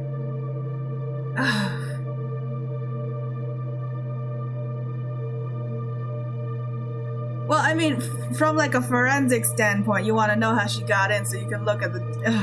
But like, that doesn't matter! It's not supposed to matter here! How did you get in here? I have a feeling she won't answer who she is. The girl put her lean finger with a neat black nail on her lips, while the fingers of her other hand shaped a figure of a man. She pointed at the figure with her eyes. Ethan felt sick to the farce that was happening. He thought he should call the cops immediately, the hand clutching the phone continuing to hang limply. The finger man looked around and started walking along the window slope with his finger legs. Okay. 1, 2, 3. Then something else happened. Ethan failed to understand what it was. Uh-oh! The next moment, the fingered man was walking down the sill, and the girl was making it with her other hand. Yes, hello, police. There's a cat girl in my house. Is Ethan about to jump out the window? Uh-oh. And she smiled wryly and put both palms on her chest. She looked absolutely happy. I was invited. Suddenly, she cast a gloomy look at Ethan. Her black eyes gave a cold glimmer. It's really rude to come in without an invitation. A moment later, the girl reached for something behind her back, quickly pulled it to her lips, and took a sip. Ethan's throat became tight with blood that abruptly rushed to his head. Where? How did you get this? The girl traced Ethan's gesture with a genuinely surprised look, and the next moment she parted her fingers. Uh-oh. Hope's huge, colorful cup they just got at the store tinkled hurtfully as it struck the floor and then shattered to pieces. Just like that, there was a brief moment when the cup was lying peacefully on the floor. She is a cat! Fucking knocking shit down and breaking shit! Ethan got enough time to hope it would endure the fall. And then the fragments burst everywhere at once, as the furious white light broke out from the inside. But no, that was just milk. Just some milk. Is she gonna lean down again? If I see her ass... Okay, no, we're good. It's like, I was expecting that. You shouldn't have spooked me, you know. Now look what you've done. The poor cup is so broken. So many eeny-meeny tiny pieces. There's no way to mend it all. Ethan was suffocating. What the hell are you doing here? What do you want from me? The girl bit her lip and twisted a fallen shoulder strap between her fingers, the top of the dress so low. Do you want me to leave? But I may run into Hope. Right at the door, Ethan. She forgot her past and will be here in a minute. Uh-oh! What? Whoa! Anya! What will the poor girl think? Ah! That's okay, I was not very quick on that sensor. Technically, it's covered, I guess. Ugh. The girl looked over her shoulder and her face instantly lit up. Oh, it's her. Here she is. Hope is simply amazing, accurate to a minute. Hello. The girl turned over on her stomach, leaning on the sill, and waved vigorously to someone invisible. Her dress completely slid down. That bitch. Ethan would bet her tits are flashing right through the window. Oh god. Don't come any closer. Ethan couldn't see it, but he felt that Hope was really standing down there, and she was looking at the window, of course, although she couldn't see much anymore as a blurry veil covered her eyes. The girl slowly turned around and stared at him with her eyes wide open without blinking. Oh god, I can probably remove mood. Hope was crying. There was a picture of Hope crying. Her shoulders shook as if she was going to cry, but she was laughing. At first, it was a couple of stifled laughs, then it became a laughter of someone who just heard a great joke and gradually turned into wild, barking screams. He has to stop it, right now. Ethan wanted to rush to the window, but took just one step and froze in place. The girl must be out of her mind. She's stoned, or worse. She might have a syringe, and he doesn't want any more problems. He only wants this thing removed from his windowsill, welded in a steel box, and dumped somewhere in the middle of the Atlantic. He still has his phone in his hand. Oh god! Uh-oh! Oh my god, it's actually horror! Y'all, put the horror tag back on this game, holy shit! 911? What's the address of your emergency? The bitch shrank, hunched, but kept cackling like a pack of coyotes, yelping in a moonlit night. She was writhing with laughter, and the pale rags of dry, flabby skin were shaking in the rhythm of her movements, her dress looking like a death shroud. He suddenly thought she was much older than he thought at first. What's going on? Ethan looked at her for the last time, a mixture of hate and disgust in his eyes, and turned away, running his fingers through his hair. There's a stranger in my apartment, a woman most likely on drugs or just insane. Can you see her right now? Ethan could only see the wall in front of him, but he heard a deafening howl. It was echoing through his skull, bearing into his temporal bones like a desperate bird. Ethan clenched his teeth. Yes. Does she have a weapon? Maybe. She threatened me. Can you leave the apartment? No. This scum can't escape, and I don't want her to get... Ethan hesitated. I can't hear you, sir. What is happening? Speak up. I can't hear you. What is happening? The terrifying laughter kept echoing in Ethan's ears. Finally, the horrors, right? I wish there was more horror and less sexual stuff. Because, it really is good horror. There was no one behind him.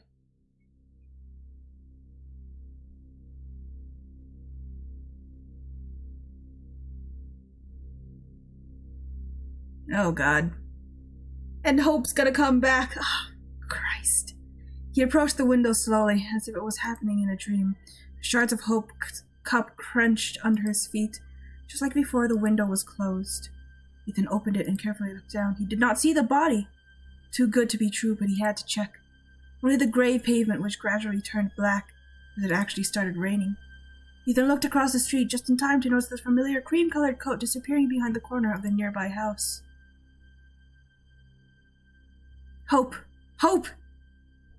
He screamed so loud that something snapped in his throat, but she didn't hear him. Or maybe she didn't want to hear. Ethan called her at least 100 times. Hope didn't answer. What you doing? I'm trying to be dramatic here. Ethan thought he could come to her office, but eventually decided it would only make things worse. The police were in his apartment 23 minutes 40 seconds later. They didn't find any signs of forced entry in the call record, as Ethan found out later had nothing that resembled laughter or howling. No extraneous sounds, as the officer said.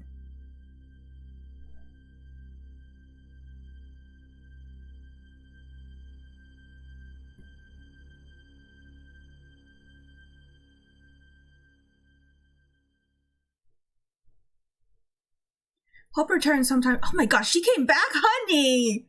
Honey, at this point, just leave! Hope returned sometime between late at night and early in the morning.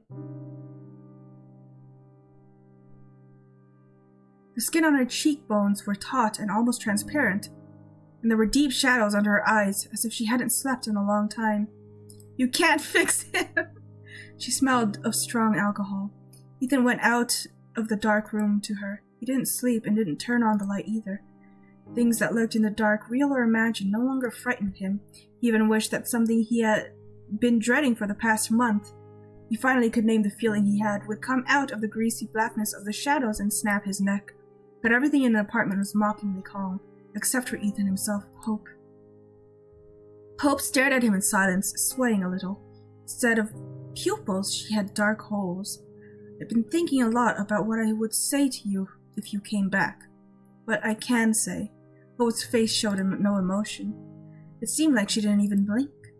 Anyways, I realized that I can only tell the truth no matter how crazy it sounds. If I try to cheat, it only gets worse, right? Ethan gave a snort. short, nervous laugh. Anyways, Ethan had plenty of time to think about what he was going to say, but he still didn't know where to start. Some time ago, I don't remember exactly, I started seeing a girl. What? Ethan? Who is she, Ethan? I don't know. Is it Sophie? Who? Sophie Wolf. Your student from that online course on... Hope made a vague gesture with her hand. Movies from the late Victorian era. Ethan didn't know why he said that, but Hope obediently repeated it in a flat voice. I remember you were really impressed with her. You always liked smart girls. And that one was so beautiful. Hope, this isn't what you think. Think. Who says I think? Oh, honey. Thinking's too painful. Wait, hold on. Ethan disappeared into the room and came back a few minutes later. The darkness of the hallway was diluted by the light of the screen. Hope covered her eyes with her hand, either from the brightness of the screen itself or because she didn't want to see whatever it was. What is this all about? Here, look. It's Sophie Wolf. On the screen, in fact, was the picture of Sophie Wolf, his student. On the photo, Sophie was squinting, either from the bright sun or because her curly red hair was getting in her eyes. A small brown-haired girl snuggled up with her with a shy smile. They're a nice couple. If I remember right, they had a wedding this year. Then, who is... I don't know. And honestly, I don't care. I just want her out of my life, but this bitch follows me. When she... Well, she used to follow. But now I don't think I'll ever see her again. Is that good or bad? Hope, please. If you want to leave, I'll understand. But if you're willing to give me a chance, I promise I'll do my best to mend it all. He couldn't really promise, but he was too eager for the nightmare, real or imagined, to finally end. No more weird stories. Please, Hope. I don't need anyone but you. You couldn't finish because Hope kissed him. Her bag hit the floor with a thud. The rest of the night actually went Huh? Well, even more than that, except for the fact they were too busy to get any Oh my... That wasn't a jump scare. I just got scared. That wasn't anything sus, but I got jump scared into pressing the button. Sorry. Oh god. At least everything was going on okay until the moment when, instead of Hope's face, just for a moment Ethan saw. He couldn't tell her. He mumbled something about not feeling well and collapsed on his back, panting. He closed his eyes so that Hope wouldn't actually catch a glimpse of what he saw. Nothing happened. It wasn't real. It's fine. She understands, said Hope. Something changed. Ethan said, another TV program? Let's look at it. I'm actually interested in these because, like, at least these aren't porn, right? How to make the tomato soup. At some point, they had to remove her fingernail, an accident at the factory.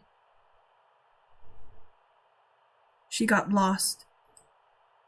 It's legal, but it's painful still. Devil comes for the 3 little cracks they don't tell you at school.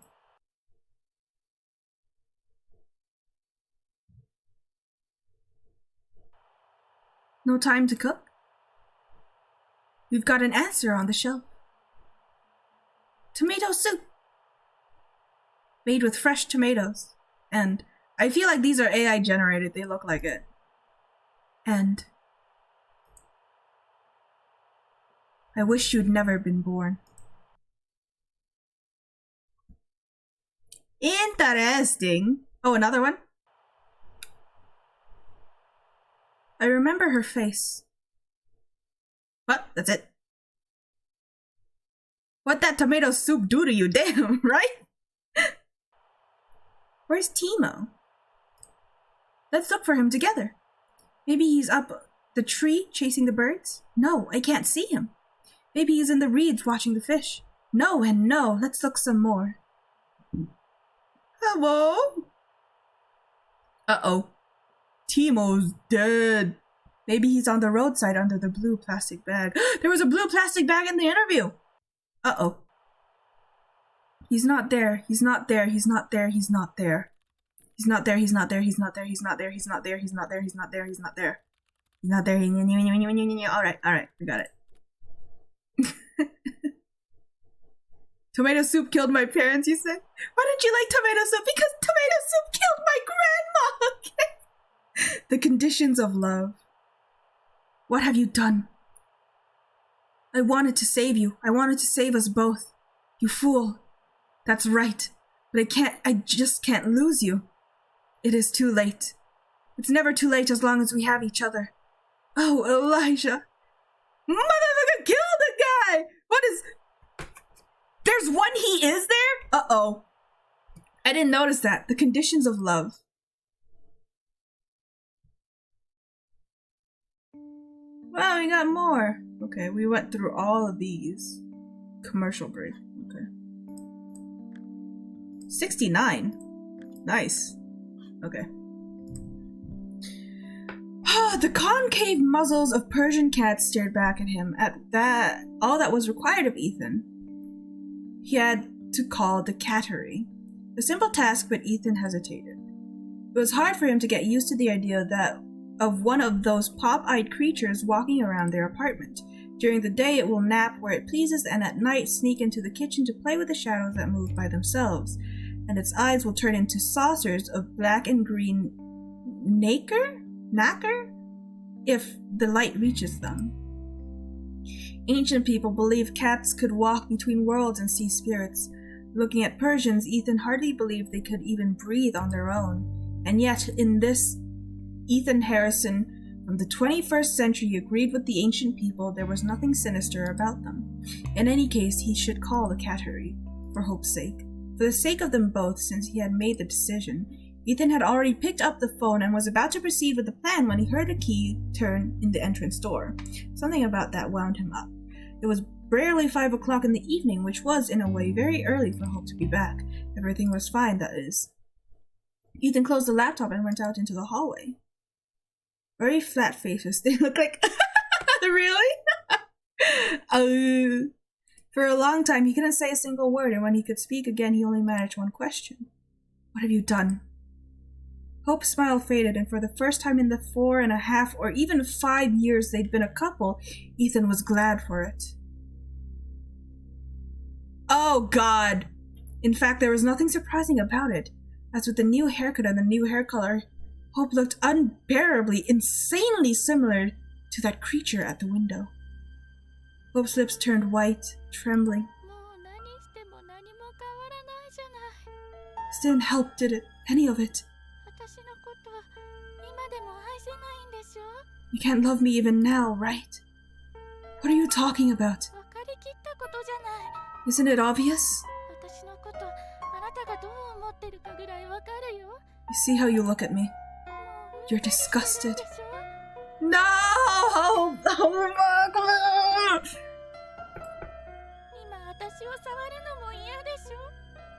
Try your best to touch me as little as possible. No matter what I do, no matter what I try, it doesn't help. Admit it. You never loved her. You didn't, right, Ethan? This is the cat speaking. She was convenient, and that's about it.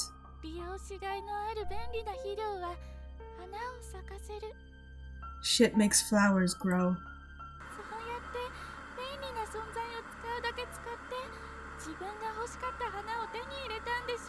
Your flowers... Sorry. Your flowers grew so much, didn't they, Ethan? Didn't they?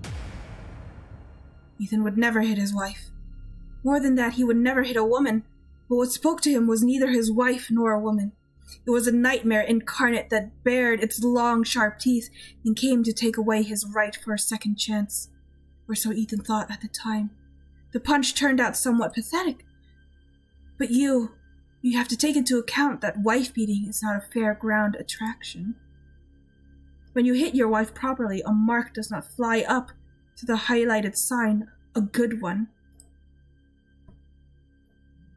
Although this was only indirectly related to early Renaissance, Ethan had expertise in the matter, since his old man's fists used to itch often.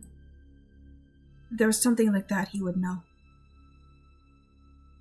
However, any sign could light up at the moment. It would say something like, "You're scum, Ethan." No! He kept repeating that even after Hope stormed out the door in tears.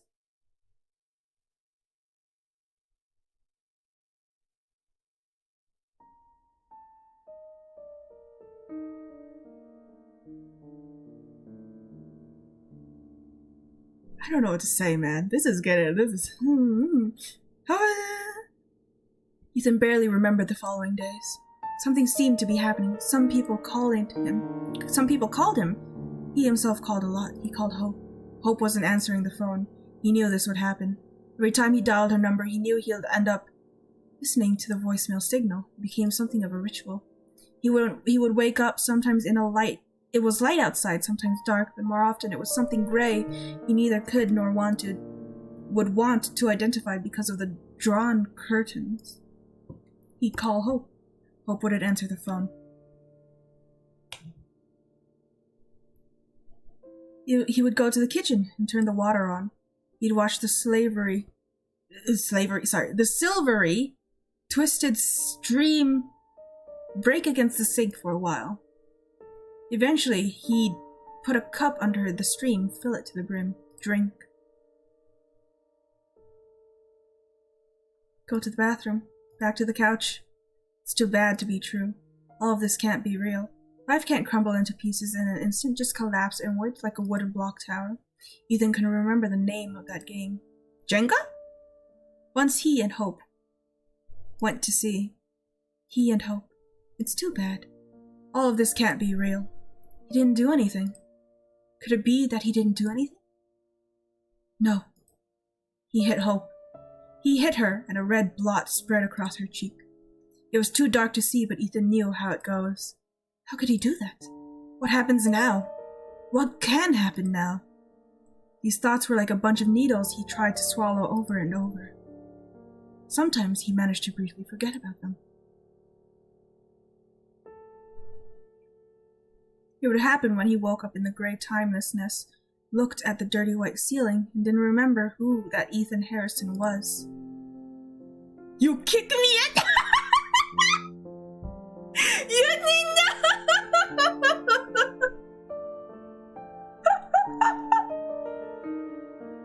Jail for Ethan!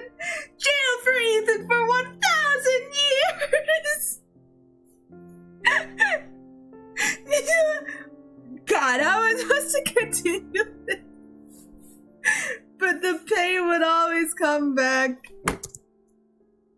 He had a bunch of needles in his throat, and no matter how much water he drank, he didn't get rid of it.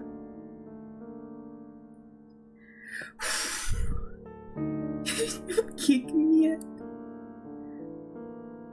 Hope's father shook him up a bit. Not in a sense he could have done it. Grabbing a hold of him, lifting off the ground. Hope's father was a tough man, and despite his age, he could have hit Ethan hard. Ethan was afraid of it, and at the same time he wanted it to happen. That would have made everything easier, maybe even fixed it all. Ethan was going on in his head as he stared at the phone screen displaying a familiar number. He was awfully scared, yet he answered. It turned out Hope had asked her father to pack up for her. Mr. Merlees? Voice was flat, maybe even a bit uncertain. And worst of all, he wasn't angry. This plunged Ethan into despair. He couldn't get his redemption like this.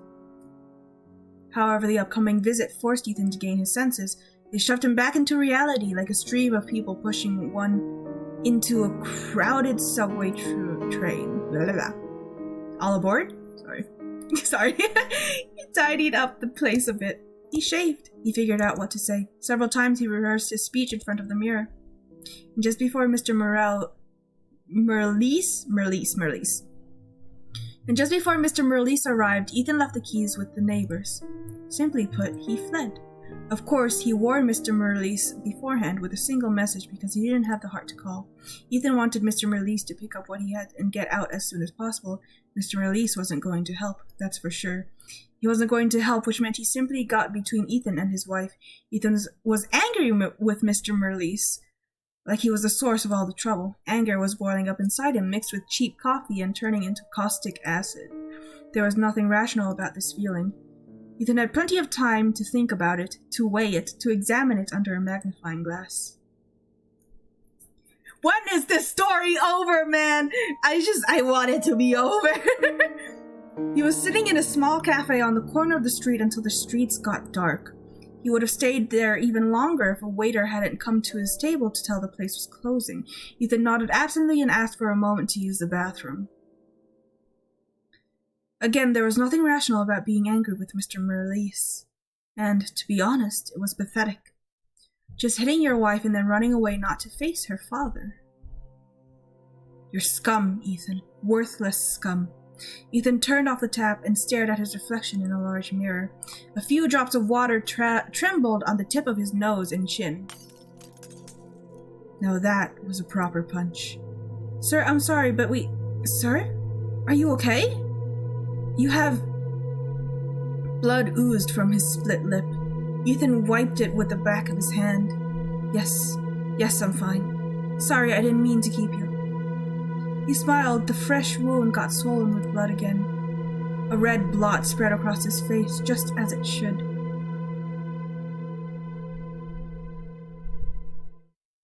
Ethan didn't lie to the waiter. He really was fine. Maybe not in the same manner as before, but the gears in his head were starting to move again. When he got home, Mr. Merlis had already left. Turned out that he didn't even take the keys from the neighbors. At first, Ethan assumed Mr. Merlis could cancel the visit, but as soon as he opened the door, his doubts disappeared. A strong, unfamiliar scent was filling the hallway. It could be Mr. Merlis' cologne, or maybe the smell of the apartment itself, with Hope's presence faded away. He's being so normal about it, right? Mr. Merlis must have taken his daughter's keys. Somehow the possibility never crossed Ethan's mind before. He drew the air in through his nostrils and suddenly left, as sharp and clear as in that dream he had days ago. Something was going to happen. Ethan looked around the empty dark room and reached for the phone. Was it to perform the ritual, or was he hoping something would go different this time? Short beeps. Ethan thought it was safe to say something was already happening. He only had to figure what and where. Something had changed in the picture, and it's not that Hope's favorite blouse is missing from the closet. It's you. If you find the difference, you win. If you find the difference, you'll know where the gears are taking you. I'm not good at this memory stuff. Oh god, the AI fingers, yeah. The holloway, sorry. Pot-bellied bowls on the dresser full of gibberish and dust. The kitchen. An uneven row of glass jars on the shelf, an empty coffee maker bearing dry blackness at the bottom, spoons, forks, and knives, some of them really sharp. The bathroom. A mirror on the wall, and in the reflection the closed door is open. No, not here. What about... Ethan licked his split lip. Yes, that's it. He has to check his email now. Ethan was looking carefully. Seemed like a lot of time had passed. His mailbox was full of various emails, but Ethan barely glanced at the names. He was looking for something special, and what was special about, say, letters from the agency that were gradually becoming more and more concerned. At some point, concerned turned into cold and aggressive. Ethan idly skimmed through the notice of contract termination. Not what he was looking for. He started with the oldest emails and scanned the list all the way to the top. Nothing. Maybe he's looking in the wrong place. Maybe there's just nothing to look for. No. Something is happening. He only has to figure what and where. Ethan got so close to the accurate answer to those questions, the light of new knowledge could have burned out his eyes. At the top of the list was an untitled letter. Maybe Ethan missed it in the first time, or maybe it just wasn't there before. The sender was the same writer Ethan had volunteered to help, completely free of charge. Ethan's lungs turned into a deflated pool ball. He clicked on the name of the letter without a name. Of course the letter actually had a name. Mail clients carefully add untitled to the empty line, just in case you're losing it when you type your email because something got out of that open door in the bathroom mirror. The poor guy begged Ethan to come. The mail said he couldn't sleep. He was scared, exhausted, didn't know who else to ask. Something was getting him very soon if he won't figure anything out. He didn't know if it was related to the work he was doing. He didn't know how to drive away what had settled in his house. He only knew that something enormously hungry was looking at him from the darkness. You know what I mean, right? Ethan knew. By the time he finished reading the letter, Ethan already knew what he should do. Answer the call. The acquaintance didn't know if it had any reason to the work he was doing. But what about Ethan's work? Could his research shed light on what lay dormant in the dark and awaken it? Was it Ethan's avid curiosity or the question that teased its appetite? Which one was cursed, the chicken or the egg? Ethan was angry. Angry as hell.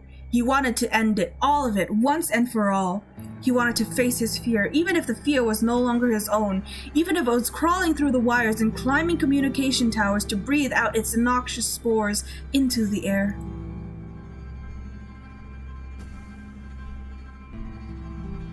Hello. What's going on? Ethan was angry, but also terrified.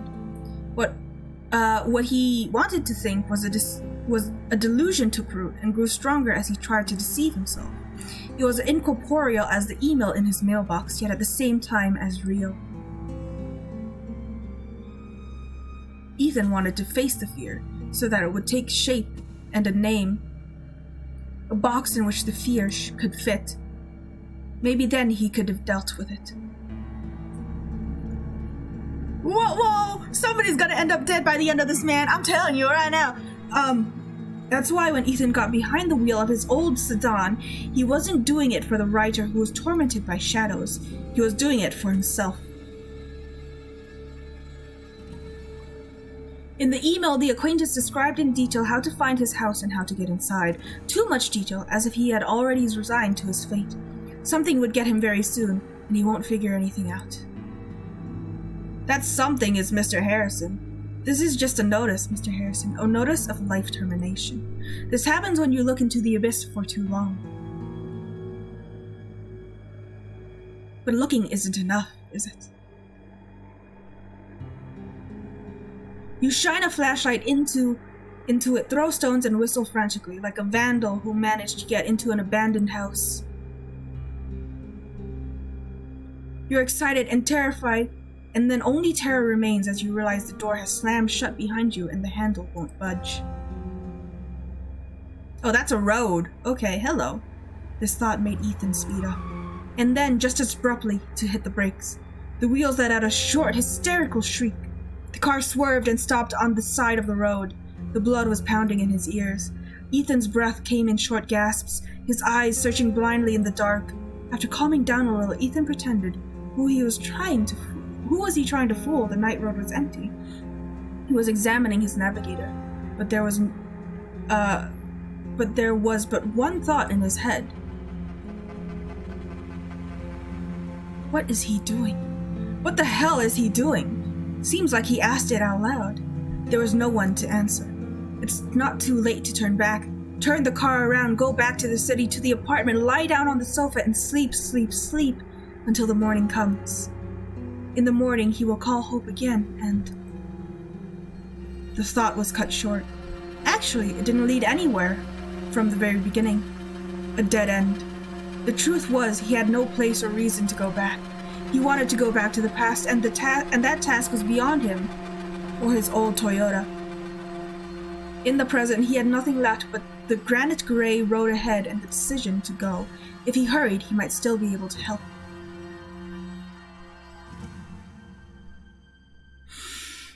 Oh boy. The car slowly took off. The rest of the way, and there wasn't much left, Ethan was thinking about his acquaintance. Or were they friends? Probably. You don't take acquaintances for a journey to the bottom of the abyss, do you? Ethan was thinking about his friend, how long he'd been awake in particular. It had been, Ethan glanced at the phone in the open glove box, quite some time. A month or so, judging by the emails. Did all of this happen in a month? Goddamn. How long can a person stay awake? The question followed his car silently.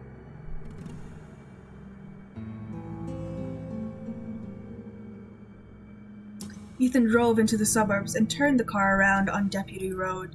The 25 miles per hour speed limit road sign at the bend of the road seemed as white as an old bone. He ain't going 25 miles an hour, I tell you what. Ethan turned down Sycamore Street. The lawn in front of House 8 was overgrown with tall grass, so tall as if it hadn't been touched for. How long can a person stay awake? Ethan thought it was probably the rainy weather. He didn't remember much of the past week, but he was pretty sure about the rain. Even now, the ground was still damp and springy underfoot. Yes, it must be the rain. Humidity makes grass grow faster. Not a month, that's for sure. When he got out of the car, a shadow detached from the trees near the house. Ethan stiffened, then eased a moment later. The figure quickly walked away around the narrow concrete path. Just a passerby. Ethan watched him go. The concrete beneath his boots gave way to gravel. Ethan walked past a sprawling hemlock covered with rosettes of small white flowers. Rosettes? The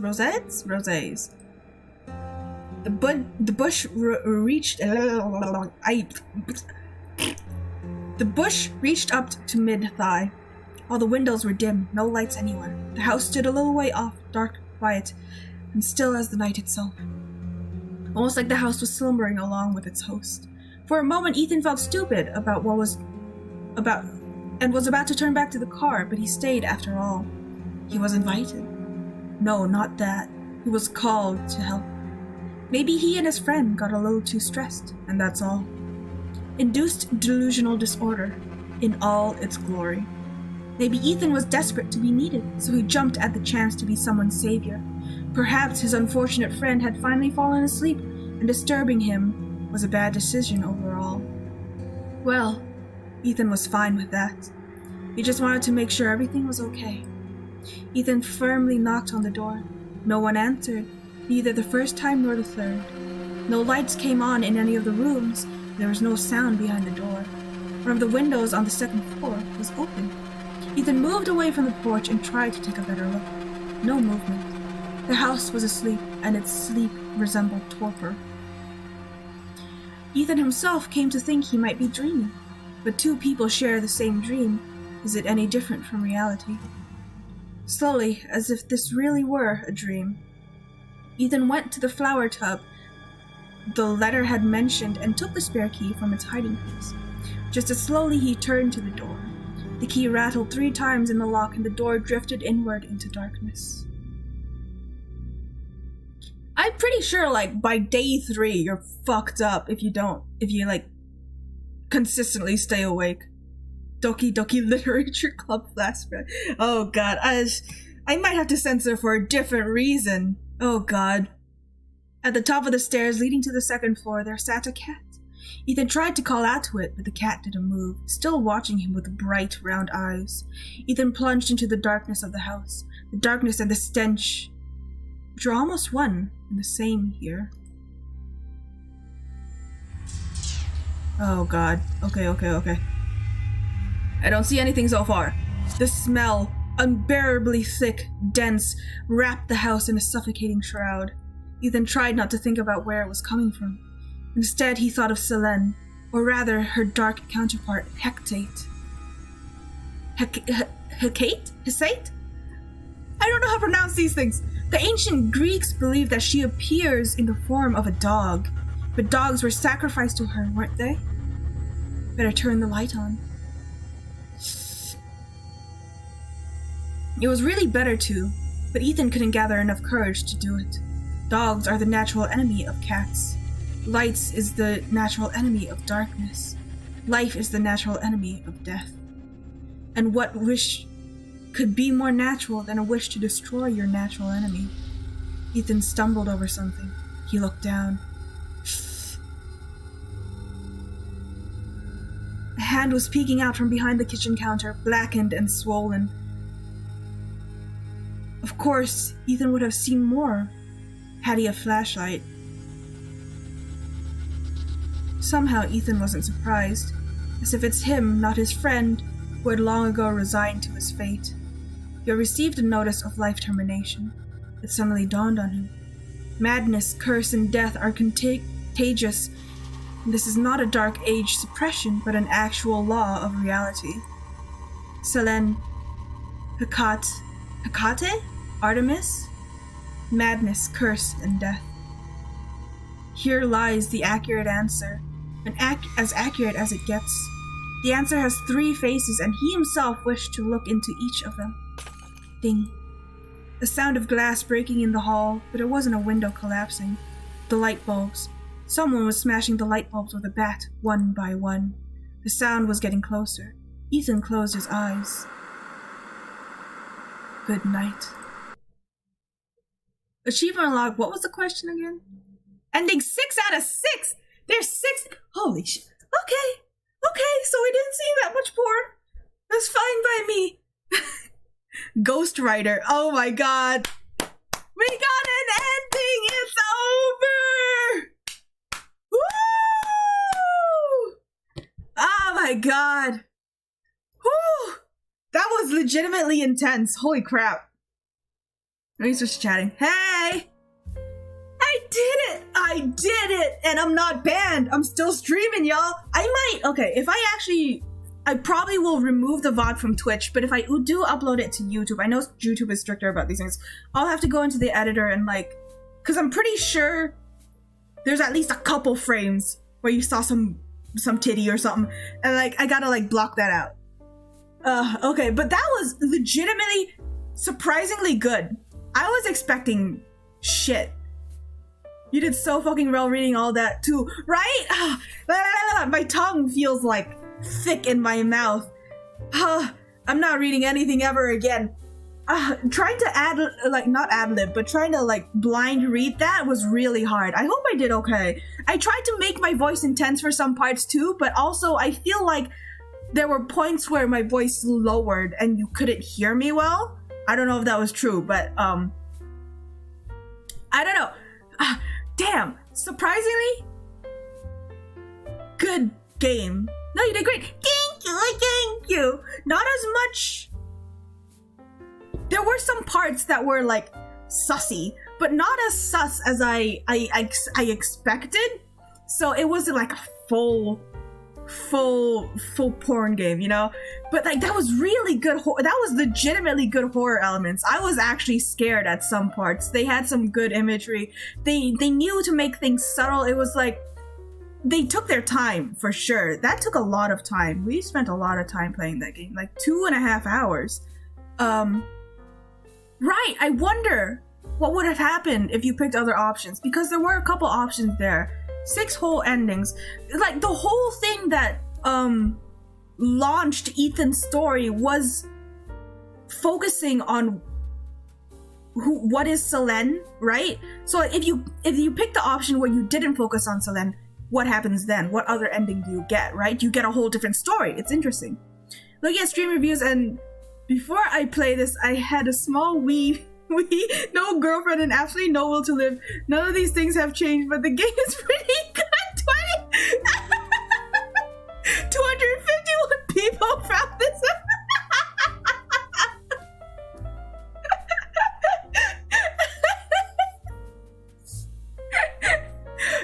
God, incredible Steam review. I love it. That's incredible.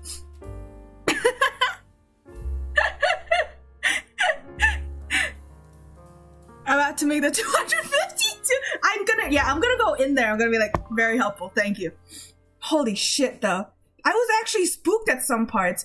I might go back myself. I think it's a little too stressful for me to try to press the censor button every time. But I might go back myself and see if there's different endings. I don't know. I'm legitimately interested. There wasn't that much sussy, right? Some of the descriptions were a little weird. It was a little horny sometimes, but it wasn't bad. I can live blog in Lads for you guys if you're really interested. Or I could stream it in Lads, because Discord probably doesn't have a policy on that, right? It's just to you guys. It's fine. I can stream on Discord. But yeah. If you guys are actually interested, maybe I'll look at the other options. Whew, that's a lot of narration, but let's calm down. Before, I was gonna leave like half an hour for the Submas demo anyway, so maybe we'll finish this in due time. I don't know how long the Submas demo is gonna be. The date with Submas demo, but it's got, let me get it started, alright? To the main menu. I will close this game. There's Selene. There's a DLC for this game. I bet you the DLC probably has more titty in it. Hold on, okay. Let me get the game open. I have it downloaded. Let me see. Also, do I still have it in my... Yeah. So, this is a person who made the Submas game. You can go check them out. You're really cool. Make good Submas art. I think you probably already follow him, but you know. Let me open the game here. Alright. I don't know how long this is gonna be. Hopefully it's like within half an hour. Oh, hello. We're full screen? Made with Unity. Excellent. There's a disclaimer. It's full screen. Hold on. Game capture. Oh god, it's full screen. Hold on. Ah! What? Music? Turn that down. That's a little big. I can't. It's full screen and I can't unfull screen it. Okay, cool. We're just gonna do full screen then. I'm gonna move OBS over here. And when I look at you guys, my thing is just gonna like cut a bit. Gotta BRB for a sec, make sure you take enough of it. Yeah. Yeah, actually, this is probably a good idea to take a break, because that was really intense. Like, my chest is... Oh. Man, who is the villain in that story? Is it Ethan? And who is the dead guy? Because it wasn't the writer, because the writer was using a bat. The writer was the one using the bat to break the lights. It's not Selene, because she doesn't do shit. Yeah, get some civvies, let's take a bit of a break. So it was the writer, but then who was dead on the floor? The landlord? I don't know. It didn't kill Selene, right? She's supposed to be like the eldritch horror. I had to hop in and out, so I wasn't fully following the story. Right, that's fair. It had some good spooks though. Like, I would recommend playing it. Excuse me. I would recommend playing it. Excuse me. Whew. But yeah, oh my god, I'm gonna drink some water. That was interesting, very interesting. I'm gonna have to look back on the VOD and listen to my own narration. That's gonna be fun. That was a lot of talking and I definitely flipped over my words a bit. How's the sausage man doing though? You go, we're gonna heart rate monitor. Take that away. My heart isn't active right now. I took off the thing, so it shouldn't be working. Now you put this away. Into the box. Oh my god. A hydration and a stretch. Oh, alright. Let me just stretch it. Oh, I'm in a shrimp. Halfway through that game. Welcome back, I love you. And I'll drink some water too. Halfway through that game, I became acutely aware of my expressions. For some reason, I think it's become more sensitive to my eyes. So like a lot of times, I'll look like my eyes are closed when they're not, which is interesting. Welcome back, I love you. Sausage man, Pagan treats at the moment, he gets cucumber. No sausage, he get cucumber. Does he like cucumber? Is cucumber good? As long as it's not zucchini, man. I'm not gonna look at zucchini the same again.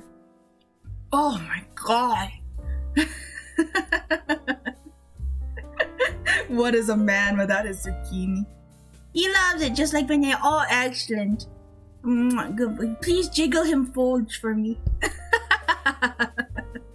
Please, God, no zucchini. Okay. Whew. You guys ready to get into the other game? Submas time! Oh, I hope I can relax with this one. It's a visual novel as well, so I probably have to do a lot of talking. But let's do this. That game did remind me how much I want to write and choose your own story. Right! Maybe, yeah, maybe it was less porn. But, that was actually legitimately good writing. And, like, it made me almost feel inspired to incorporate more of these horror elements into, like, writing things like 57's, garden visits, you know? Which, I mean, I think about the garden visits constantly, but, like, I never actually follow through on writing them. But, like, that was an opportunity for me to write more horror, I think. Something I want to do. I just realized a terrible typo because I thought it was B and not P. I didn't want to say it because, like, I feel like the word pegging is actually a word that isn't in, like, a sexual context, but I didn't want to say it. Just don't tell him where the inspo. Yeah, he doesn't have to know where the inspo came from. He doesn't have to know. Nobody needs to know. This is our little secret, all right? He's been so absent. Mother, why? Listen, Mother will take anything to get you to revive you, all right? My son has been dead for forever. I don't even know if at this point I should revive him, honestly. He takes a lot of work. He's very high maintenance, and I'm just like, are you really worth my time? Is my own child worth my time? But at the same time, I like looking at funny memes and going, haha, Vic and Connie. So, like, I'm not biased. But yes, the "you kick me at" was so funny. And goes, she said, yeah, no. Hey, I love you. Hi, Hoot! You're just in time! We're just about to get into the Submas game. Man, you missed a whole heap of shit. I don't think I can get this. There's no, like, category for it, so I just... What if I just... Is there, like, a... Games plus demos. Sure, that's good enough. How long have you been on? I've been on for 4.5 hours. Because I started at noon. Hoot heard Submas. I summoned Hoot.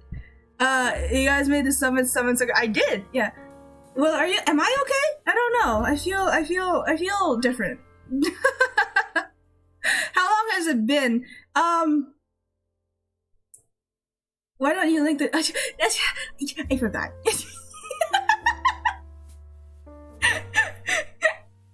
You've been awake for 4 hours, really? So you could have been there for when we played the porn/horror game. It was wild, man. It was crazy. I had fastest censor button in the West. I had to, like, pop Moon up.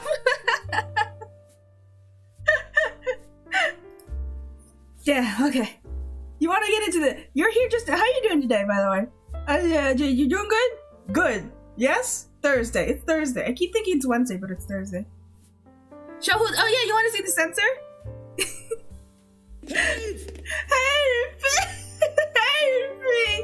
I can show you the censor. Okay, I have to move you guys to the other screen so that, because the date with Submas game is, doesn't give me the option to put it in windowed mode, so I guess it has to be full screen.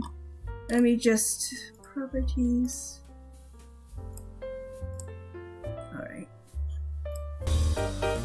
Haha! Okay, it's going. It's also really loud. Let me turn down the game audio for you. Date with Submas, indeed! Yes! Let me put the link in the chat. It's made by this person. They put a demo out and their art is really cute, and so I was like, I absolutely have to play this. So here we go. Hello, we're over here now. Hopefully that is good and you can actually see the entire game. If my tracking stops, it's because I have to look all the way to the side to see the chat. So Forgive me. Fishman, fishman. Yes. Look at this though. Look at all this cute art. Oh my goodness. All right. How loud is this? Should I turn it down? I'm gonna turn it down a little more. It's very loud. Okay. It is very cute. Look at you. Look at that. Emmett. There's a lot of Emmett here. I think this is more Emmett focused than Ingo focused right now.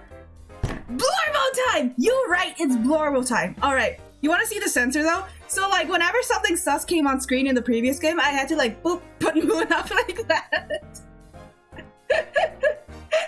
And then I'd take him away whenever. So no Ingo break skateboard. I think there might be some Ingo. I'm sure in the like full game there will be so much Ingo. But right now we have Emmett. And that's fine by me. You wanna know why? Because I pulled Emmett in Subway Master EX. There's no S. So I'm happy. We're gonna have some time with Blorbo, right?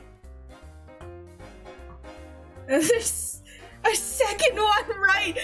The first game I was playing was Terato Tamer, and I had to quit it because it was so fucking frustrating. The entire game was RNG based, and I couldn't beat it. It pissed me off so much.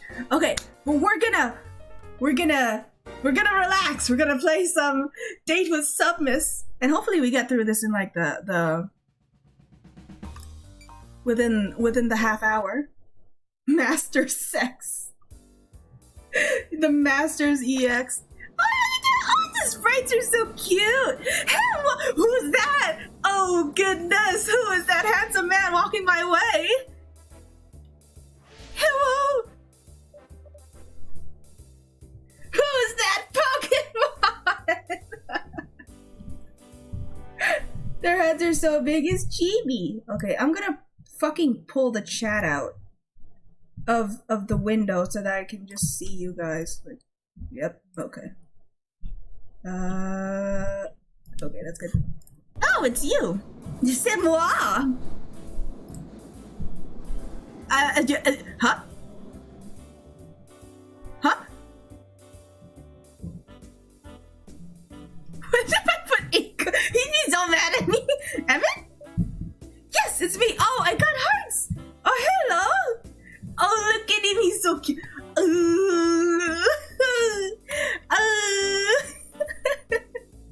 The first test! I cannot get this wrong. Who is that handsome set of pixels? Is Emmett going to be... No, surely not. Seems like we've met before. Exactly, we had a battle a few days ago. Are you here for revenge? I'm always ready. After our last battle, I was very... Don't give me those bedroom eyes, my guy.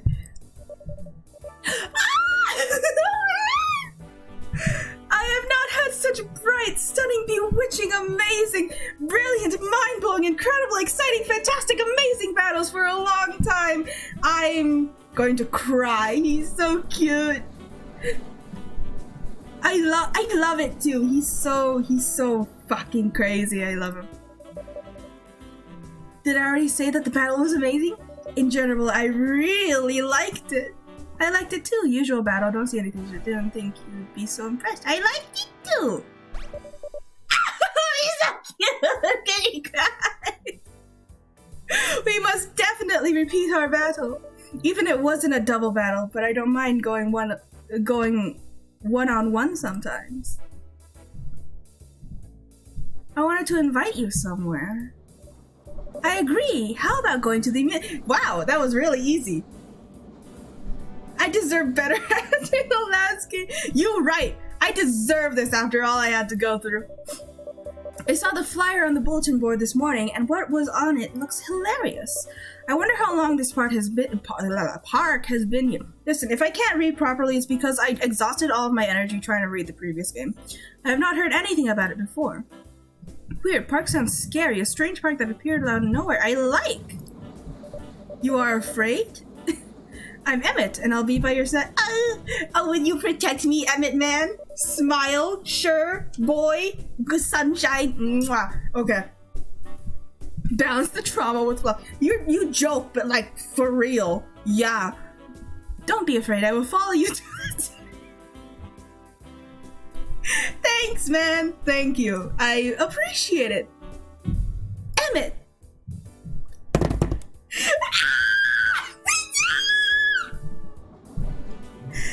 I want to hold gently. We still have 12 minutes of working time. I need you now. There he is. Oh, the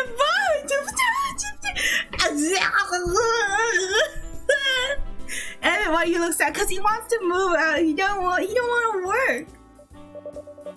Hello, I'm Ingo, and I'm picking up my brother since our shift is not over yet. See you in the park today. I'll meet you. I just bye, Emmett. I love you. Oh, I'm freeforming now. Hello, aren't I a cute little character? What is on? Are those like just puffy sleep? I guess. Hello.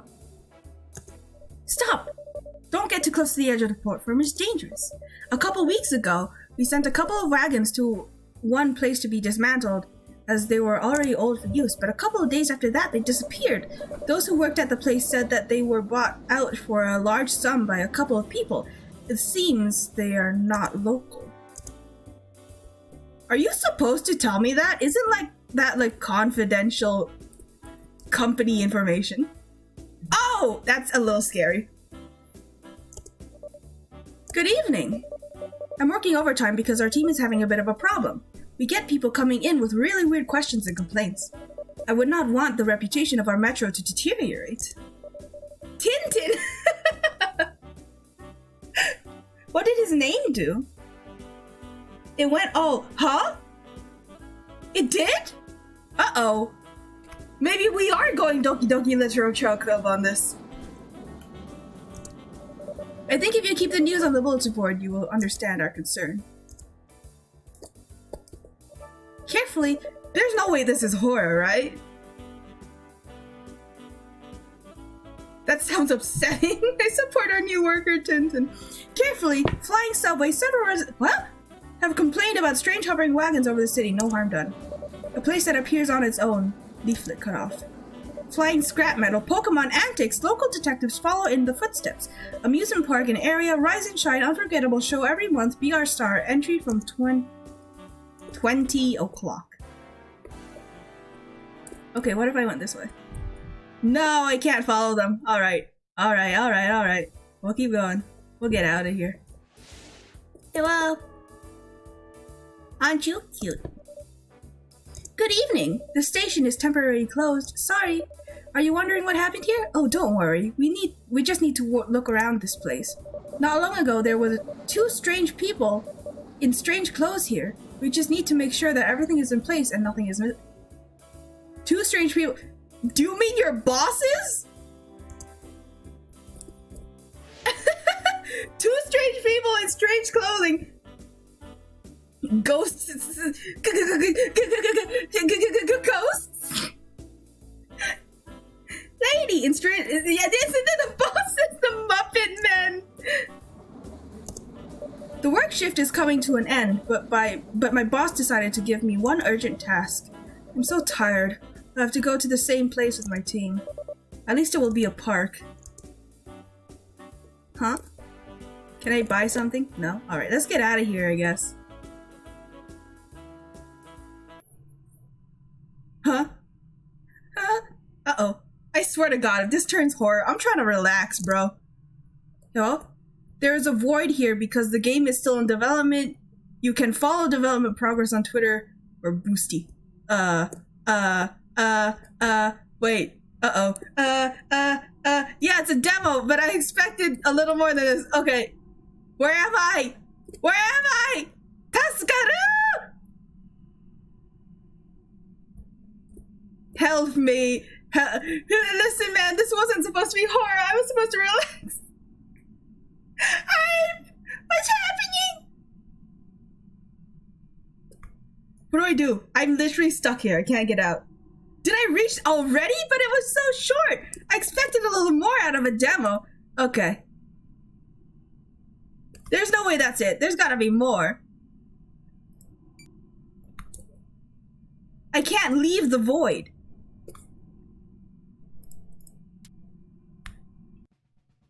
You okay? What if I just went through it again? Okay, now I'm here again. Well, I couldn't go to the left.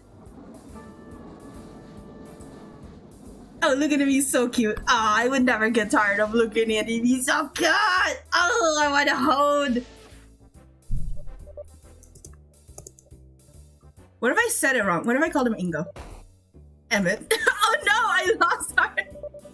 Seems like we've met before. Exactly. We had a battle. Okay. Look at him. Oh, he's so baby. What?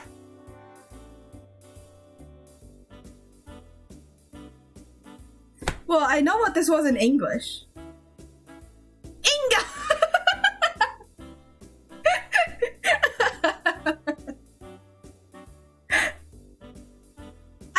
I'm thinking maybe there's just an issue with the translation. Didn't think you'd be so impressed. I am delighted! Oh, look at him. I've never had to deal with such a tactic before. I will remember. We want to spend some time together, I had thoughts about one place. In the morning I saw a weird park, a strange park that I like. I'm not afraid. I said I liked it. I'm a demon. We're not scared of anything. What does that line mean? It's probably like just I don't know what language it was, but it was probably a translation of the actual thing, which was, I don't remember. Damn it! Oh, look at you. I want to like hold you so gently.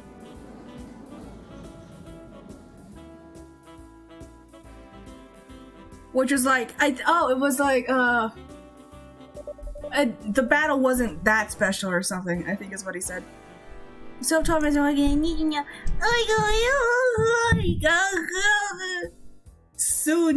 soon I will just smooch you. Squish him cheeks. Release the Joltix. Run! Okay. That might be it. Because I can't go this way. I'm like trapped here. Unless I want to go on the tracks. None of the trains are gonna stop.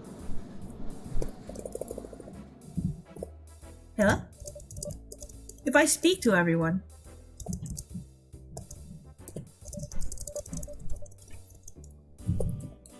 This little Tintin man?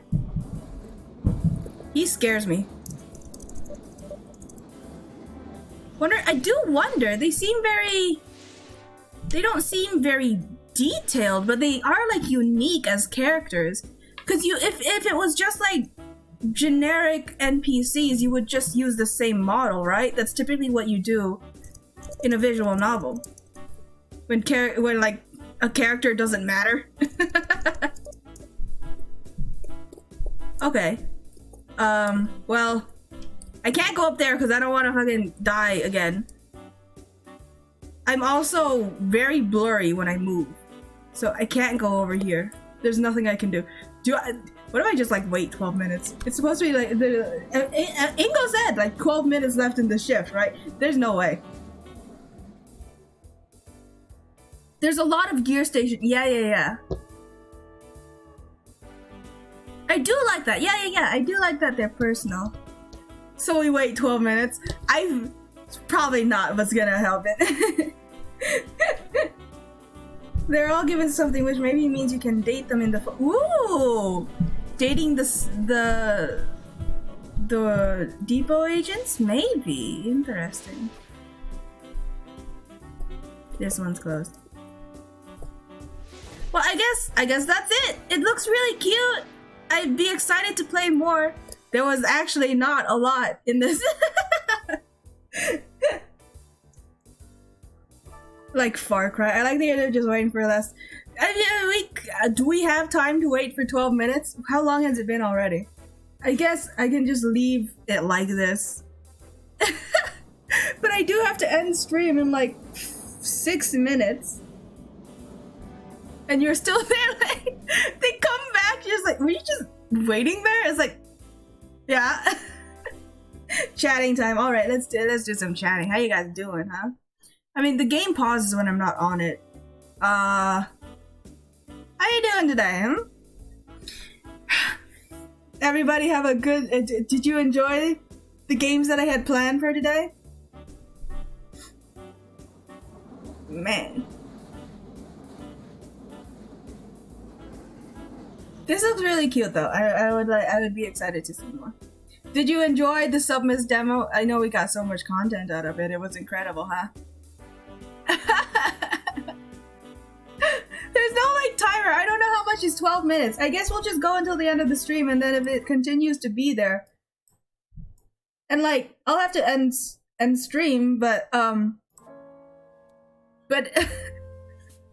should something happen, I'll tweet about it or something, or maybe I'll play the rest of it on Discord.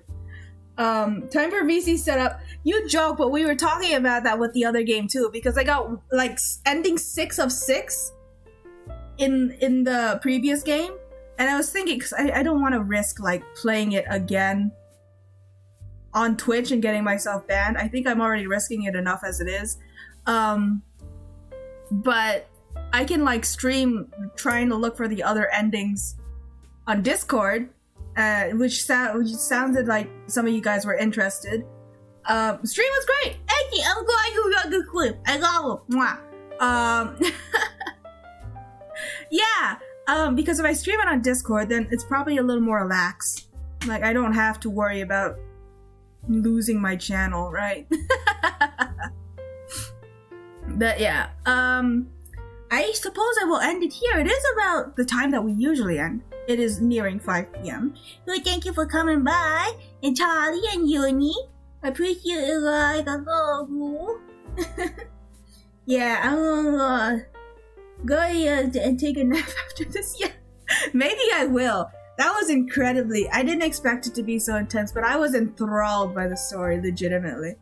Our FBI agents can hop into the same rooms. Yeah, they can look at the booba with us. Surprisingly, not a lot of like sussy images in there, but it was interesting. So, with that being said, I'll say goodbye here. Guys, make sure that you stay hydrated, eat your meals, take your medication. I love you all very much. I will be back on Sunday at a regular time with more Dead Space. Bye!